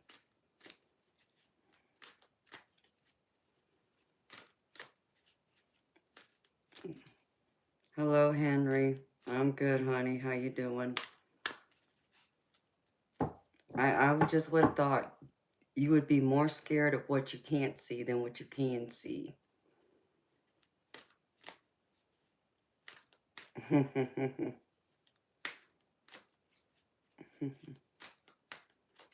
Mr. Go. Oh, thank you, baby.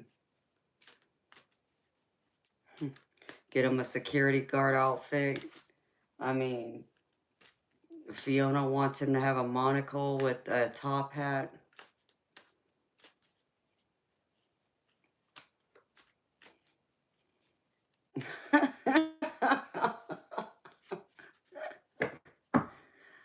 Daddy doesn't look like a killer.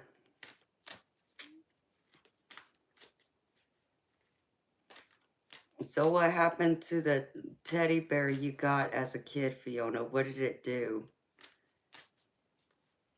Since you said you had a creepy incident.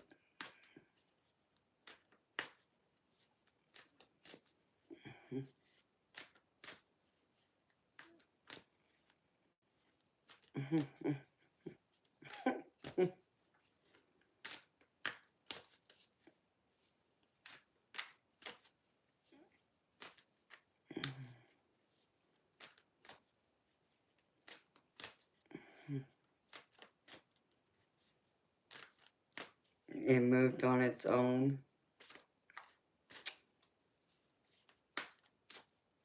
That's right, Blunt. Teddy's a lover, not a fighter. I mean, Fiona, what do you mean it moved, the teddy bear moved on its own?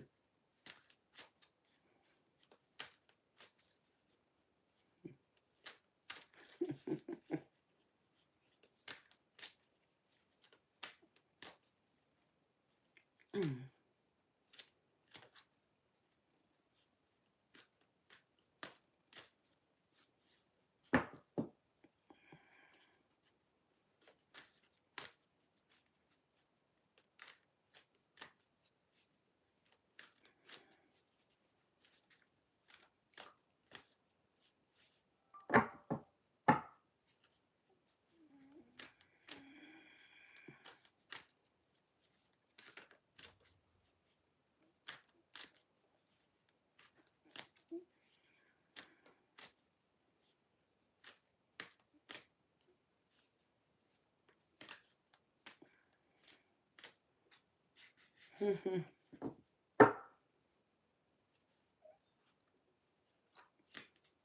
know, right, Blunt? I mean, everybody talks about that one movie with the scary clown, but I don't even know what that movie is. I'd have to see it or watch like a little clip of it to know which one y'all talking about.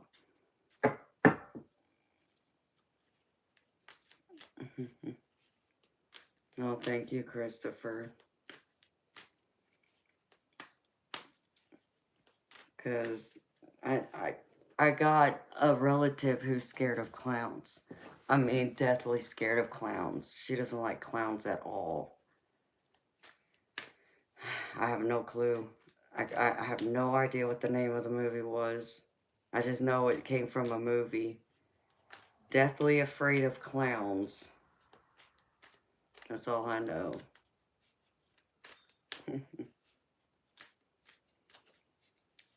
Hi, Nicholas. How you doing, honey? Like, I guess if it was me, I'd be scared of clowns too, but I don't know. It's like that movie with the spiders, Arachnophobia. That movie didn't scare me either. But boy, it scared the living daylights out of my baby brother because he ended up having a dream that night that one of them spiders was crawling up his leg.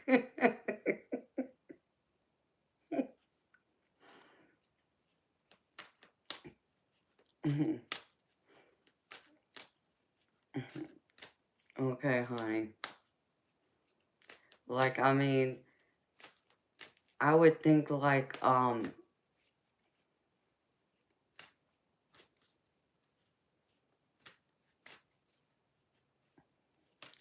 Paranormal Activity. I mean, I think I've seen that, but I don't think I thought it was that scary.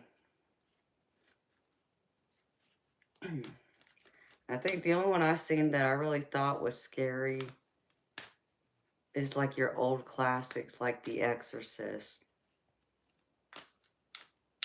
I mean, that one made me jump a couple of times. And then there's one of the ones from the series, The Conjuring. Those are pretty good, but even then, it still didn't make me scared. Like, because I know... Which one was it?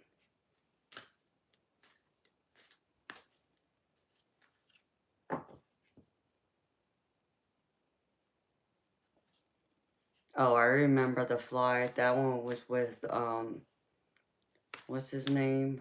Oh, gosh.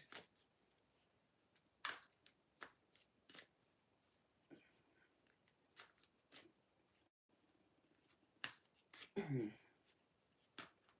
can't even think of his name now. Is it Jeff Goldblum or something like that?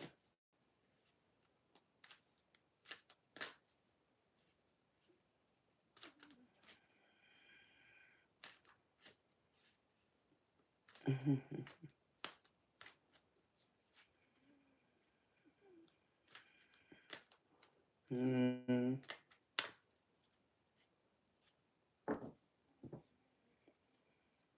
Melty faces ruined you. Like, there's another one I watched. The only one I watched not that long ago. Um, The Pope's Exorcist, I think is what it's called, with, what's his name? Gerald Butler. That one was pretty good. But it still didn't scare me.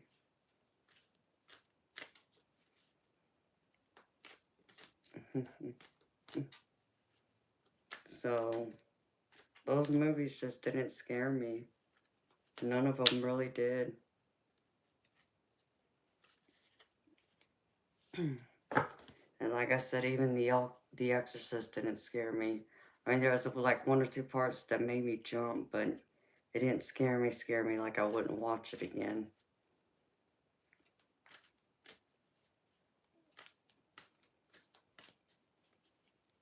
Yeah, well, that I can kind of understand, Fiona, because you're right.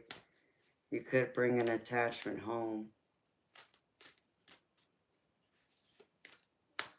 Man.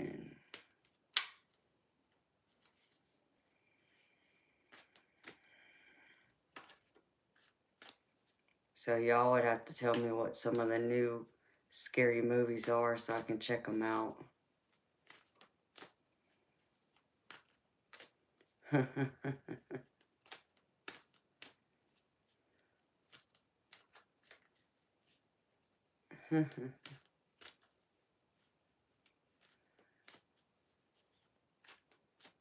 Yeah, there is The Purge. What is that? Didn't they come out with a second one for The Purge?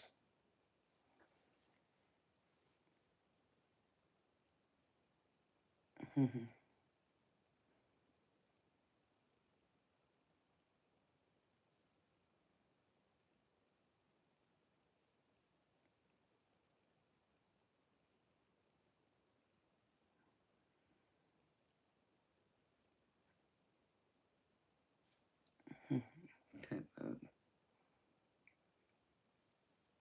Okay, baby.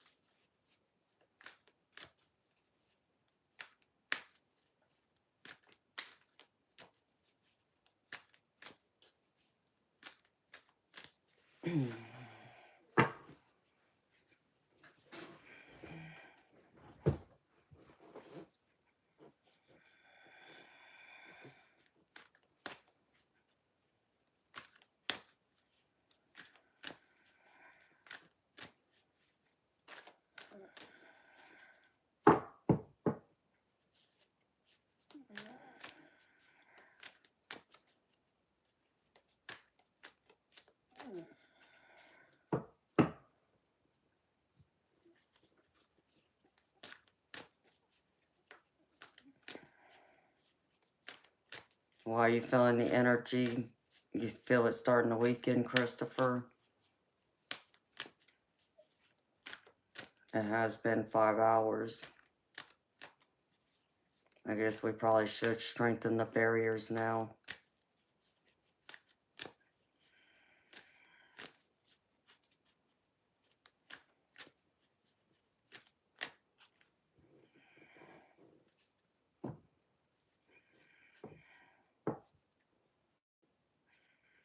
Just like static electricity. Okay, honey.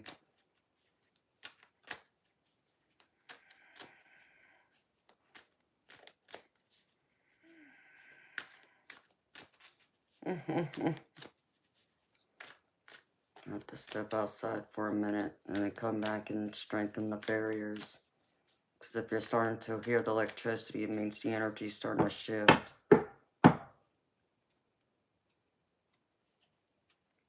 Eternal light. He's probably asleep.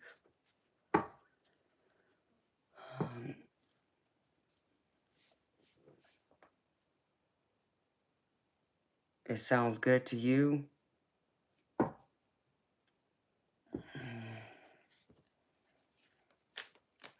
Well,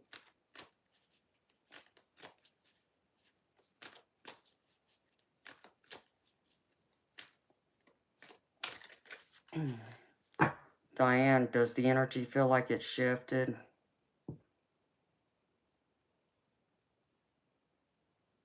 Because I think it just shifted.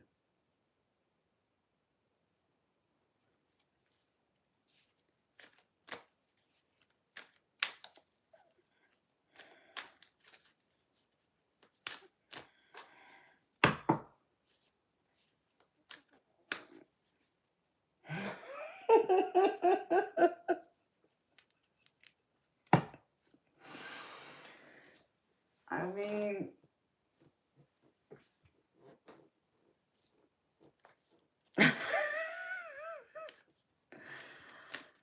yes, honey, I accidentally hit him. I'm sorry.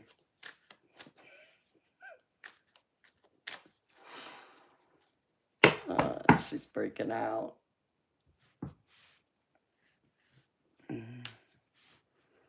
Alright, well,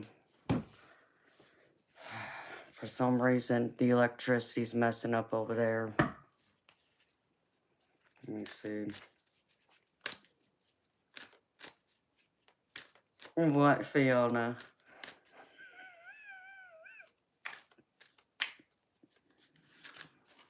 I didn't do nothing. I promise I didn't do nothing. You're just freaking yourself out, Fiona. Do you not realize that, sweetheart?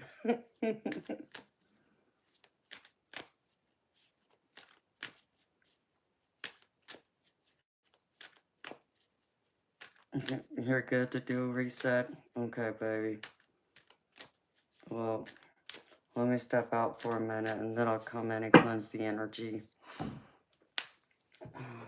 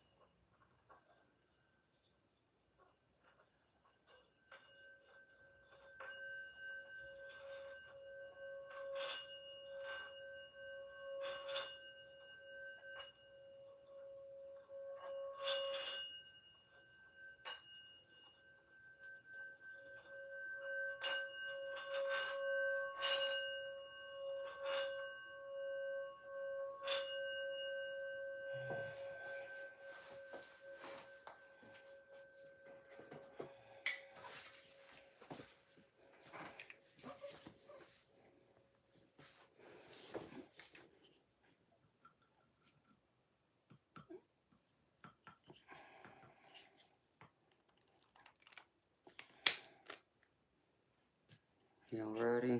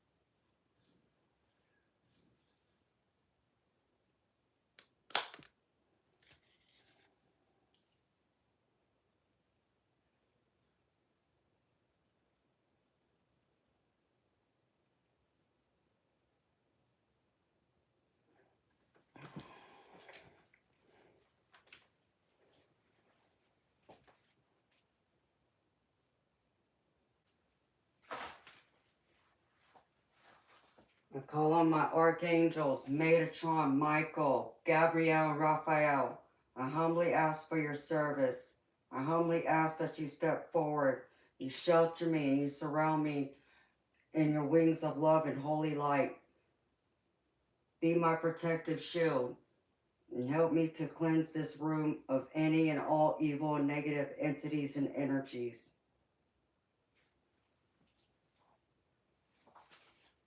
Remove all evil and negative entities and energies out of this sacred space.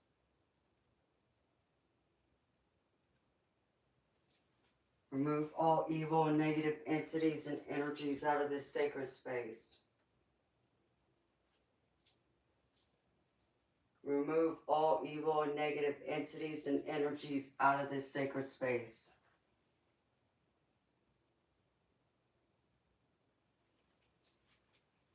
Remove all evil and negative entities and energies out of this sacred space.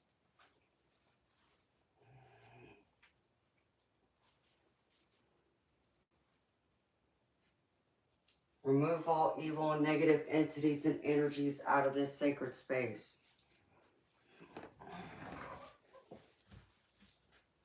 Remove all evil and negative entities and energies out of this sacred space.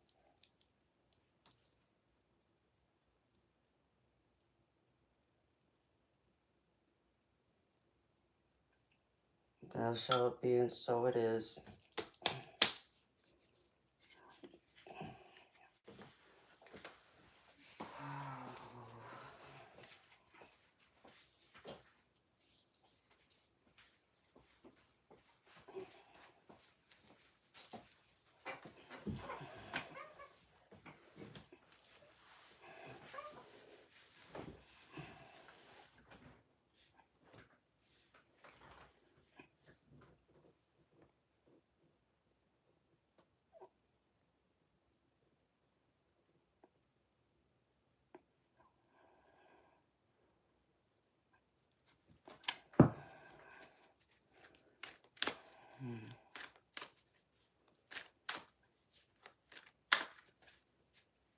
Oh, damn. What did Nicholas say, Diane?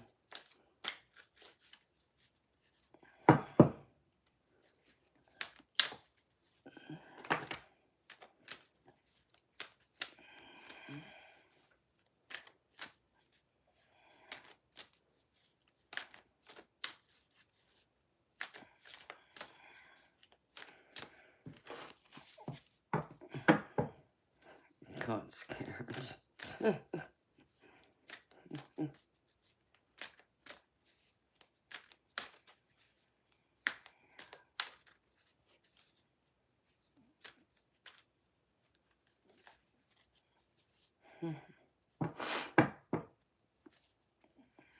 There you go, Fiona. You don't have to fear Teddy. He's safe.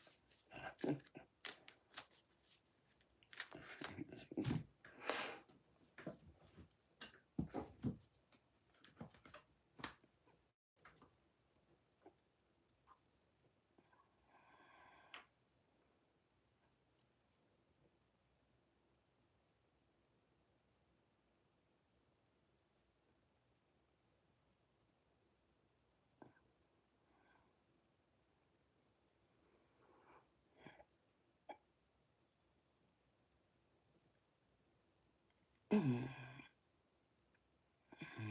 Christopher. Let me see something. What am I doing?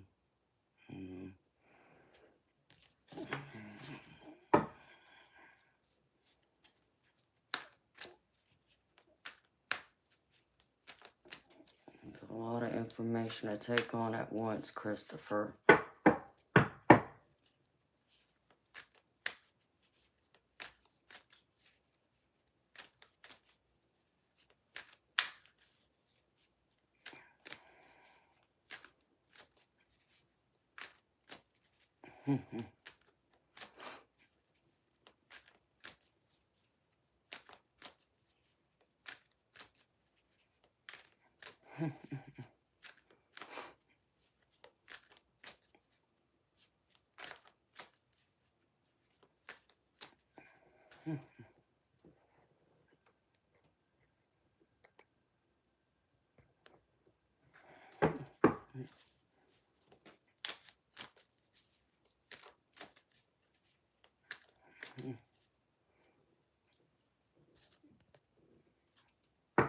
Hello, Tara. See, Teddy's all happy, Fiona.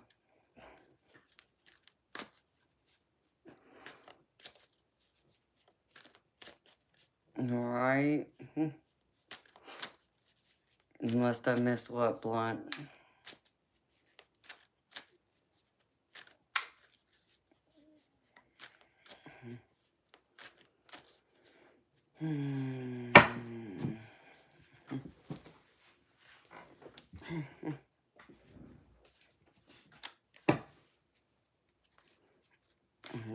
Teddy dancing.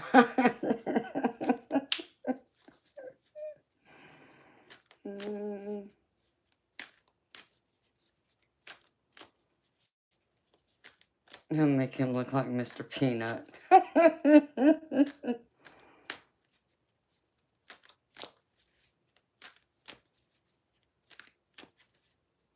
You're so silly. Scared of my teddy bear. He's just a good old lovable teddy bear.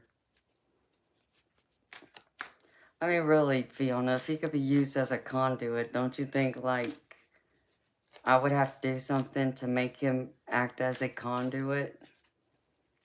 And I haven't done anything like that, sweetheart. Okay, babe.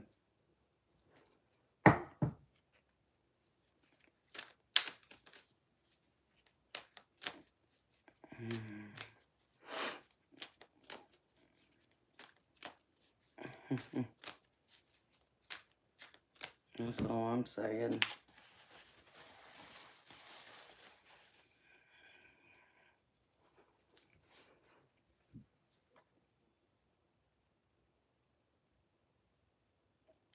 No, Fiona, he couldn't, honey.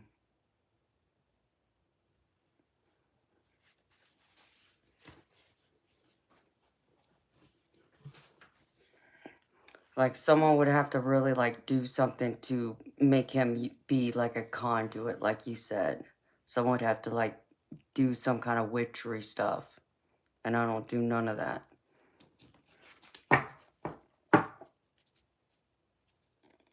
That would be like if I were to channel.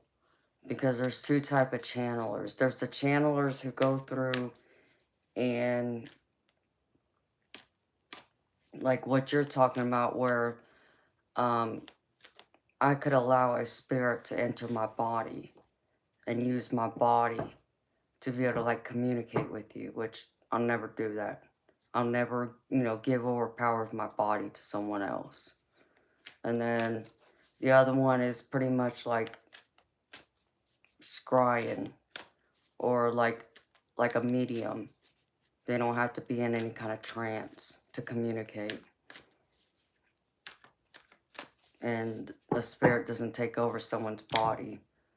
The spirit just communicates with the medium directly, like they would with you or me, you know, where they can talk to you, like, you know, you can hear them with your ears, or some, you know, their thoughts come through your mind, that kind of thing.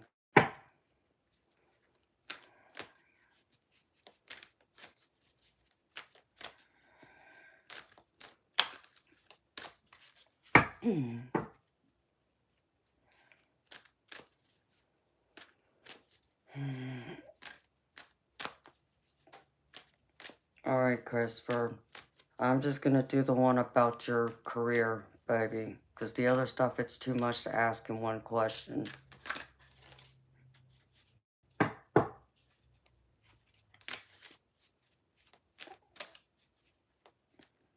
I just automatically assumed you were going after the chef, Christopher. Like, I thought that's what we talked about once before, that you were going to seriously pursue.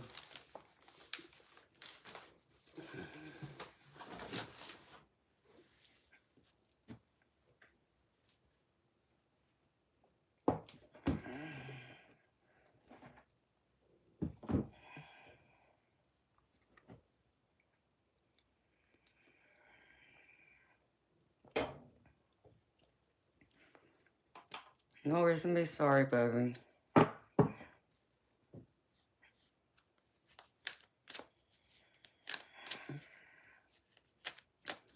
Fiona, does that make sense, though, honey?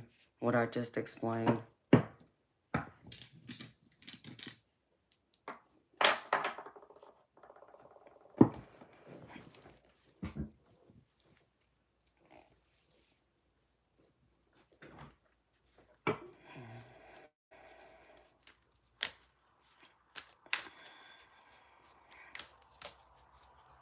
Okay. As long as it makes sense to you, understand, honey. Because you know me, I don't practice any of that dark stuff, so what you're talking about is like that dark magic, and I don't mess with any magic, period. But if I were to ever, I surely ain't messing with no dark magic. Correct. I wouldn't allow that to happen.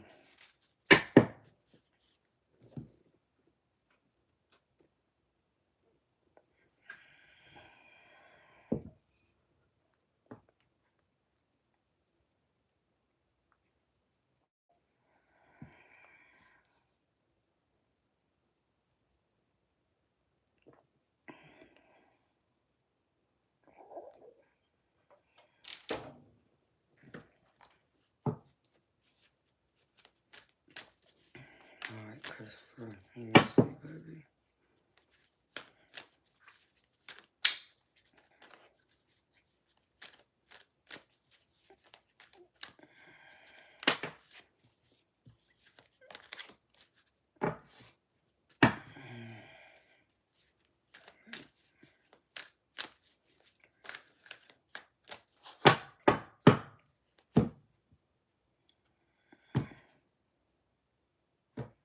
Welcome back, baby. Like Fiona, ask Eternal Light. He could probably tell you more about it than I can.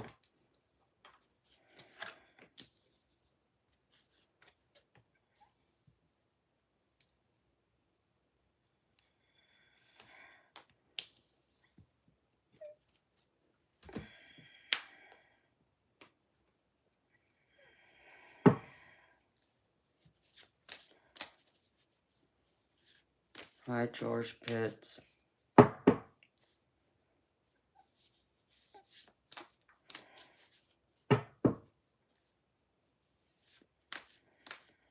Yep, that's right.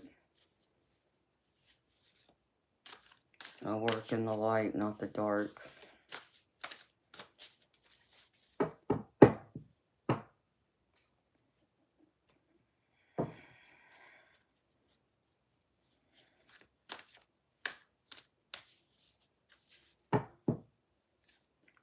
Hi, Jess.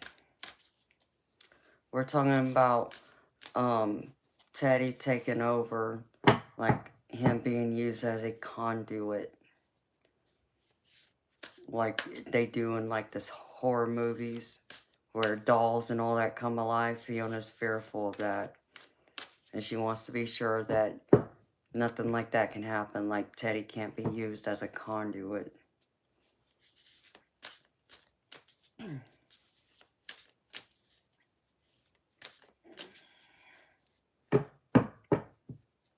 So I don't know if you or Eternal Light want to comment on that to Fiona to get her to understand how that would work.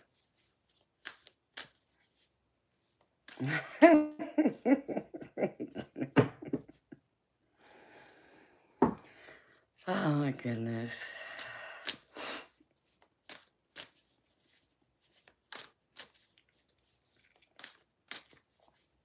I mean, that's that dark magic, right?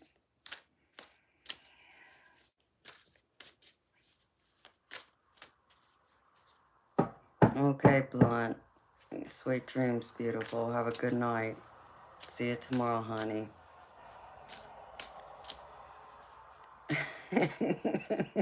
I know, right? That's what she's thinking of, like Chucky and Annabelle. No, Fiona, I get it, honey. I do. I understand why you got that fear, but that's that dark black magic.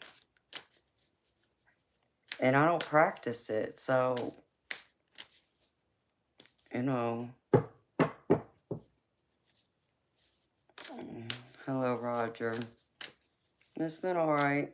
How about you? That's like that dark magic that I don't get into. But I don't touch magic altogether, so I understand it exists, but no.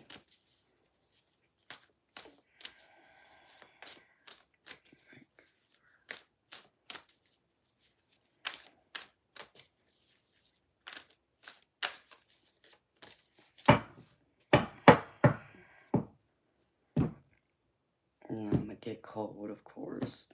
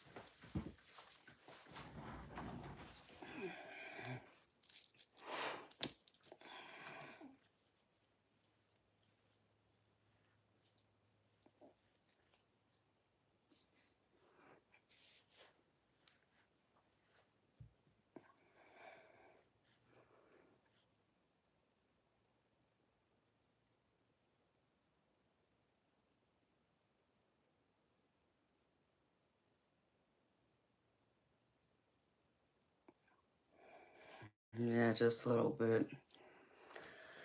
Yeah, I mean, that's that dark stuff that I don't touch none of that, so. And I don't allow, like, dark entities or energies to roam around my space, just like Christopher said.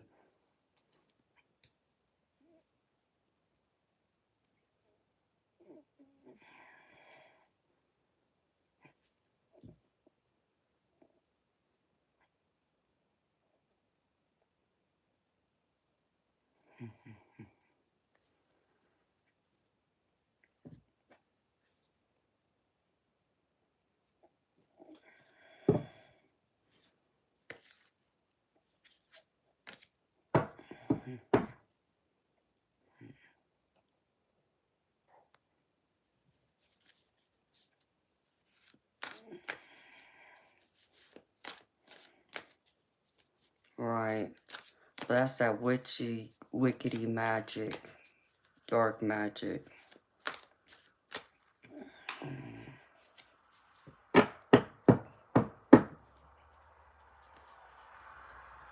Yeah, Teddy's my bodyguard.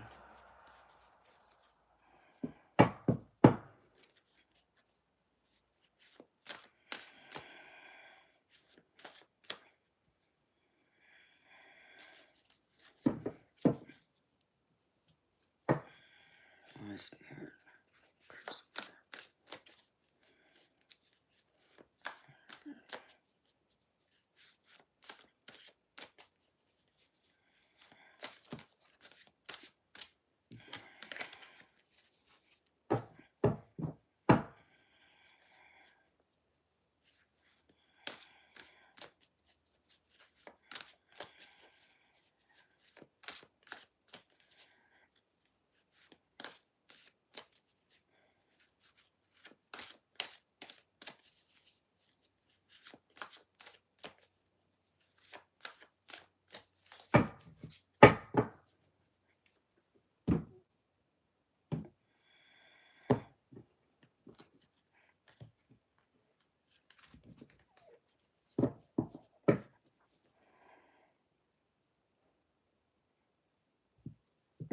Oh, come on, eternal light.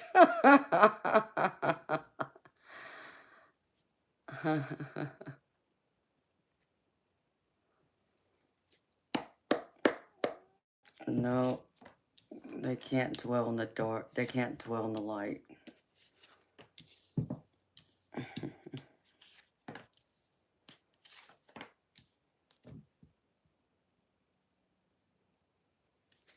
That's interesting.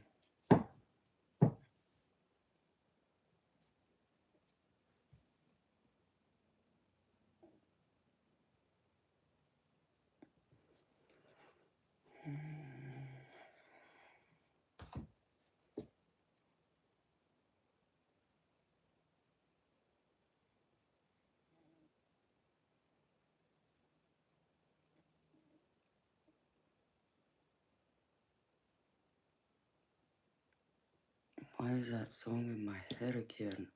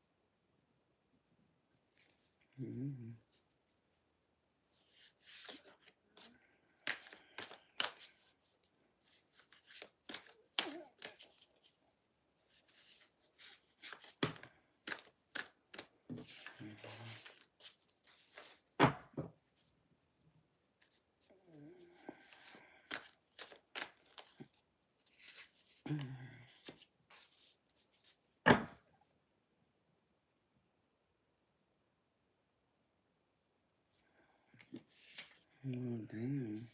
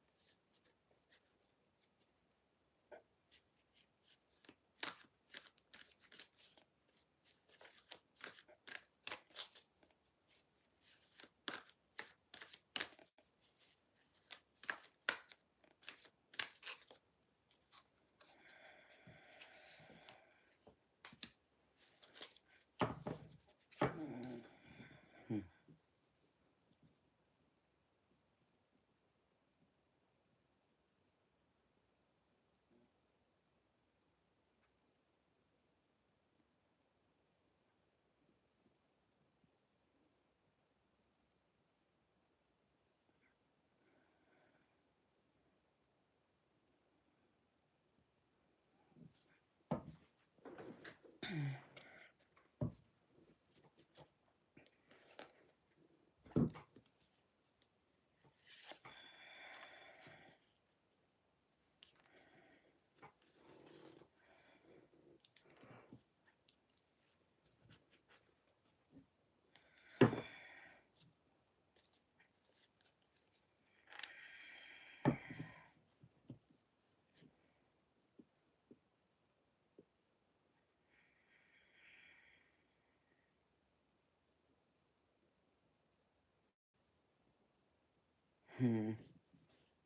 I'm sorry, Anna.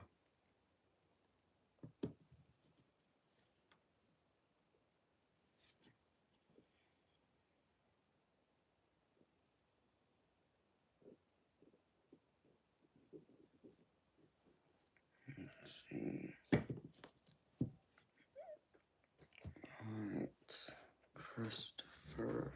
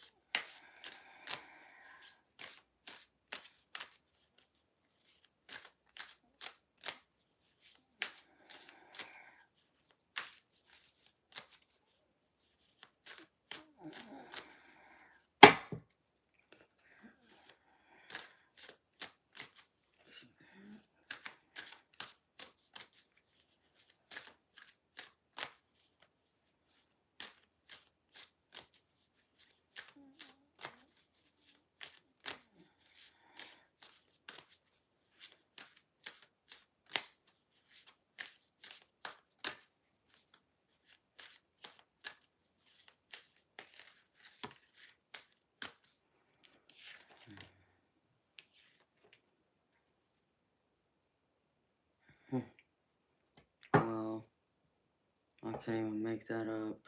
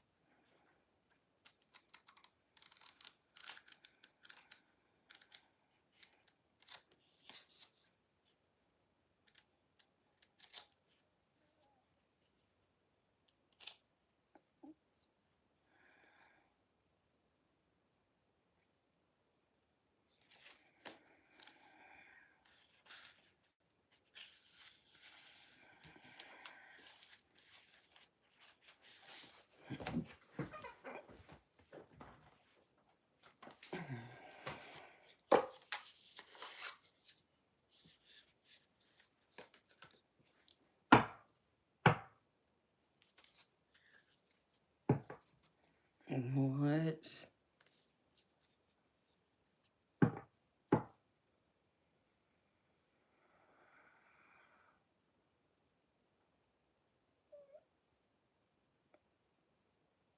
What are y'all talking about?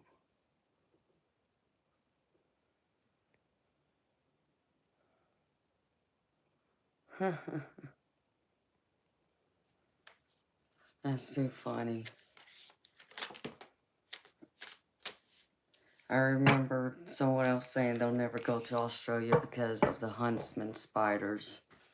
They're freaking terrified of them. And I just laugh. It's like, y'all do realize we have those types of spiders here too in the United States, right?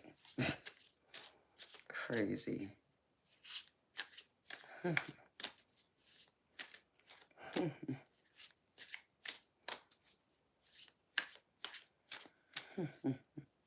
Y'all are crazy.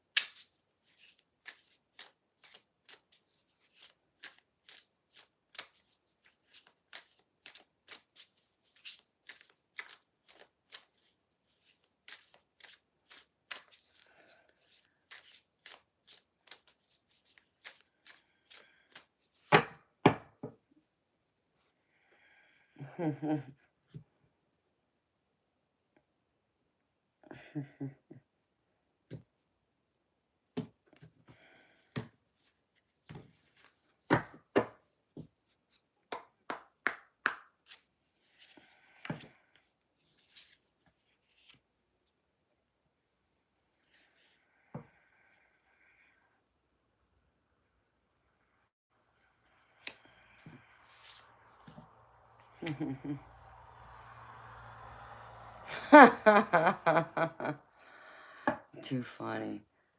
I mean, I wouldn't be afraid to go there. Even them small spiders wouldn't scare me. I mean, y'all make me think of that movie Arachnophobia now.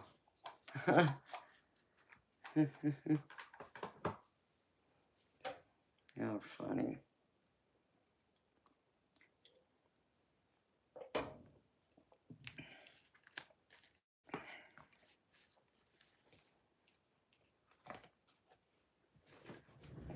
What's this?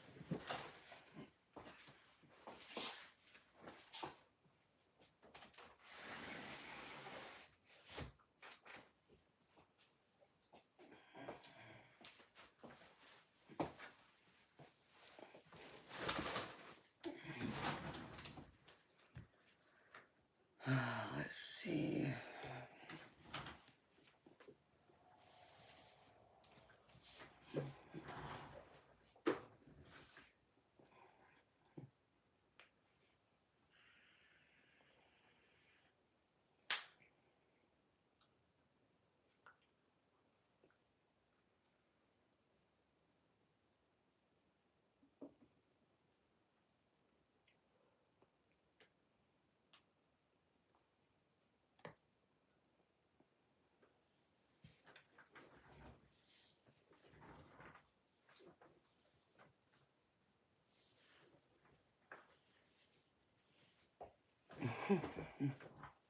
Y'all funny. That's too funny.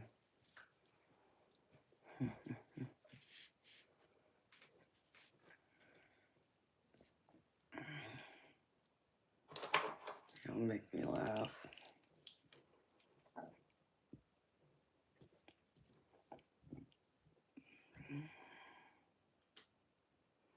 Exactly, Christopher. I mean, I got one. I'll have to show it to you, Christopher. I got a picture of a huntsman here, and it's a female with an egg sac, and I mean, it's a big spider, but I think she's beautiful.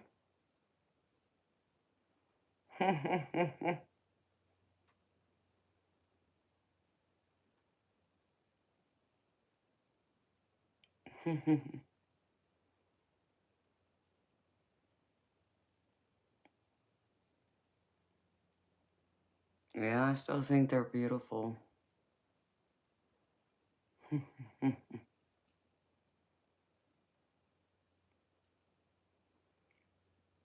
And I mean, they're just as afraid of us as y'all are afraid of them. Yes, Christopher, she has an egg sac. You could see it clearly. I have to figure out a way to share it. Because I even got a black widow out there with an egg sac.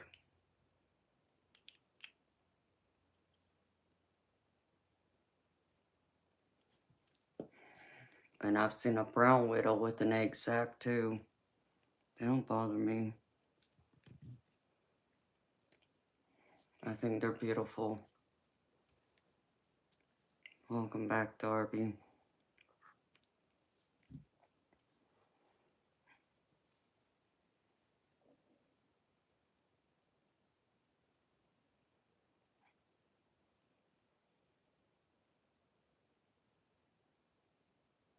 What picture? Eternal light. You talking about the black widow? Yeah, because I did share it on the mod chat, didn't I? Yeah. Yeah, you got to see it. I mean, she's a beauty. But I got a huntsman one too, with an egg sac.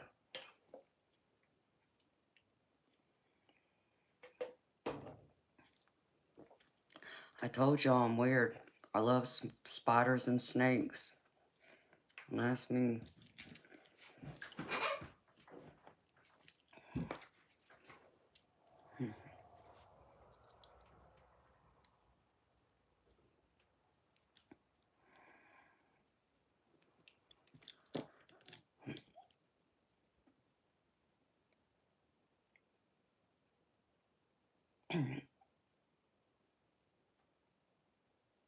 Yeah, Darby, we're just holding off on adding anybody right now until we get some things straightened out with the energy and all that. So we just agreed to hold off on adding anybody else right now to the mod chat.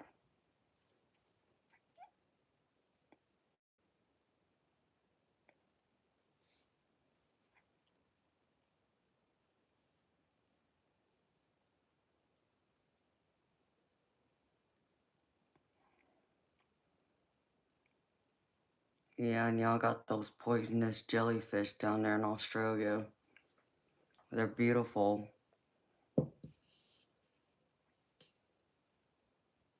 But I wouldn't want to get stung by one of them.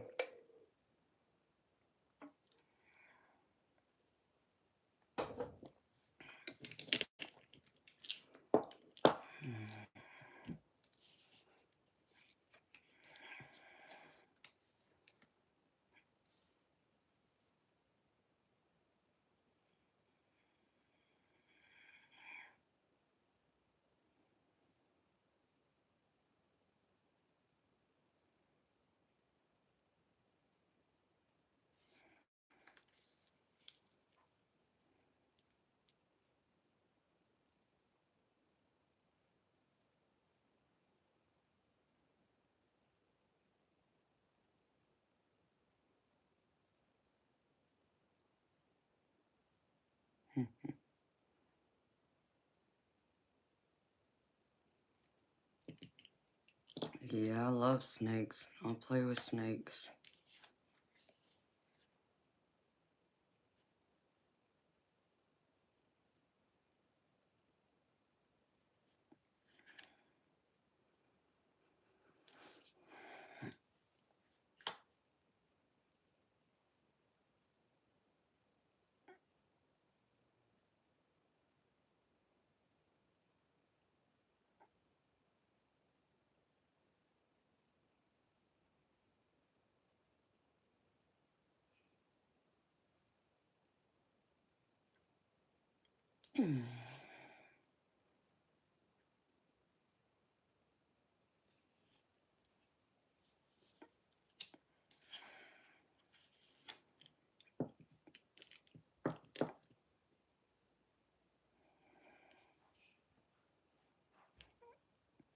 Christopher, how long you been married, baby?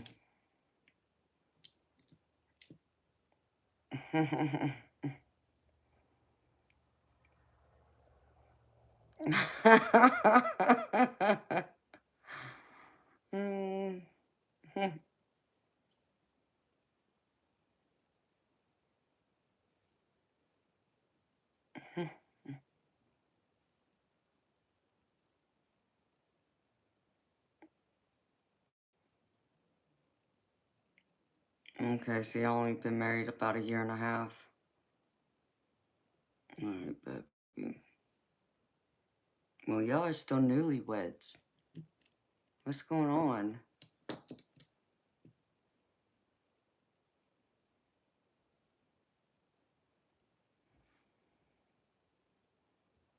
Y'all will work it out. I'm sure of that.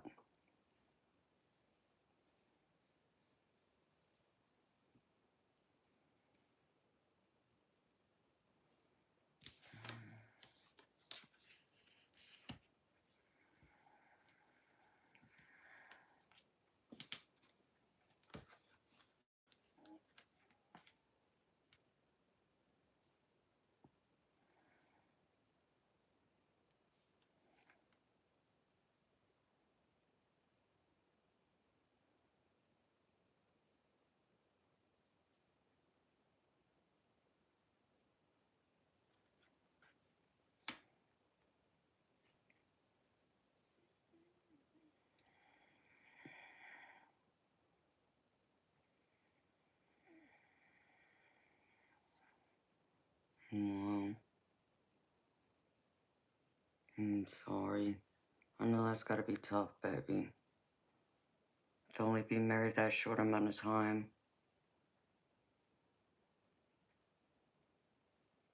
I know. I was thinking the same thing, Jess. I'm feeling hungry again.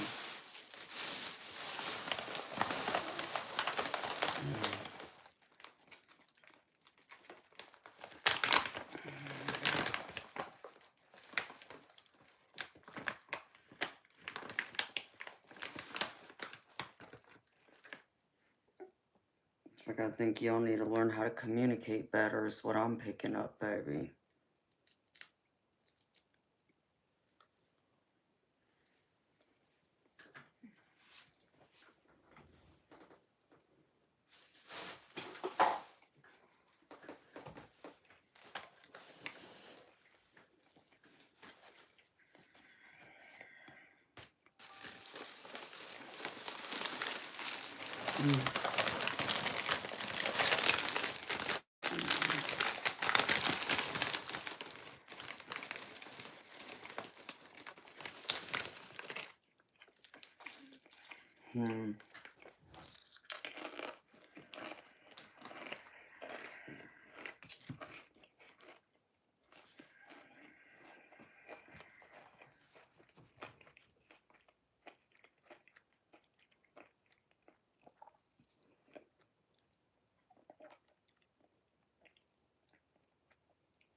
Oh, baby, thank you. You didn't have to do that.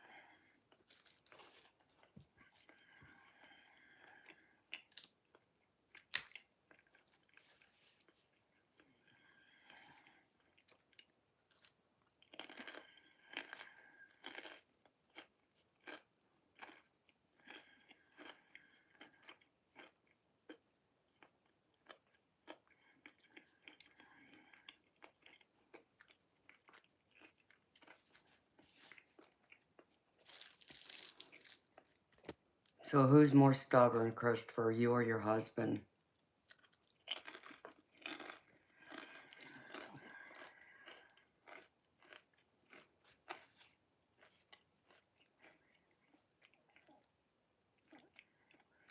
Because I feel like one of y'all is one of the ones that's like more set in your ways.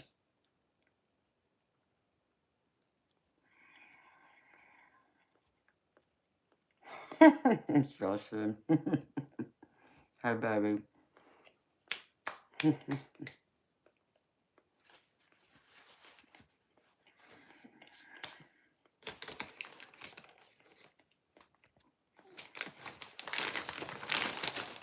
Yeah, for some reason I can believe that about you, Justin.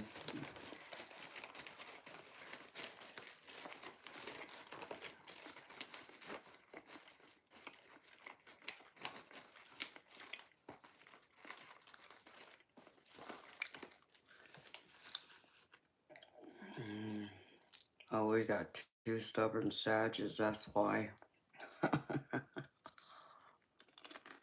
Mm.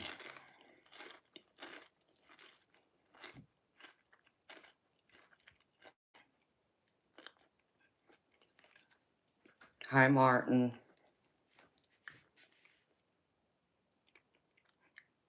No, baby, I'm not Native American.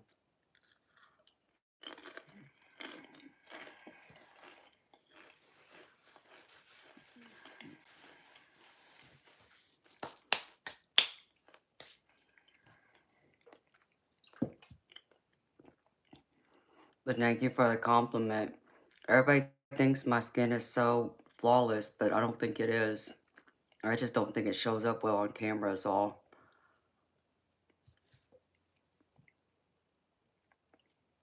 And there you go. Miss Diane posted what my ethnicity is.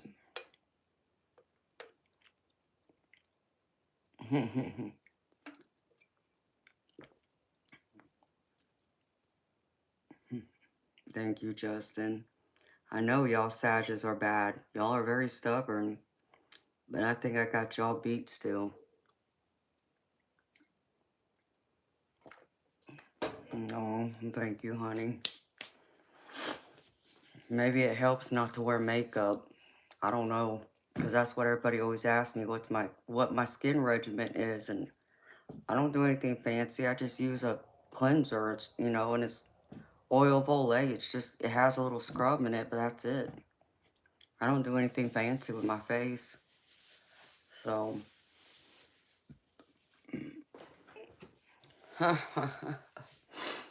well, you see, Christopher, I'm a Pisces sun, I'm a Taurus moon, and I'm an Aries rising, so stubborn.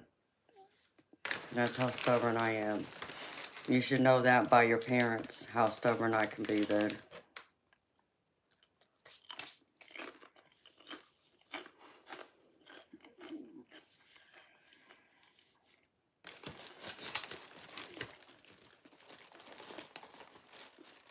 Baby, like I got, part of your card layout is like, it looks like it's your marriage, and the other part of it is, like I asked about, your career as a chef, so.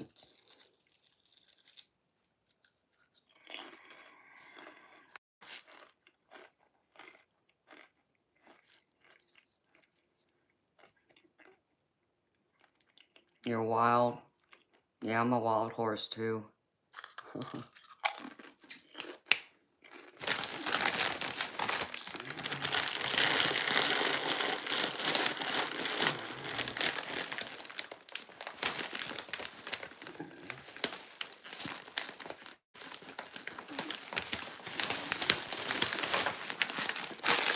I mean, do y'all remember me saying that I'm a fiery mermaid? I mean, I say that for a good reason. As Jess likes to say, I act more like an Aries than I do a Pisces. Which I find funny, but I do understand it too. Which is crazy, Jess, because even though I act more like my daddy in that way, he wasn't an Aries, he was an Aquarius.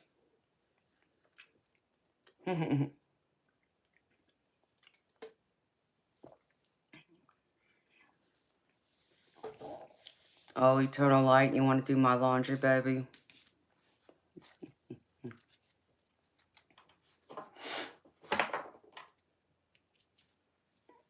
My laundry's pretty easy compared to everyone else's.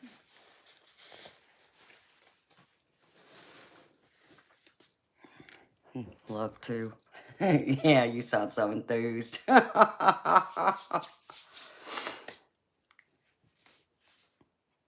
Okay, honey. Sorry. I didn't mean to make you hungry. I was just munching.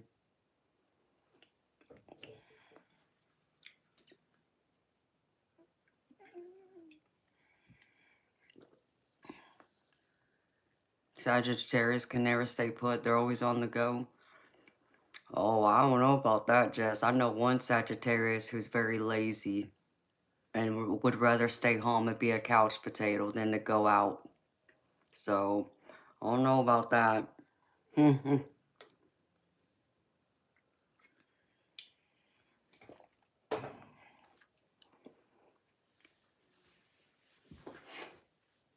Maybe some Sagittarius are, but not all of them. Thank you for the heart emojis. All right, Christopher. And I'll pull a few cards for you from my psychic and spiritual deck just to kind of see what it says. Baby, I get, like, from my spirit guide deck, first thing I get is, like, overthinking. So I feel like you're too much in your head. Really thinking about everything instead of, like, just focusing on the positive and what you're wanting to go after. You're too busy overthinking, overanalyzing every little step.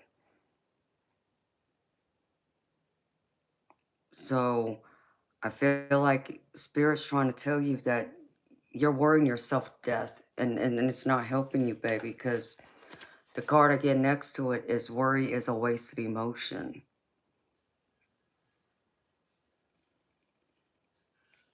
So stop worrying, because it's wasting your energy, baby. And you need to conserve your energy. You know, whether it's you want to be a plumber, a chef, or something else, baby, you know, I would pick one and go after it if I were you. Which one feels more like it's going to give you more, you know, joy and peace? And the other one is stay open-minded. So have an open mind. Be willing to take in new opinions, be more objective, a different perspective. I would even consider like a different outlet for you, baby. Like something that, you know, can you truly appreciate be doing one job over the other? Like, can you, like, Christopher, if I were you, baby, I would sit there and, like, I would try and find videos on chefs, you know, and I know there's plenty of cooking videos out there. And then look for ones of, like, what plumbers do. Can you visually see yourself doing one more than the other? And whichever one you can visually see yourself doing, that's the one I would go after. The one that feels right to you in that moment. That would make more sense to me. Because right now I feel like you're in survival mode. And that's kind of causing things to get wrapped up in your head, overthinking. Instead of, you know, taking everything step by step. And I feel like, you know, you're being too critical of yourself in the situation. surrounding it, whether this is your um what career path you want to take, or even working on your marriage, or um even your spirituality. I feel like it's all kind of like, I feel like I'm in like a tornado, like a tunnel cloud. That's what I feel like. It's constantly spinning. And you're in this smoke cloud. I mean, this is what spirit is showing me right now. I see like this tornado coming around me, and it's just spinning. You got all these thoughts just constantly going. So you can't see like everything that's coming at you, the opportunities, your dreams, your wants. You can't see anything in front of you, let alone behind you or even beside you, because you're being overcrowded with all these different thoughts. Instead of really just taking a step back and analyzing everything from that standpoint. Like, I would list out the pros and the cons to both. What are the pros and cons to being a chef? What are the pros and cons to being a plumber? I would also write down why you want to do that particular career. You know, do you get enjoyment out of it? Why do you want to do that career? And then if you want to even like write out like how much money each career is supposed to pay, you know, if that's part of, you know, the equation too, and which one makes more sense. But I would try and visually like watch videos, see which one I could picture myself doing the most. That would feel right, that resonates with me. Because right now, Spirit's saying it's time for you to let go of your ego. So I think you got to put your ego to the side, baby. And really just focus what makes you happy. What brings you satisfaction. Not about, you know, what you think you would be better at, or even what you think like your family and friends would want you to do. What truly makes you happy and fulfills you and will give you great satisfaction. Like, what makes you feel more like which one's your purpose, your true calling? Because I feel like you would be good at either or, but baby, I also feel like there's something else you should be doing alongside it.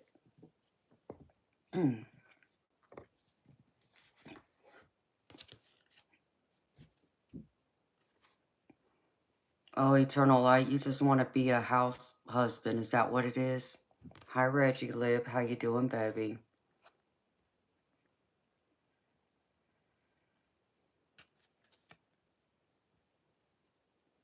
Hi, Roman.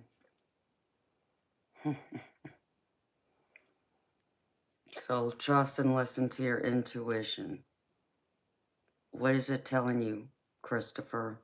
That's what I would think about. And don't just, you know, discredit it either. Really take a step back and write it down. You know, what is your intuition telling you? Make notes of it. And really, which one makes more sense with you? Oh my gosh, Jess. Jess.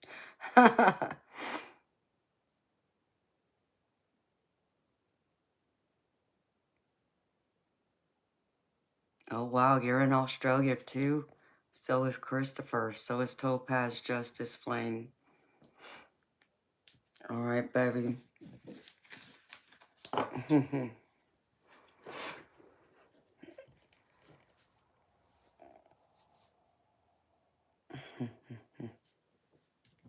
Is that right, Eternal Light? Alright, let's see.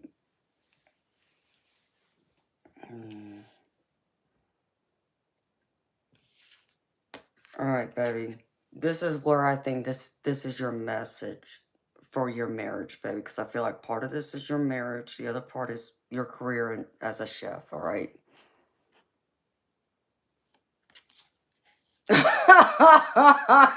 Chess. uh, y'all are so funny. Okay, the first card I get, baby, is the King of Wands. And this is about focus. This is about communication. This is all about something coming at you with the fast rate of speed that you need to put attention and time to. Okay?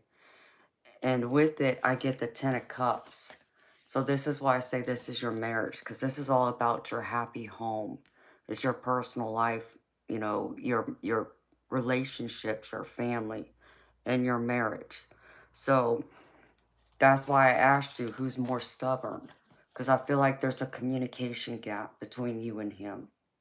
So, like, one might be a better listener than who can articulate their words and express them better, and the other one is a better person at articulating than listening. So I think you both need to pick up what way works better as how y'all are able to communicate to one another. Because if you, Christopher, if you and your husband are anything like me, like, I'm a great listener. Okay, people tell me that all the time. I'm a great listener. I can sit here, and if anybody needs someone to listen to, I'm the one you want to come to.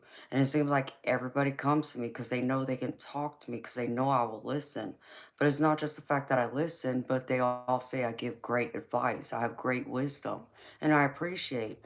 Um, does that mean that I can't articulate my feelings and express my thoughts and all that? Yeah, I can. But I know there's others who can't. It's like if they were to sit there and try and have a conversation with someone, um, they freeze up. So, like, if you or your husband is that way, maybe one of y'all is better at, like, writing out y'all's feelings, okay, and then expressing it that way. Or maybe just use that piece of paper as, like, a summary of, like, things you want to talk about. Make sure you cover this and start going through it. Or literally write out a letter that expresses, okay, these are my thoughts, these are my feelings, this is what I like, this is what I don't like. Everybody has their own communication style. And some, work well together and others go against each other. So I feel like there is that gap though. So, but it's all about communication. This card is all about communication, baby. So y'all need to learn how to communicate better with one another. Because that's the only way y'all going to be able to work on y'all's relationship too. You know what I mean?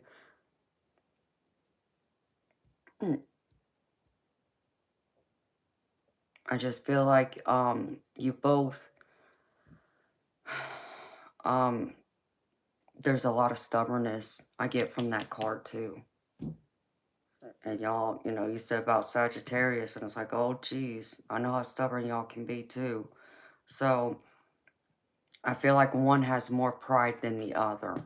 Okay, I feel like um, the energy I get around you, with him, I feel like he seems like a little more, um, how do I put this? More stern, maybe, if that's even the right word. I feel like you're more of the sensitive one than he is. It's kind of like what I'm being shown, which can balance each other out, but there still has to be a balance even within you and within him as an individual for it to work and come together. You see, like that yin and yang. So, y'all need to figure out where y'all balance so it's not constantly bumping heads. And I feel like if you can do that, y'all will start to, be able to work better on y'all's relationship, on y'all's marriage, and it'll grow. Um, but I feel like right now it's time to get clarity. It's time to make that judgment call and to decide, like, go over the things that are the problems in y'all's relationship and figure out how can you tackle them. Really objectively look at it and try not, and baby, let me tell you this, don't get defensive. But he needs to do the same thing. Like, y'all need to be able to, like, talk to each other and be able to honestly and openly say what y'all are thinking and feeling without the other one jumping the gun and getting all defensive. Because that's not going to fix anything if you're constantly on defense. You want to be on offense because y'all are still on the same team. And I feel like that's what y'all need to recognize in each other. Y'all are supposed to be playing for keeps, and that's keep of each other. Y'all should both be on offense, not on defense. If one, if not both is on defense, it's never going to work, baby. Because there's never going to be that right time where you're going to be able to hear each other out, because it's just like when y'all argue, and this is just in general. I'm not just talking about y'all, I'm talking about in general. Whenever any of us get angry, when we get really angry and upset, we get riled up, we're not thinking about really the other person's feelings. And we're not even willing to listen to what the other person who pissed us off, riled us up, got us upset. We're not listening to them. We're more focused on our own emotions, our own feelings, and stating that instead of listening to the other person.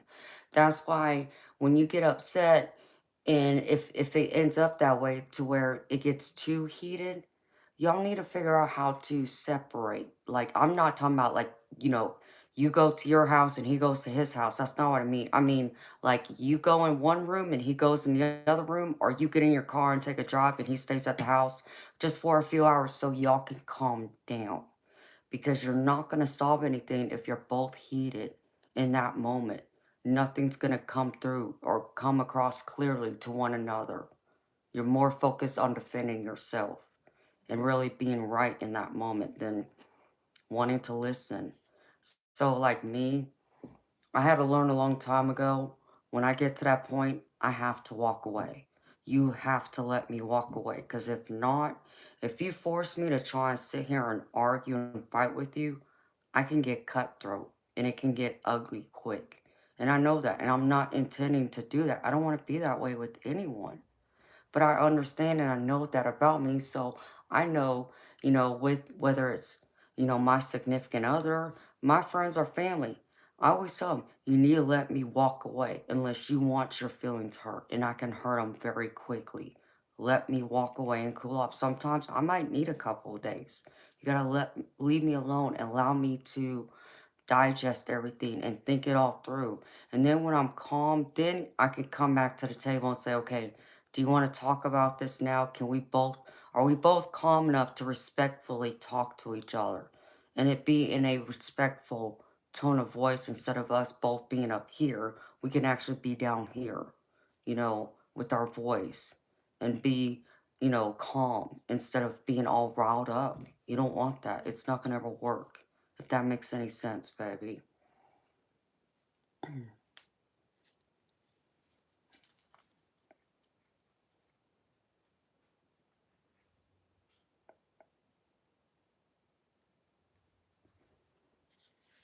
No, and you should fight for what you want. You should fight for your love and your relationship. I agree. But fighting doesn't mean fighting each other. You know what I mean? Because if you're both heated and y'all are just like a couple of attack dogs going after each other, you're never going to solve anything. It's just going to make it worse. Because you're going to cause more damage, because that's when you're going to find you'll end up saying things you regret that can be very hurtful, and you can't take those words back. So that's why you want to take a step back and walk away and calm down, then come back later. So I remember there was a time he went through and did that. Like at the very beginning of our relationship, he tried to corner me and get me to fight with him. And I told him he better let me go. In fact, I'll tell you what he did. Um, what was it? I think he was still in his jealous rage, accusing me of, cheating on him or something like that, which I wasn't doing. And, I got fired up, of course, naturally. So I picked up my CD case and my purse and a couple other things, and I was heading down the stairs to get in my car and take off. Well, he caught me at the first few steps, top of the steps. And baby, let me tell you something. Even that in itself, I told him, I said, you better move out of my way now, because I was almost afraid. Just my anger at that moment. God only knows. I mean, I could have thrown that CD case at him and he could have fell down the stairs. You know what I mean? So you don't ever want to get in my way and prevent me from leaving. And I told him that. It could have gotten that ugly if he had tried to keep me there at the house instead of let me walk away. But you have to let me walk away. You can't sit there and try and hold me down, or, hold me against my will, so to speak, even though that's the wrong way of putting it. But it's the only way I could put it at the time, because that's what I felt. You know, you stopping me and standing in front of me, trying to block me from walking down those stairs. It's almost like withholding me against my will. You're not allowing me to pass to be able to freely leave on my own. So, and I think it was like, 2 days later, um, it took me like 2 or 3 days to calm down because it also scared me when he did that. And I told him, I said, you better back off and leave me alone now, or this is going to get ugly. I said, and you don't want that. You need to let me leave, let me get in my car right now. So after a few minutes, he finally let me pass. But I needed a couple days to kind of like think all of that through instead of going through and barking and yelling and cussing and everything, just, that fiery side come out of me. And like I said, I would have said things to him I would have regretted saying that I would not have meant. But in that moment, I would mean it because I'm hurt and I'm on the defense. So it wouldn't have solved anything.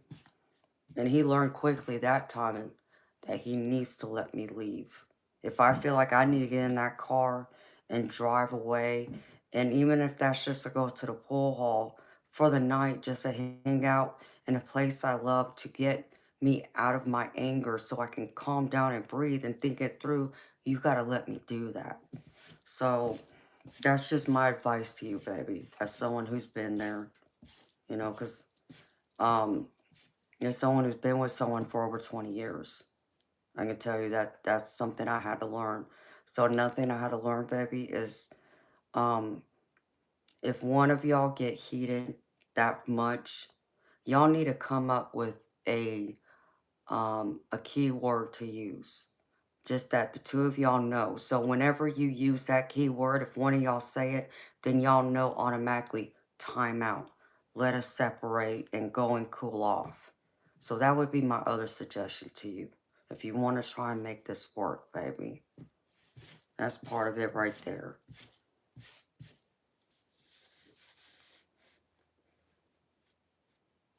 Yes, baby. So, think of something, a word, I mean, even think of like a place, like, where's that special place you and your husband have gone to that has meaning? Something like that. And agree to use that word. Whenever y'all are that angry, one of y'all say it, and whoever says it, you know it's time to walk away and cool off. And then that way, nothing else needs to be said.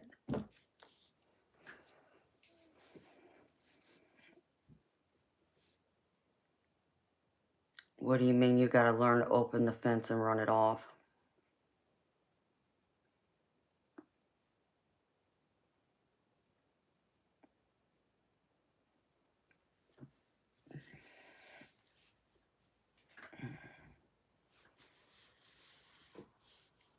Dive.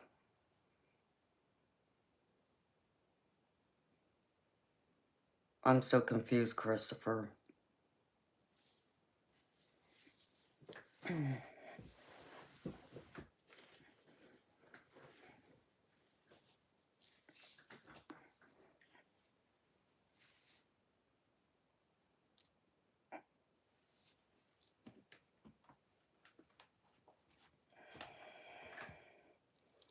Hi, Sebastian. Thank you, baby.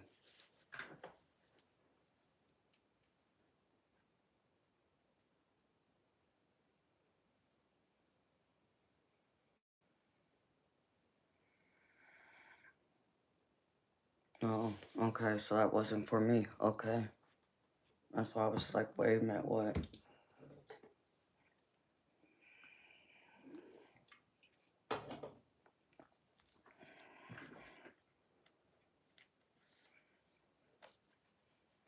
Alright. So that's about y'all's marriage. Those what those 4 cards told me.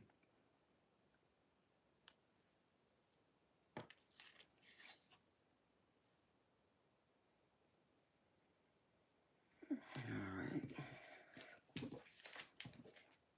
Unless it is, I think it's like you wanting to be a chef.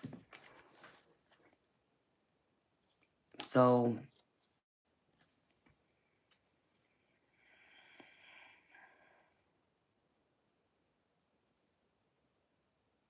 Aw, that's beautiful, Christopher.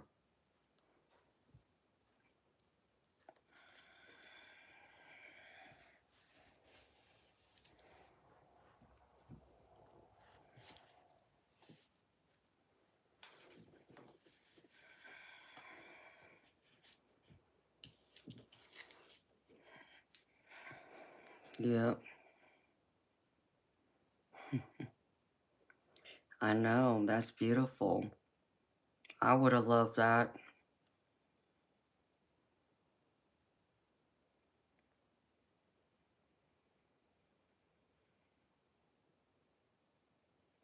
I would have loved to get married underwater. I just wanted to get married on a beach. That's what I wanted.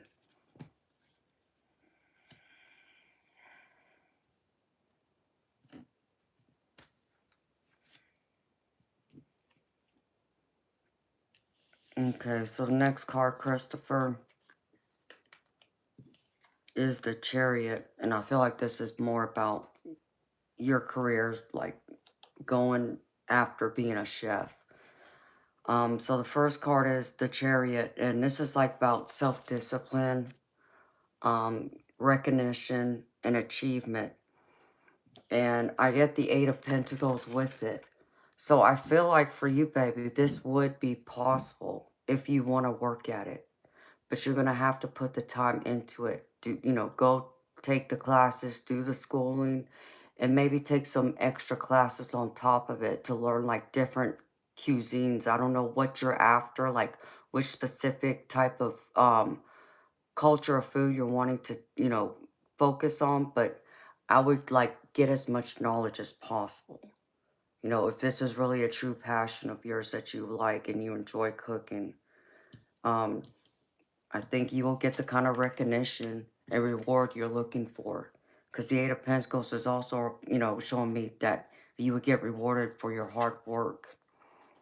And then the next, I get the Four of Swords with it. And this is about taking a time out, taking a break, taking a day for yourself to enjoy your life, enjoy your success, and take in the fruits of your labor. And with it, I even get the Queen of Pentacles.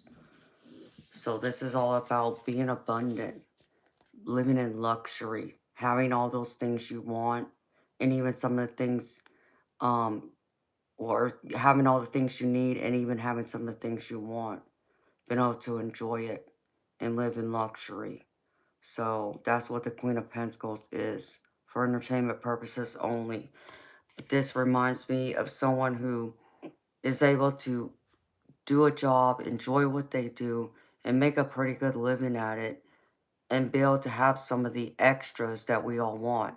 Like have some extra disposable income and take, vacations, if you like to shop, that kind of thing.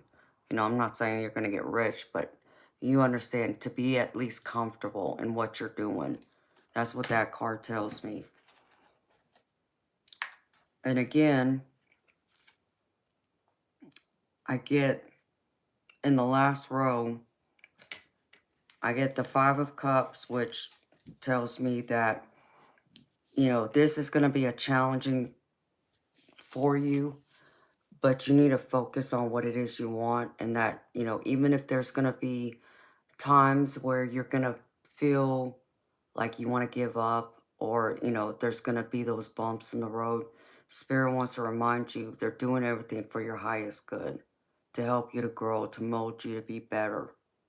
So they want you to know to trust in them, that they are doing everything in their power to make you grow and be better at it.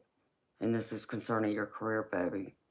And again, I feel like if you can do that, I get another Queen of Pentacles, where I feel like you're going to have that life of abundance. You're going to be abundant in both your career. You're going to have, the material possessions and, money in the bank, and also have a happy life at home with your husband, and if y'all want kids and this and that. So I feel like it would work out for you if that's what you want to go after. Um, I can go through and do another one just to see what the plumber would, what I would get from you want to go after be a plumber if you want. I have no problem doing that for you, baby.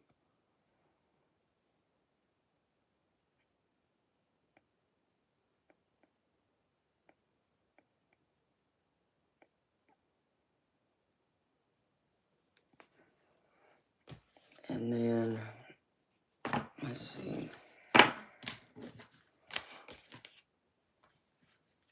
And here's the few oracle cards I pulled for you, baby.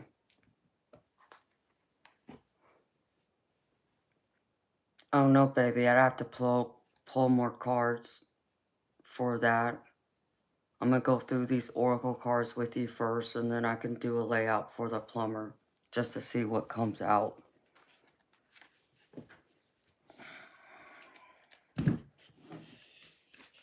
So, this is from the Healing Spirits Oracle deck. Share the gift. You have healing ability within you, and you know this because you can feel the pain of others. Spirit healers and helpers are always working with you when you use your special abilities for yourself and others. There will be times when you will feel their power, and other times when you will feel the power is coming from you. It truly doesn't matter who builds the power of healing.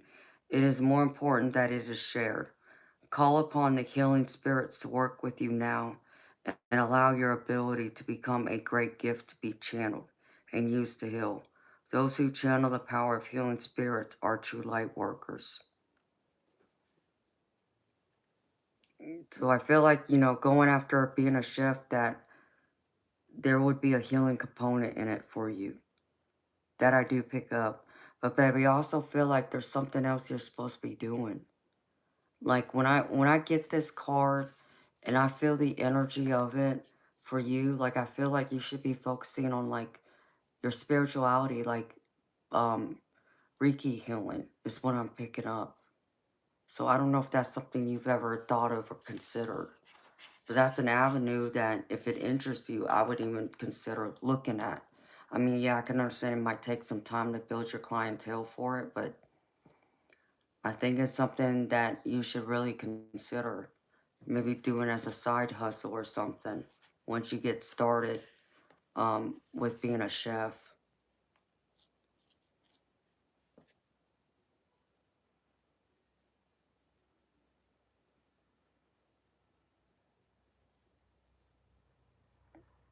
You're looking for a creative outlet.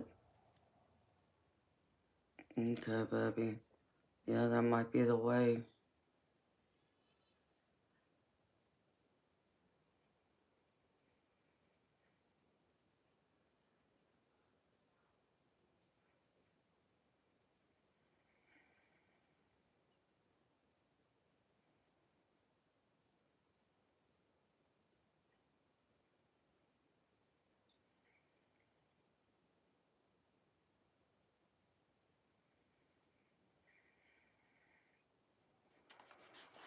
Alright, baby.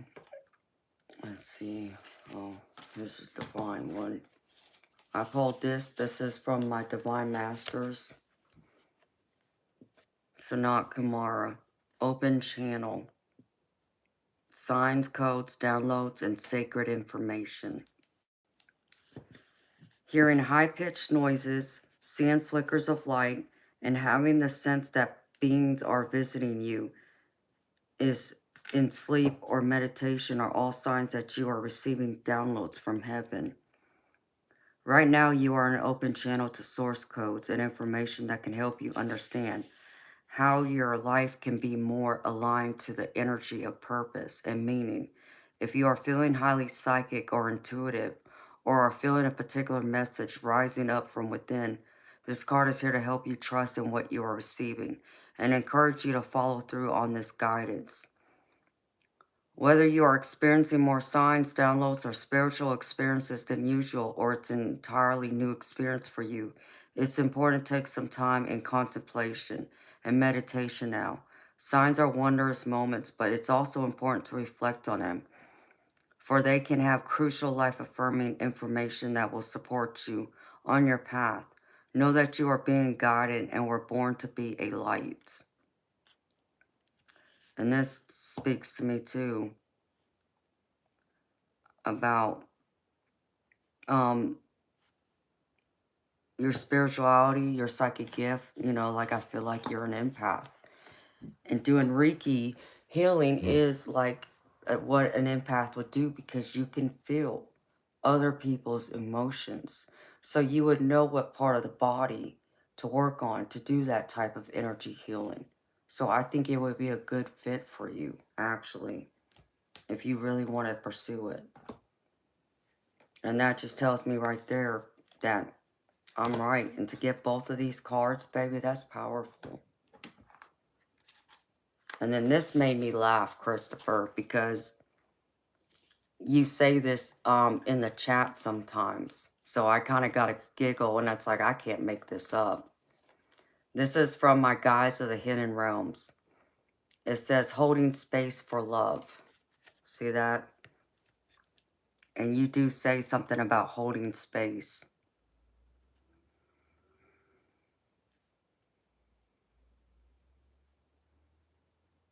And it says, you may be having an experience meant to teach you a lesson that you thought you'd already learned. It's causing you to feel like you're retracing your steps, but you are truly progressing, moving forward like a dancer on a spiral staircase. Along the way, you learn how to love and accept yourself, and then you are better able to hold space for others. Now you're being asked to observe a person or situation with an open, loving heart, releasing the need to judge or fix. It's more important now to understand them than for you to express your perspective. Can you slow down and listen deeply with your heart rather than your head? Drop the lens of the past and see through compassionate eyes. Listen between the lines to what's not being said in words, but what may be expressed in a more subtle way. Allow things to be as they are and still be willing to move forward to explore and learn, and let curiosity lead the way. You're in a beautiful place right now, so love the imperfections you're gifted with. It will set everyone free. And I love that for you. And just the fact, like I said, holding space for love. You know, you say something like that in the chat that I've caught a couple of times. And then I pull these few messages from the my messages from the universe deck. And the first one says, of course you will make mistakes, but the biggest one would be not to try. You have nothing to lose. This thing you have been thinking about for a long time, just go for it. Better an oops than a what if. We are here to support you. And that one just gave me chills.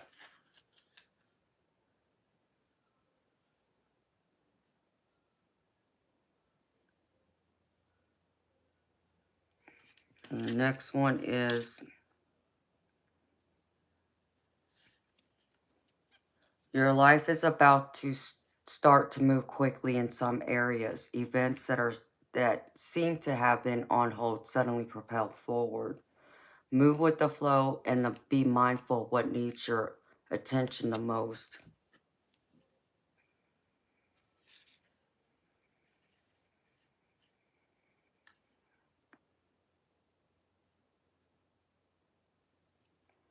And the next one, bigger and better experiences are coming your way.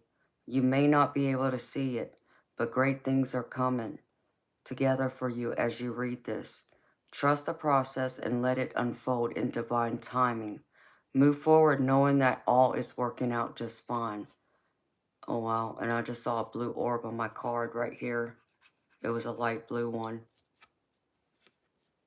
So Spirit really wants to bring this forward and focus on this one.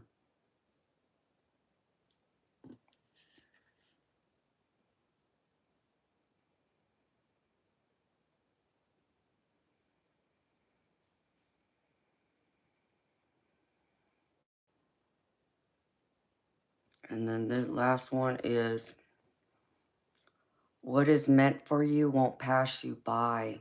You will never have to force something that is truly meant to be. Trust in the perfection of divine timing and allow your life to unfold as it should. Whatever comes, let it come. Whatever goes, let it go.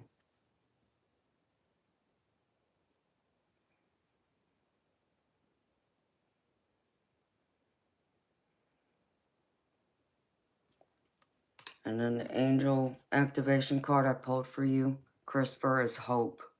Move with grace. This is a time to learn and adapt. You are being invited to slow down, take your time, and take in the current moment.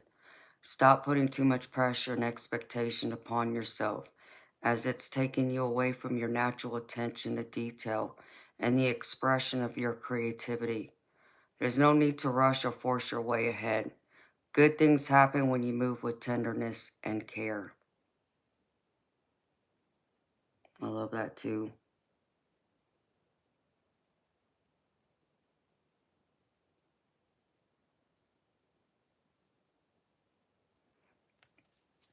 Absolutely, Christopher. And thank you, baby. That's sweet of you to say. So let me pull some cards on, see what I get for if you were to go after the plumber, what would come in for you. Let me check something really quick. Okay. Just want to be sure. Alright. And put these cards back. Alright.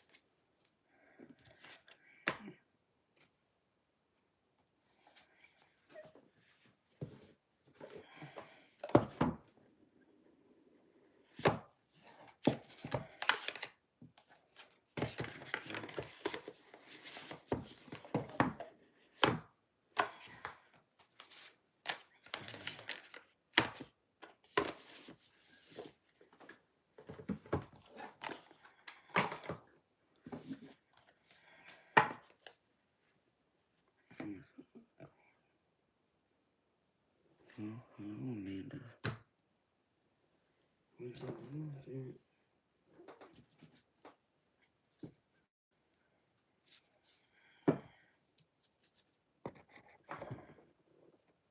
No.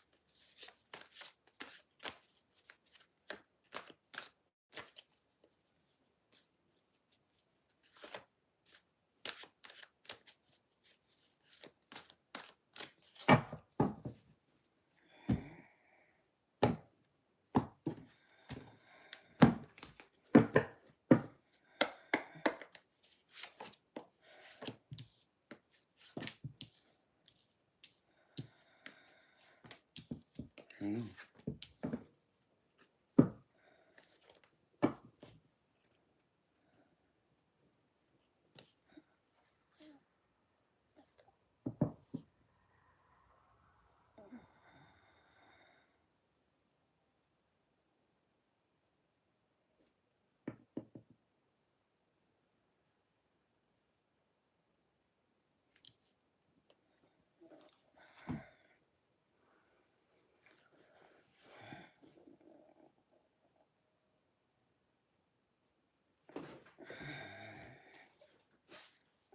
Yeah, I don't think this one will be as positive for you, baby.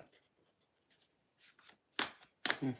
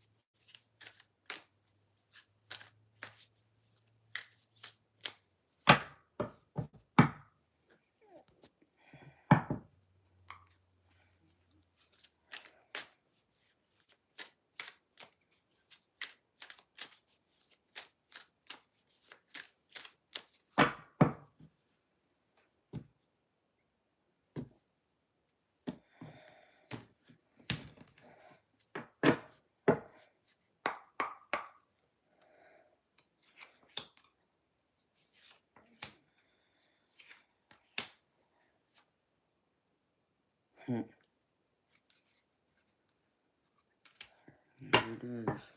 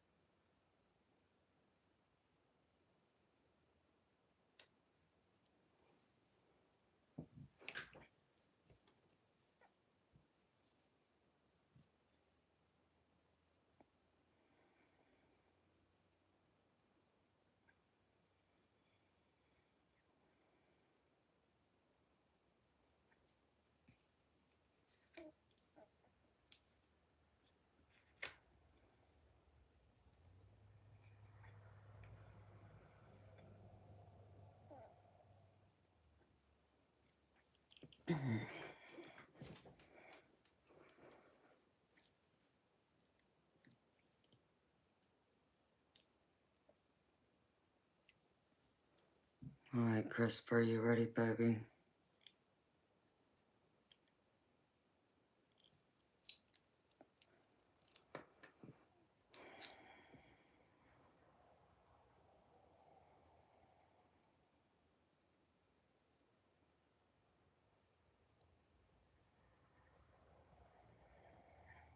Alright, baby. So I kind of just did the same thing like I did with your first reading. Um, and all I did was ask Spirit, like, what would things look like after you became a plumber? Okay, how it would play out. So Spirit guys pulled out leadership. So it would take you to step in that leadership role, to know your truth, and it would also mean making connections with people on a different level, which would also mean you would have to learn to understand that everyone has value, and also that you would need to learn how to forgive yourself, be more compassionate with yourself and others. And they would want you to focus on the positive too that comes with it. So instead of focusing on the negative, be more positive. Okay. Alright, and then starting out, baby, I got the Page of Cups, which tells me that someone new can walk into your life, and this could be just a friendship, a work colleague, or it can even be a romantic relationship, or it can even mean the strengthening of a current relationship you have, like your marriage. Um,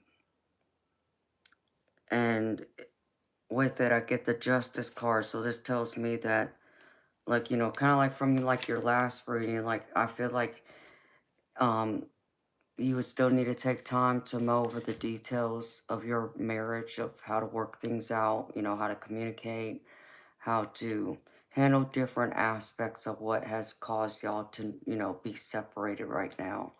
So there would need to be some balancing that would need to come in, where you both would need to be objective, to have to look at things from a different point of view and own y'all's part in why things aren't going well right now.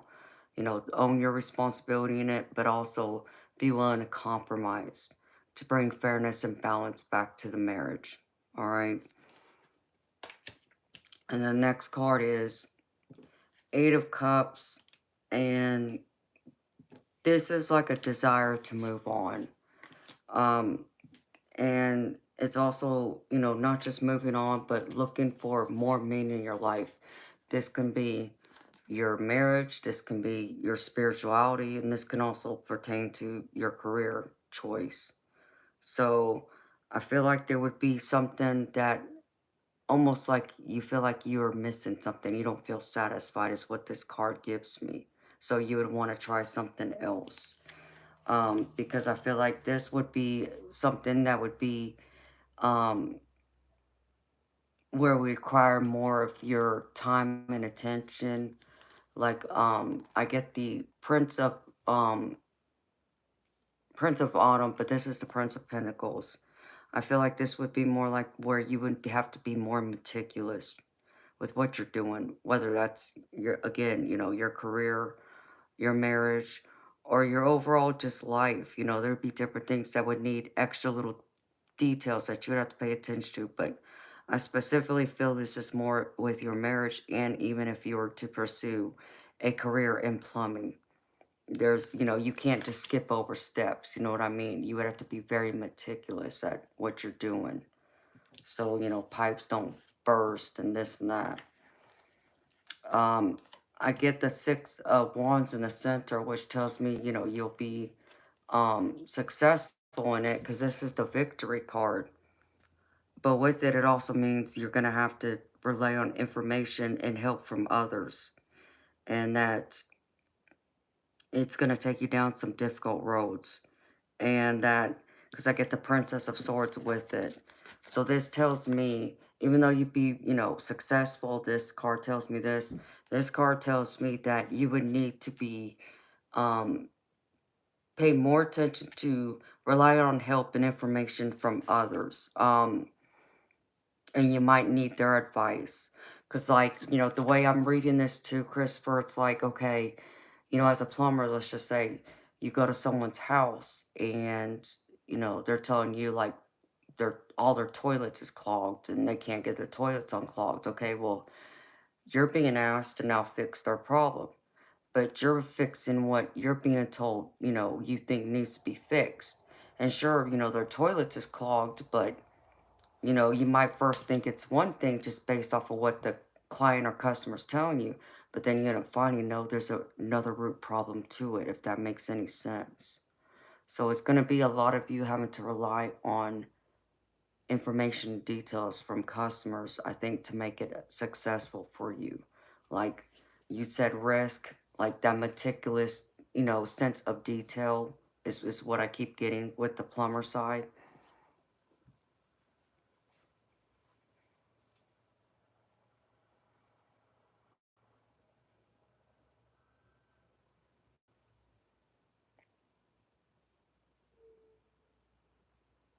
With your relationship, is that what you mean, Christopher?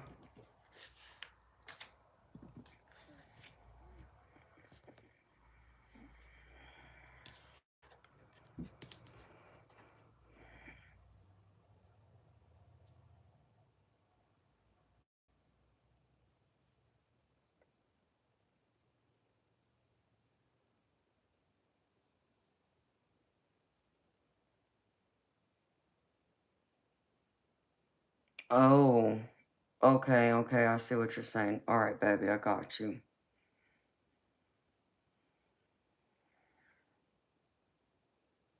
Okay. So, yeah, that would mean there's someone new. Yeah, what you're getting, yes. Okay.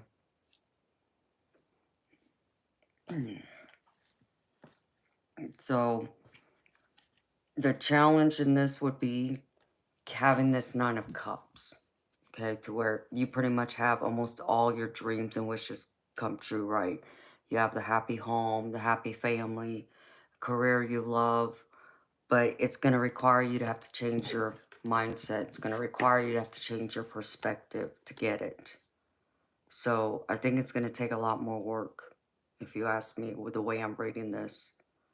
It's going to take more work, more energy than I feel like you would be willing to give to it than if you were to go down the chef road. Um, and then at the end, um, I, I get again the King of Wands. I do get the Chariot that says that it will be successful, but it's going to take a lot of time and dedication to make it successful. Um, the Chariot normally means, things progressing forward and coming in at a fast rate of speed, but also means that you would have to take a lot of dedication towards it to make it happy and successful. And I even get the King of Wands with it, which here comes that communication to focus and communicate. So it's going to take a lot of time and attention and focus and communication for it all to come out and be pieced together. Is what I'm getting out of this. So when I compare, the plumber and the chef, I'm looking more at the chef than the plumber, baby. That would be the better route for you, you know, for entertainment purposes only, as you know. But when I read both spreads, I'm looking at more the chef would be the route that would be more successful in the long run, both short term and long term.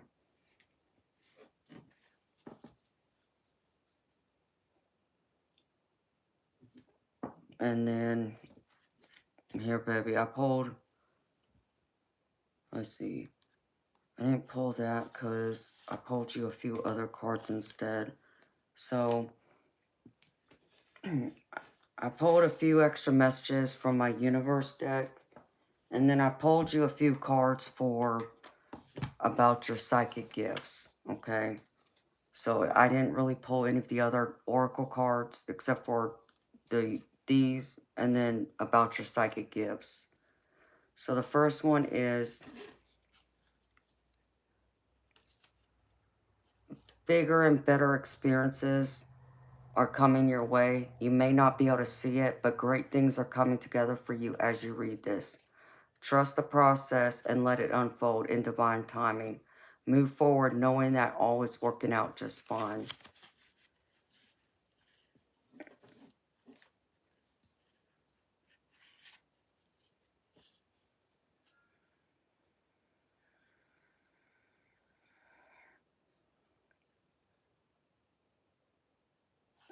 Alright. And the next one is, your life is about to start to move quickly in some areas. Events that seem to have been on hold suddenly propel forward. Move with the flow and be mindful of what needs your attention the most.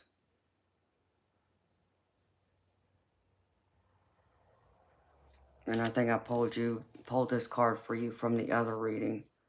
And this one says, what is meant for you won't pass you by. You will never have to force something that is truly meant to be. Trust in the perfection of divine timing and allow your life to unfold as it should. Whatever comes, let it come. Whatever goes, let it go.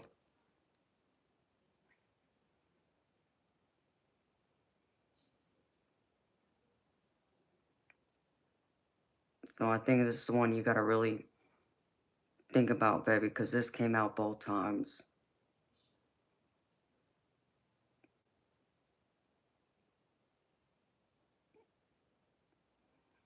All right. Okay, Christopher. Let's see. For your psychic and spiritual gifts, I pulled a few cards. And the first one is herbalist. You have a natural ability to develop highly intricate, complex, and effective recipes for healing and rituals.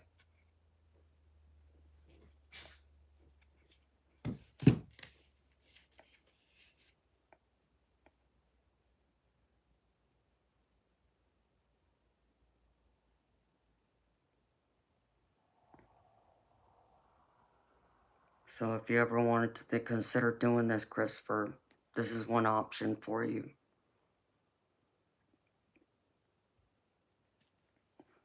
And here's the second one, which I never heard of until recently. Psychic surgery. Great ability to connect with the mind on the subconscious level. Tune to the body and bring unwanted matters to the surface of the body.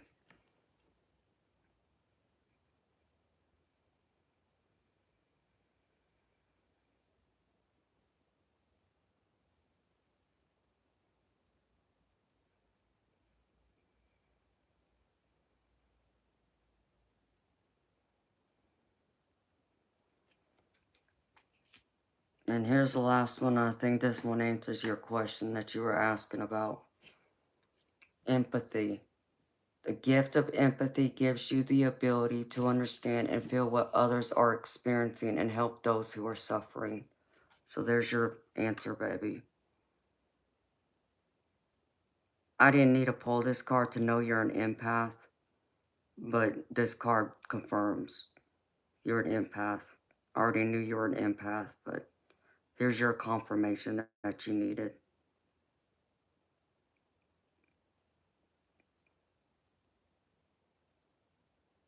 And that's what I got for you, baby. I hope these messages resonate, and I hope they answered the questions you had and helped to confirm and validate some of the thoughts or feelings you had. And baby, what I would tell you is this. Like I said before, I feel like, okay, if you want to pursue, cooking, that's great. But I feel like you have a higher calling. I feel like your higher calling is to do like Reiki healing. That's what I get. And that would be a perfect thing for you to do as an empath, because you can feel other people's emotions like it's your own. And if you can learn how to attune to that, to know when it's your own emotions and when it's someone else's. So like what I'm saying is, like, if someone is having back problems, for an example, you should be able to feel someone else's back pain in your own body. I've experienced that, where I knew someone, a close loved one of mine, had kidney stones, and I was like a 20-minute drive away from them getting my nails done. But I got that pain in my kidney, and I knew right away it wasn't me. It wasn't my body reacting. It was someone else's. But I was picking it up like it was mine. And um, I waited, I finished getting my nails done. And then I got back to the house and I walked through the door and I looked at them and I'm like, let me guess. Kidney stone. And they looked at me. How'd you know? It's like, because I know, because I felt it. I said, and let me guess, it's your right kidney, right? And they said yes. So you should be able to pick up other people's, even their physical pain and discomfort. And that would be very beneficial for you as a Reiki healer, because that's healing energy. Even if you wanted to be like, do like a masseuse, that would be another good way of doing it. And you can add Reiki healing into it, because you would know both. You could be able to like scan someone's body and you would know where they're hurting the most. You might even be able to pinpoint what the underlying issue of it could be, and so on, just by feel. So, but I feel like you could do both, though. That's what my intuition's telling me. That's what these cards are telling me. So I think you need to like look into that, as that being part of your story, part of your purpose of why you're here. You're meant to do that. So,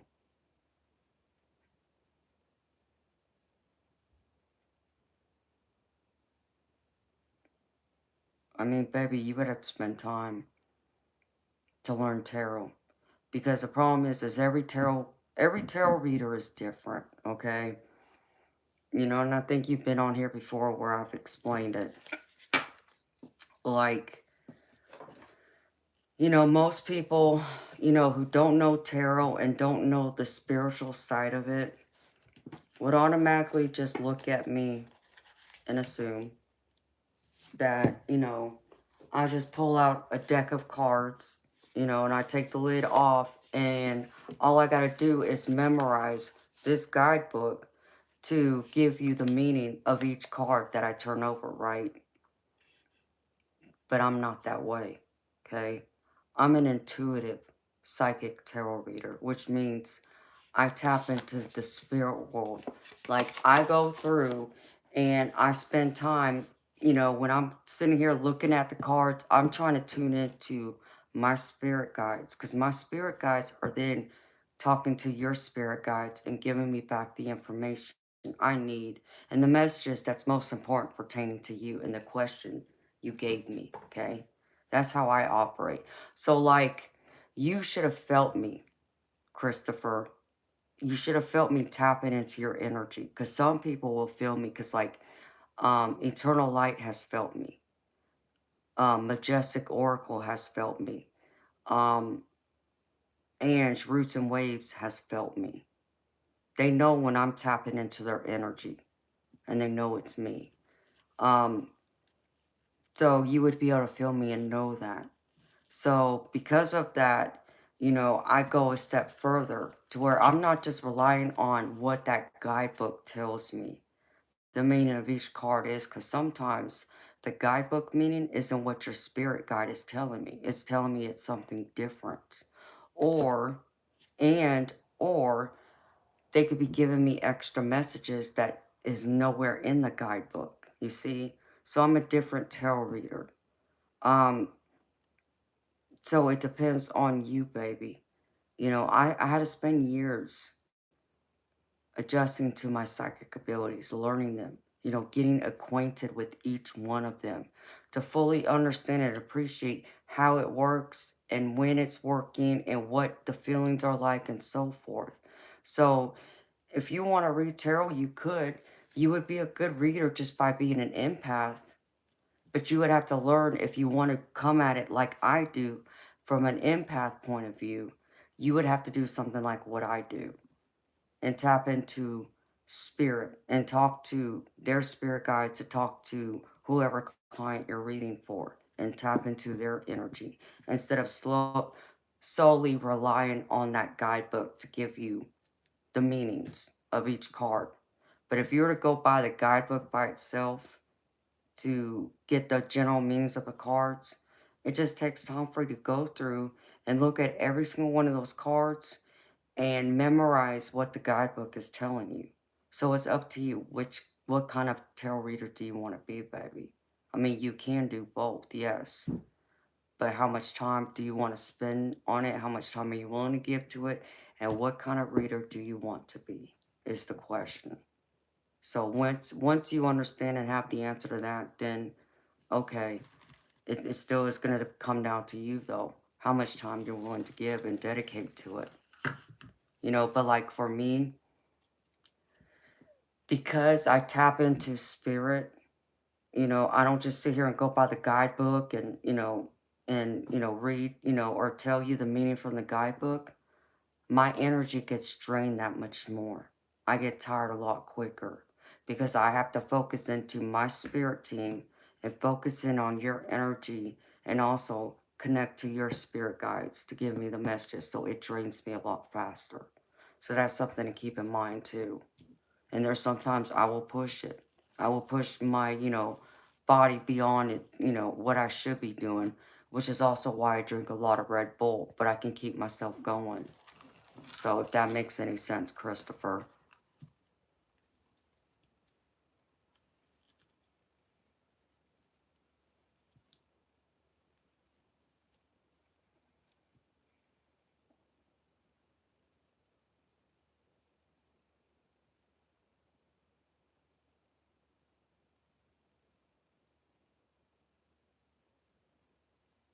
And you do, and I greatly appreciate it. And I know you do, baby.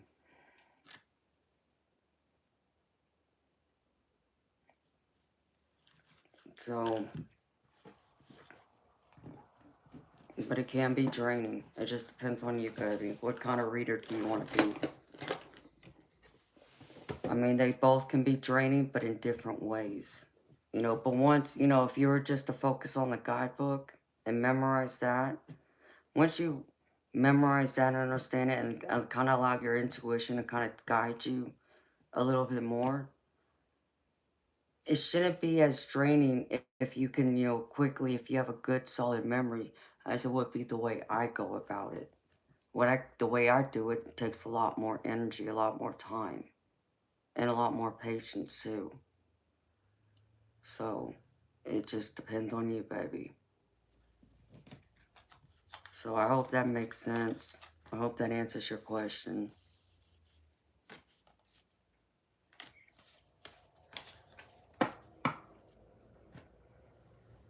You think what I do is magic?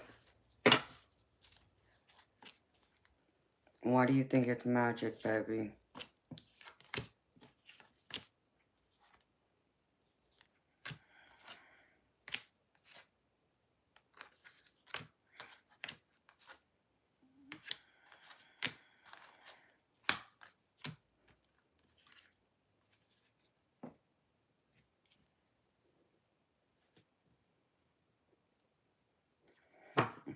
Thank you, baby.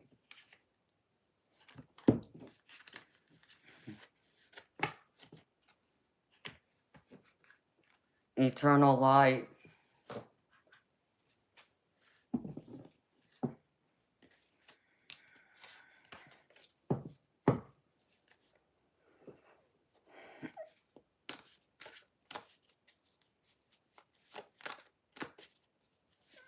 He probably dozed off now. Hi, Zangs, Terrell. How you doing, honey?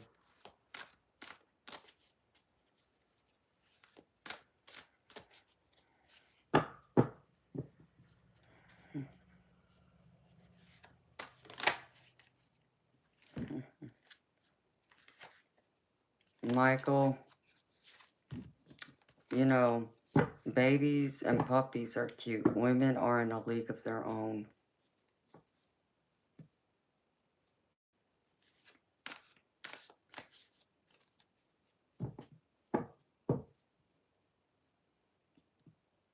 Okay, baby, well, see, because you're not clairaudient is why.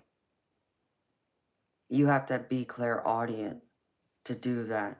Like, you think of, like, your psychic mediums.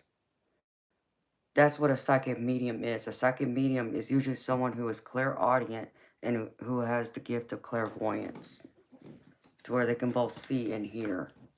Which, yes, I can do both, but I can't make it all happen at once.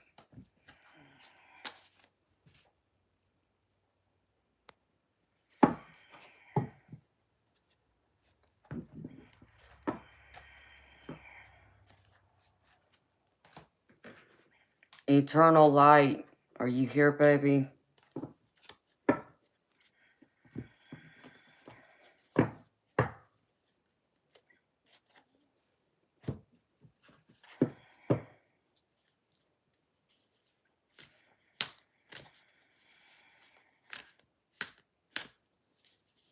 And that's a strong empath. And there are some psychics that they can break through most shields. So I understand that.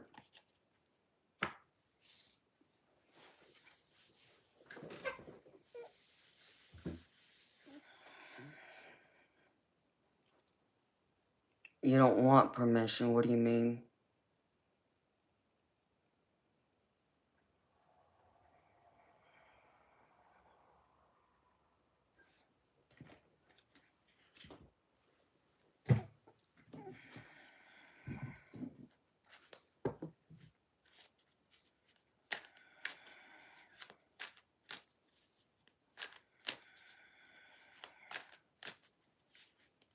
You don't want to know what, Christopher?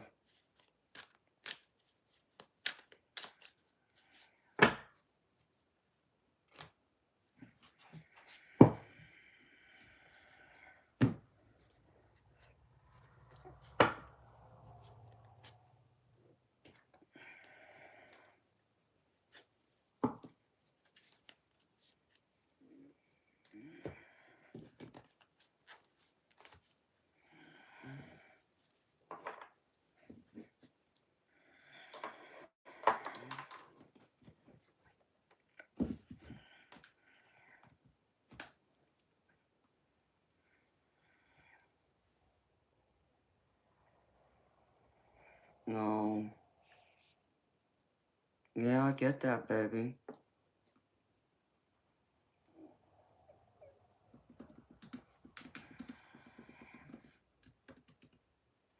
I get that. There's a few of my gifts that I wish I didn't have. But I accept them. You know, it's part of what makes me me. I didn't always feel that way. I struggled with them.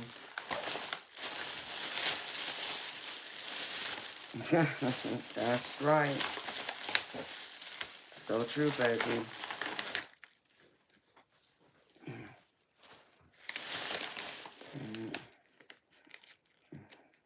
So,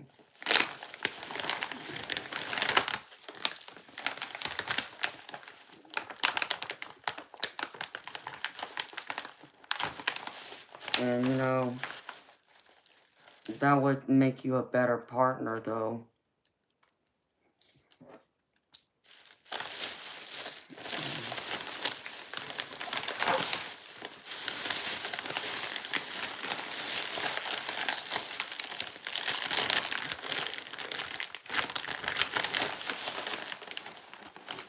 Well, thank you, baby. I'm glad my readings for you were awesome for you.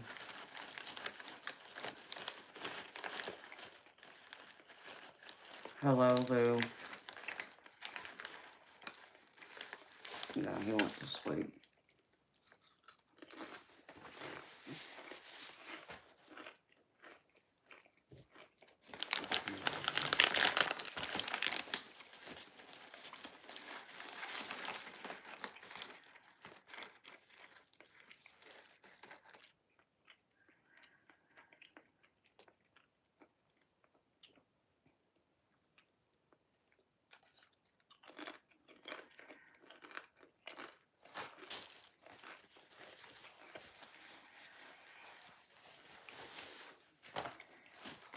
Hi, Robert. My readings are $20 US.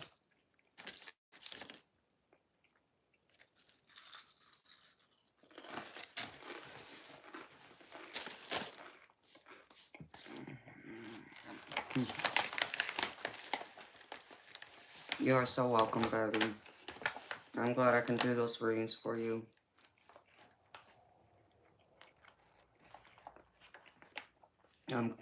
I'm happy they helped you.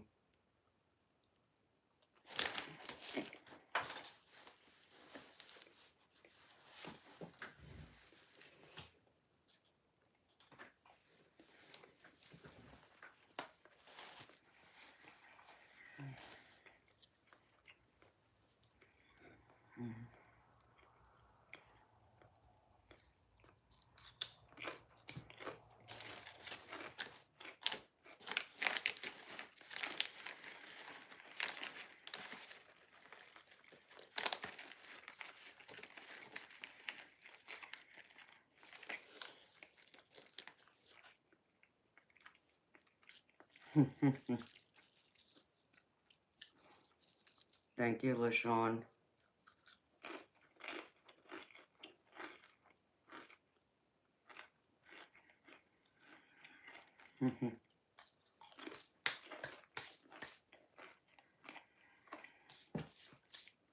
Thank you, Christopher. That's sweet of you, baby, to say.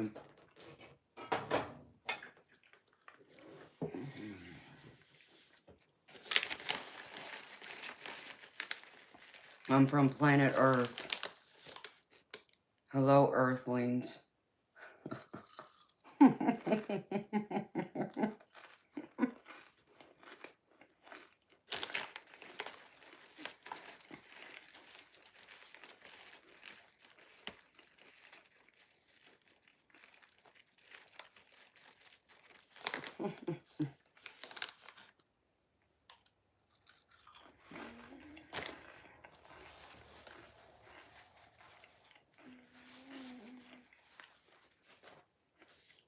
I'm from the ocean.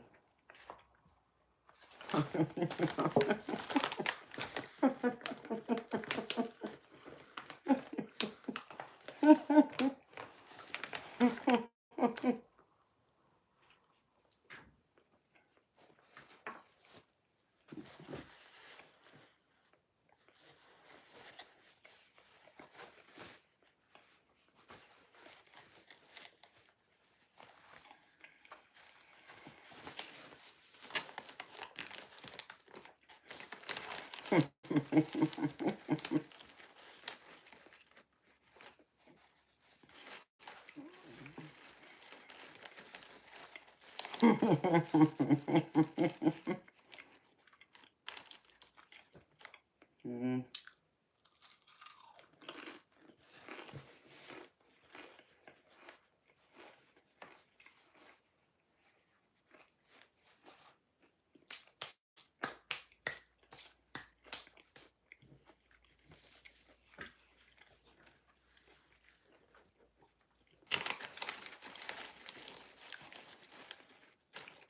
Okay, Lou.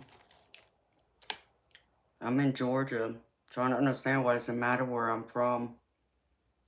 I mean, because technically I'm not from Georgia, but it's where I live.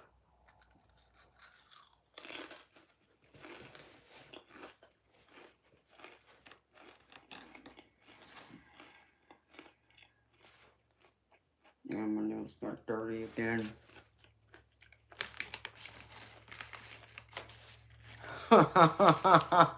Christopher. I like that one too.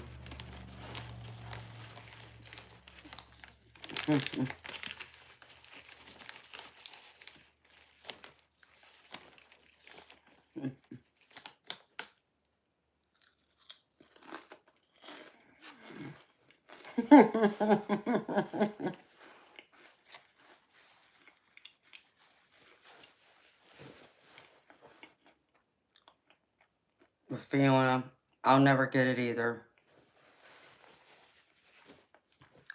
You know what, Lou? I got the good kind of issues. Okay. Trying to understand, why does it matter where I'm from?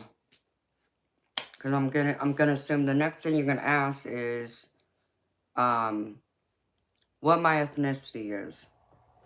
Because that's really what you're trying to ask me. That's really the question. And yes, I do know that because I'm psychic.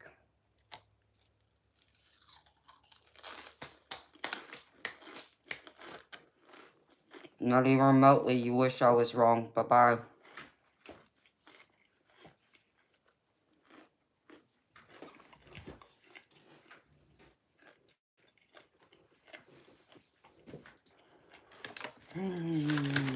Don't lie to me. I can't stand liars.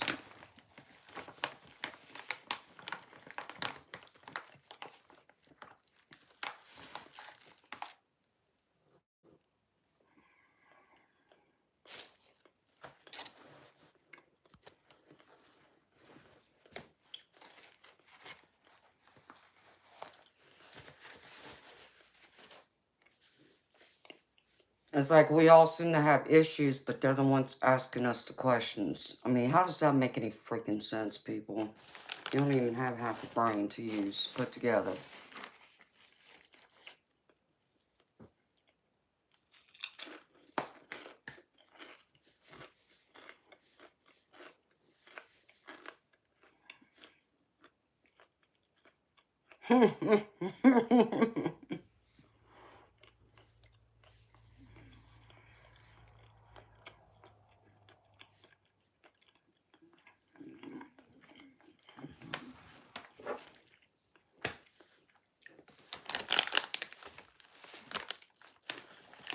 Fiona, that's a good question. I always ask them, why does that matter?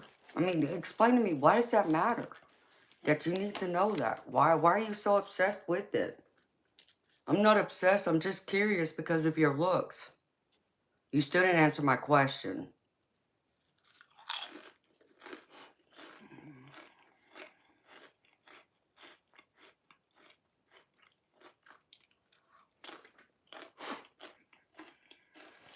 Yeah, we all came in peace. I know. That guy was beyond nuts. I didn't like his energy one bit.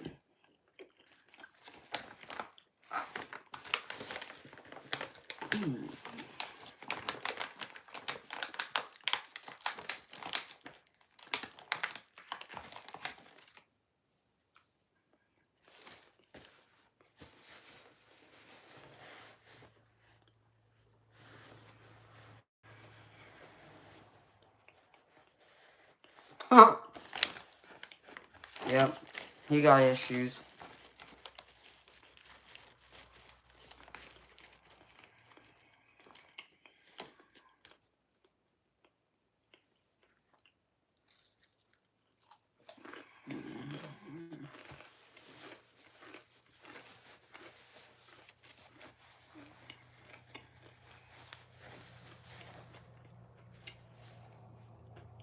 LaShawn, I get Pisces vibes. Explain to me, how do I give Pisces vibes?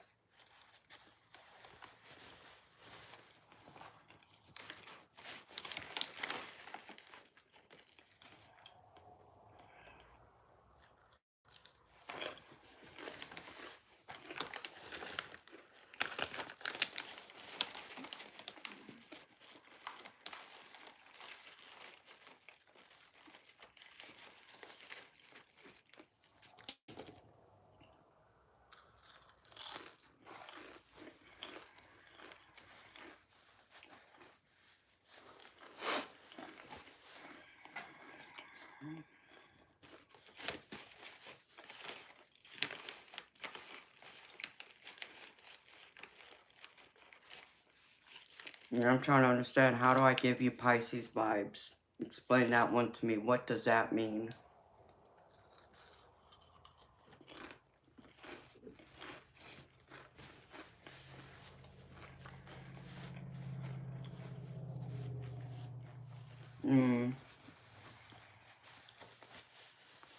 Exactly, Fiona. And that's the problem I always have. It's like, don't gaslight me. You asked, not me. You're the one with all the questions. I mean, yes, LaShawn, you're right. I'm a Pisces. But I'm also an Aries and a Taurus.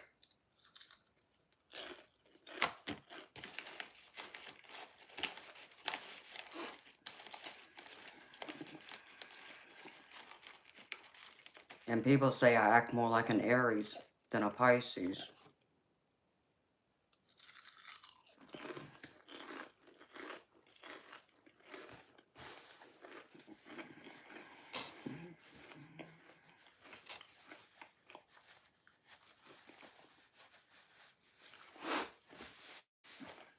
Very true.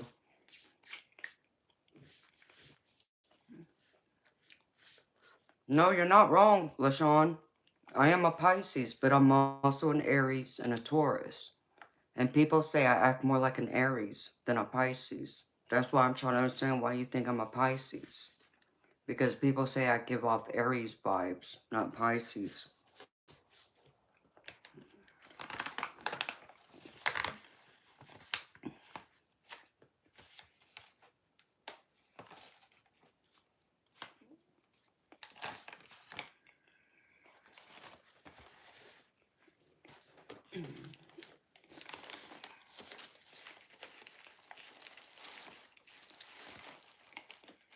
See, Fiona says I give off fiery vibes. So that's why I was trying to make sense. How do I get off mermaid vibes?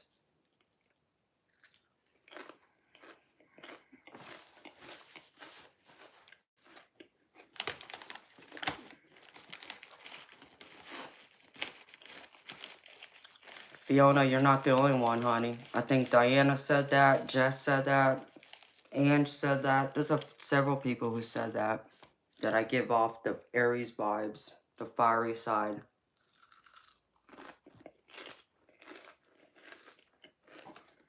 Mm-hmm.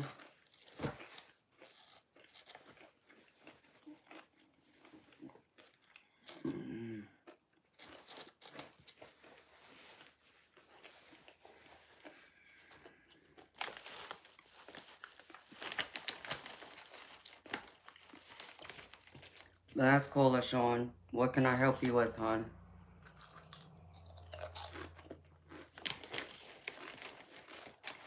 Hmm.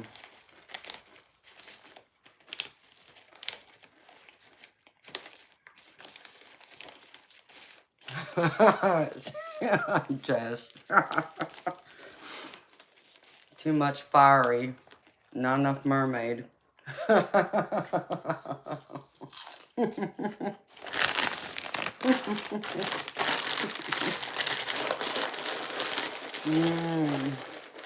Too funny.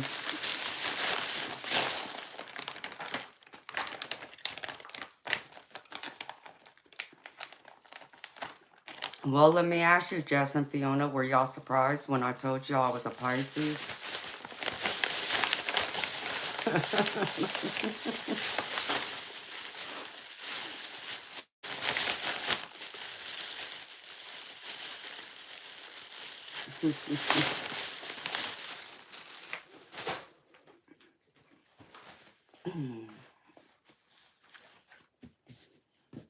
I always laugh,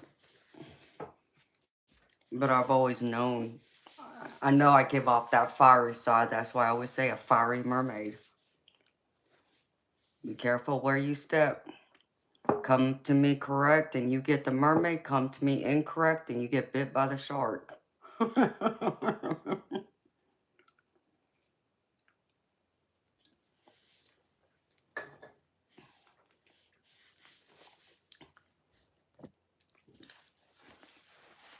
Mm-mm-mm.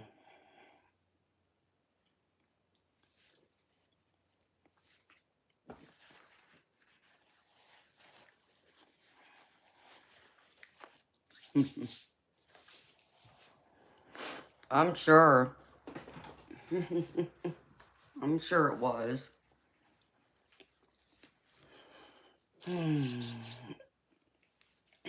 But you know what, though? I really wonder if a lot of it came from just my dad, though. Just being around him. Him raising me.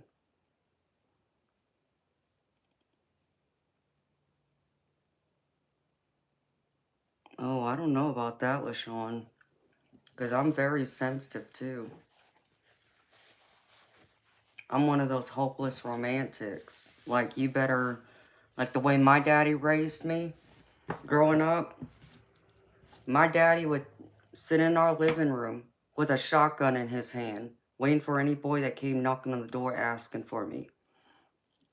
And if you wanted to take me out on a date, boy, you better have a bouquet of flowers in your hand. Otherwise, you weren't taking me nowhere. Because he would tell you, get the hell off his property. You ain't taking his daughter out.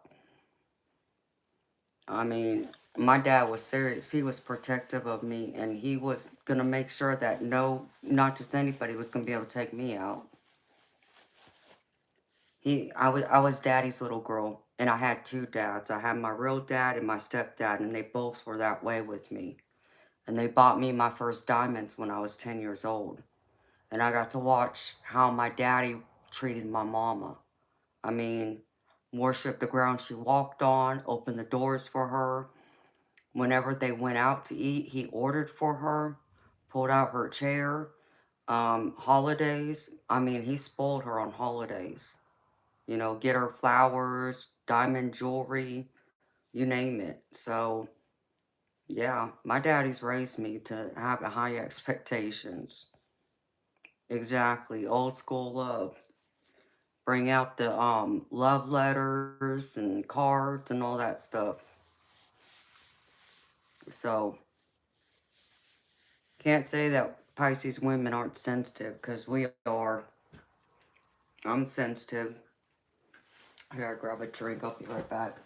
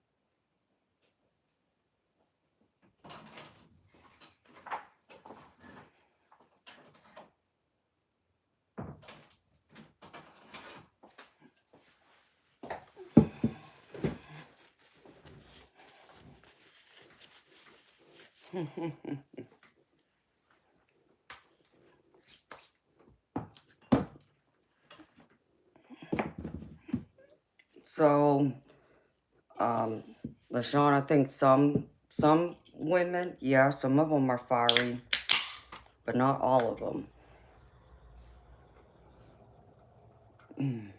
I'm still a sappy, hopeless romantic. Can't help it.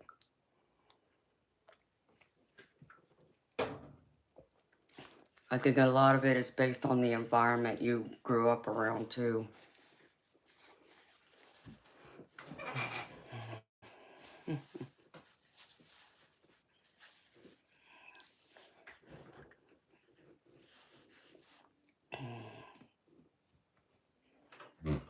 You are so light right now, Christopher. What did you just smoke, baby?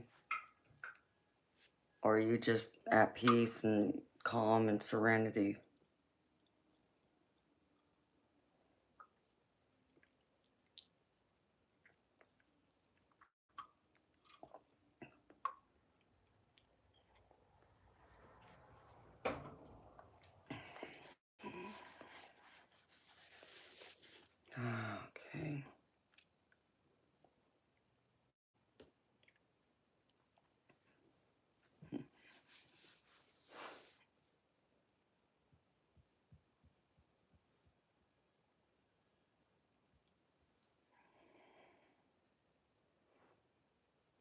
Oh, I got you, baby. Okay. Well, it's 6 o'clock.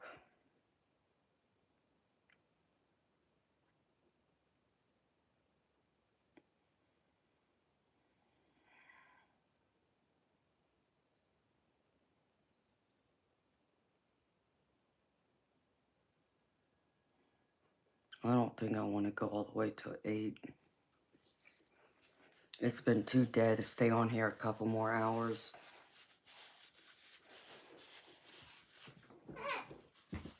If anything, I'd rather save it and maybe get on here at, like, if I felt up to it for a few hours tonight or tomorrow night just to see what the vibe is.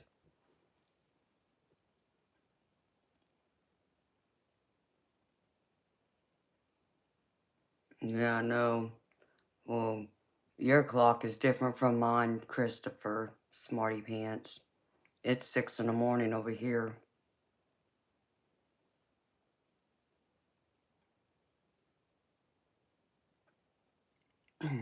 Yeah, I think it's time to shut it down so I can save and conserve some of my energy. That way I might come on maybe tonight for a little bit just to see what the energy is, see if there's anything out there instead of just draining myself and not sure.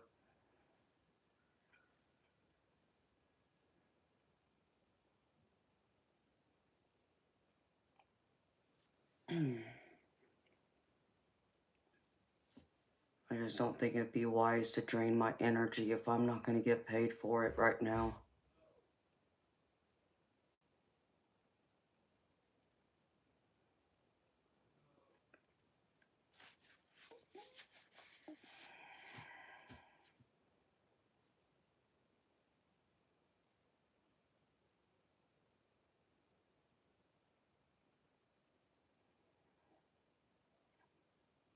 Unless that one who has been waiting is ready, because now I feel empowered to talk my talk. What are you talking about, Christopher? Jess, you agree with me? It might just make more sense just to come on tonight for a few hours and drain my energy then. I mean, sure, I'm not going to get a night off then, but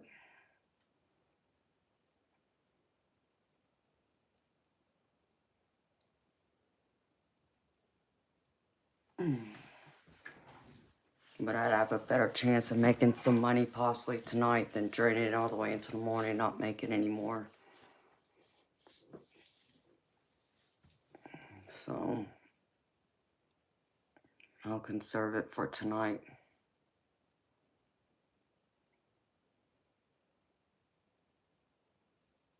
Someone's been lurking.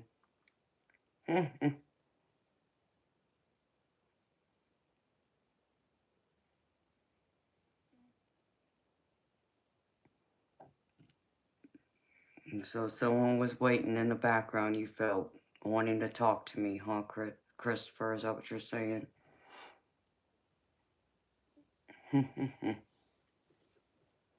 Yeah.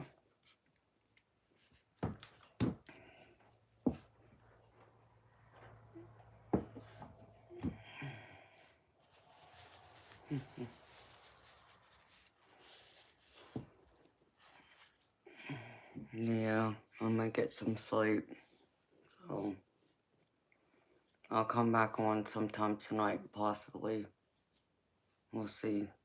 Let's see how much rest I get today and a couple of things done, and I'll try and get on tonight for a few hours, but I don't know.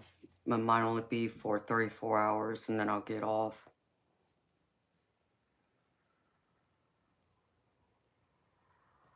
Yeah, it sounds good to me. So I'm gonna wish y'all a wonderful, lovely day, many blessings, much abundance, prosperity, good health, all the good things in life we all want and are deserving of.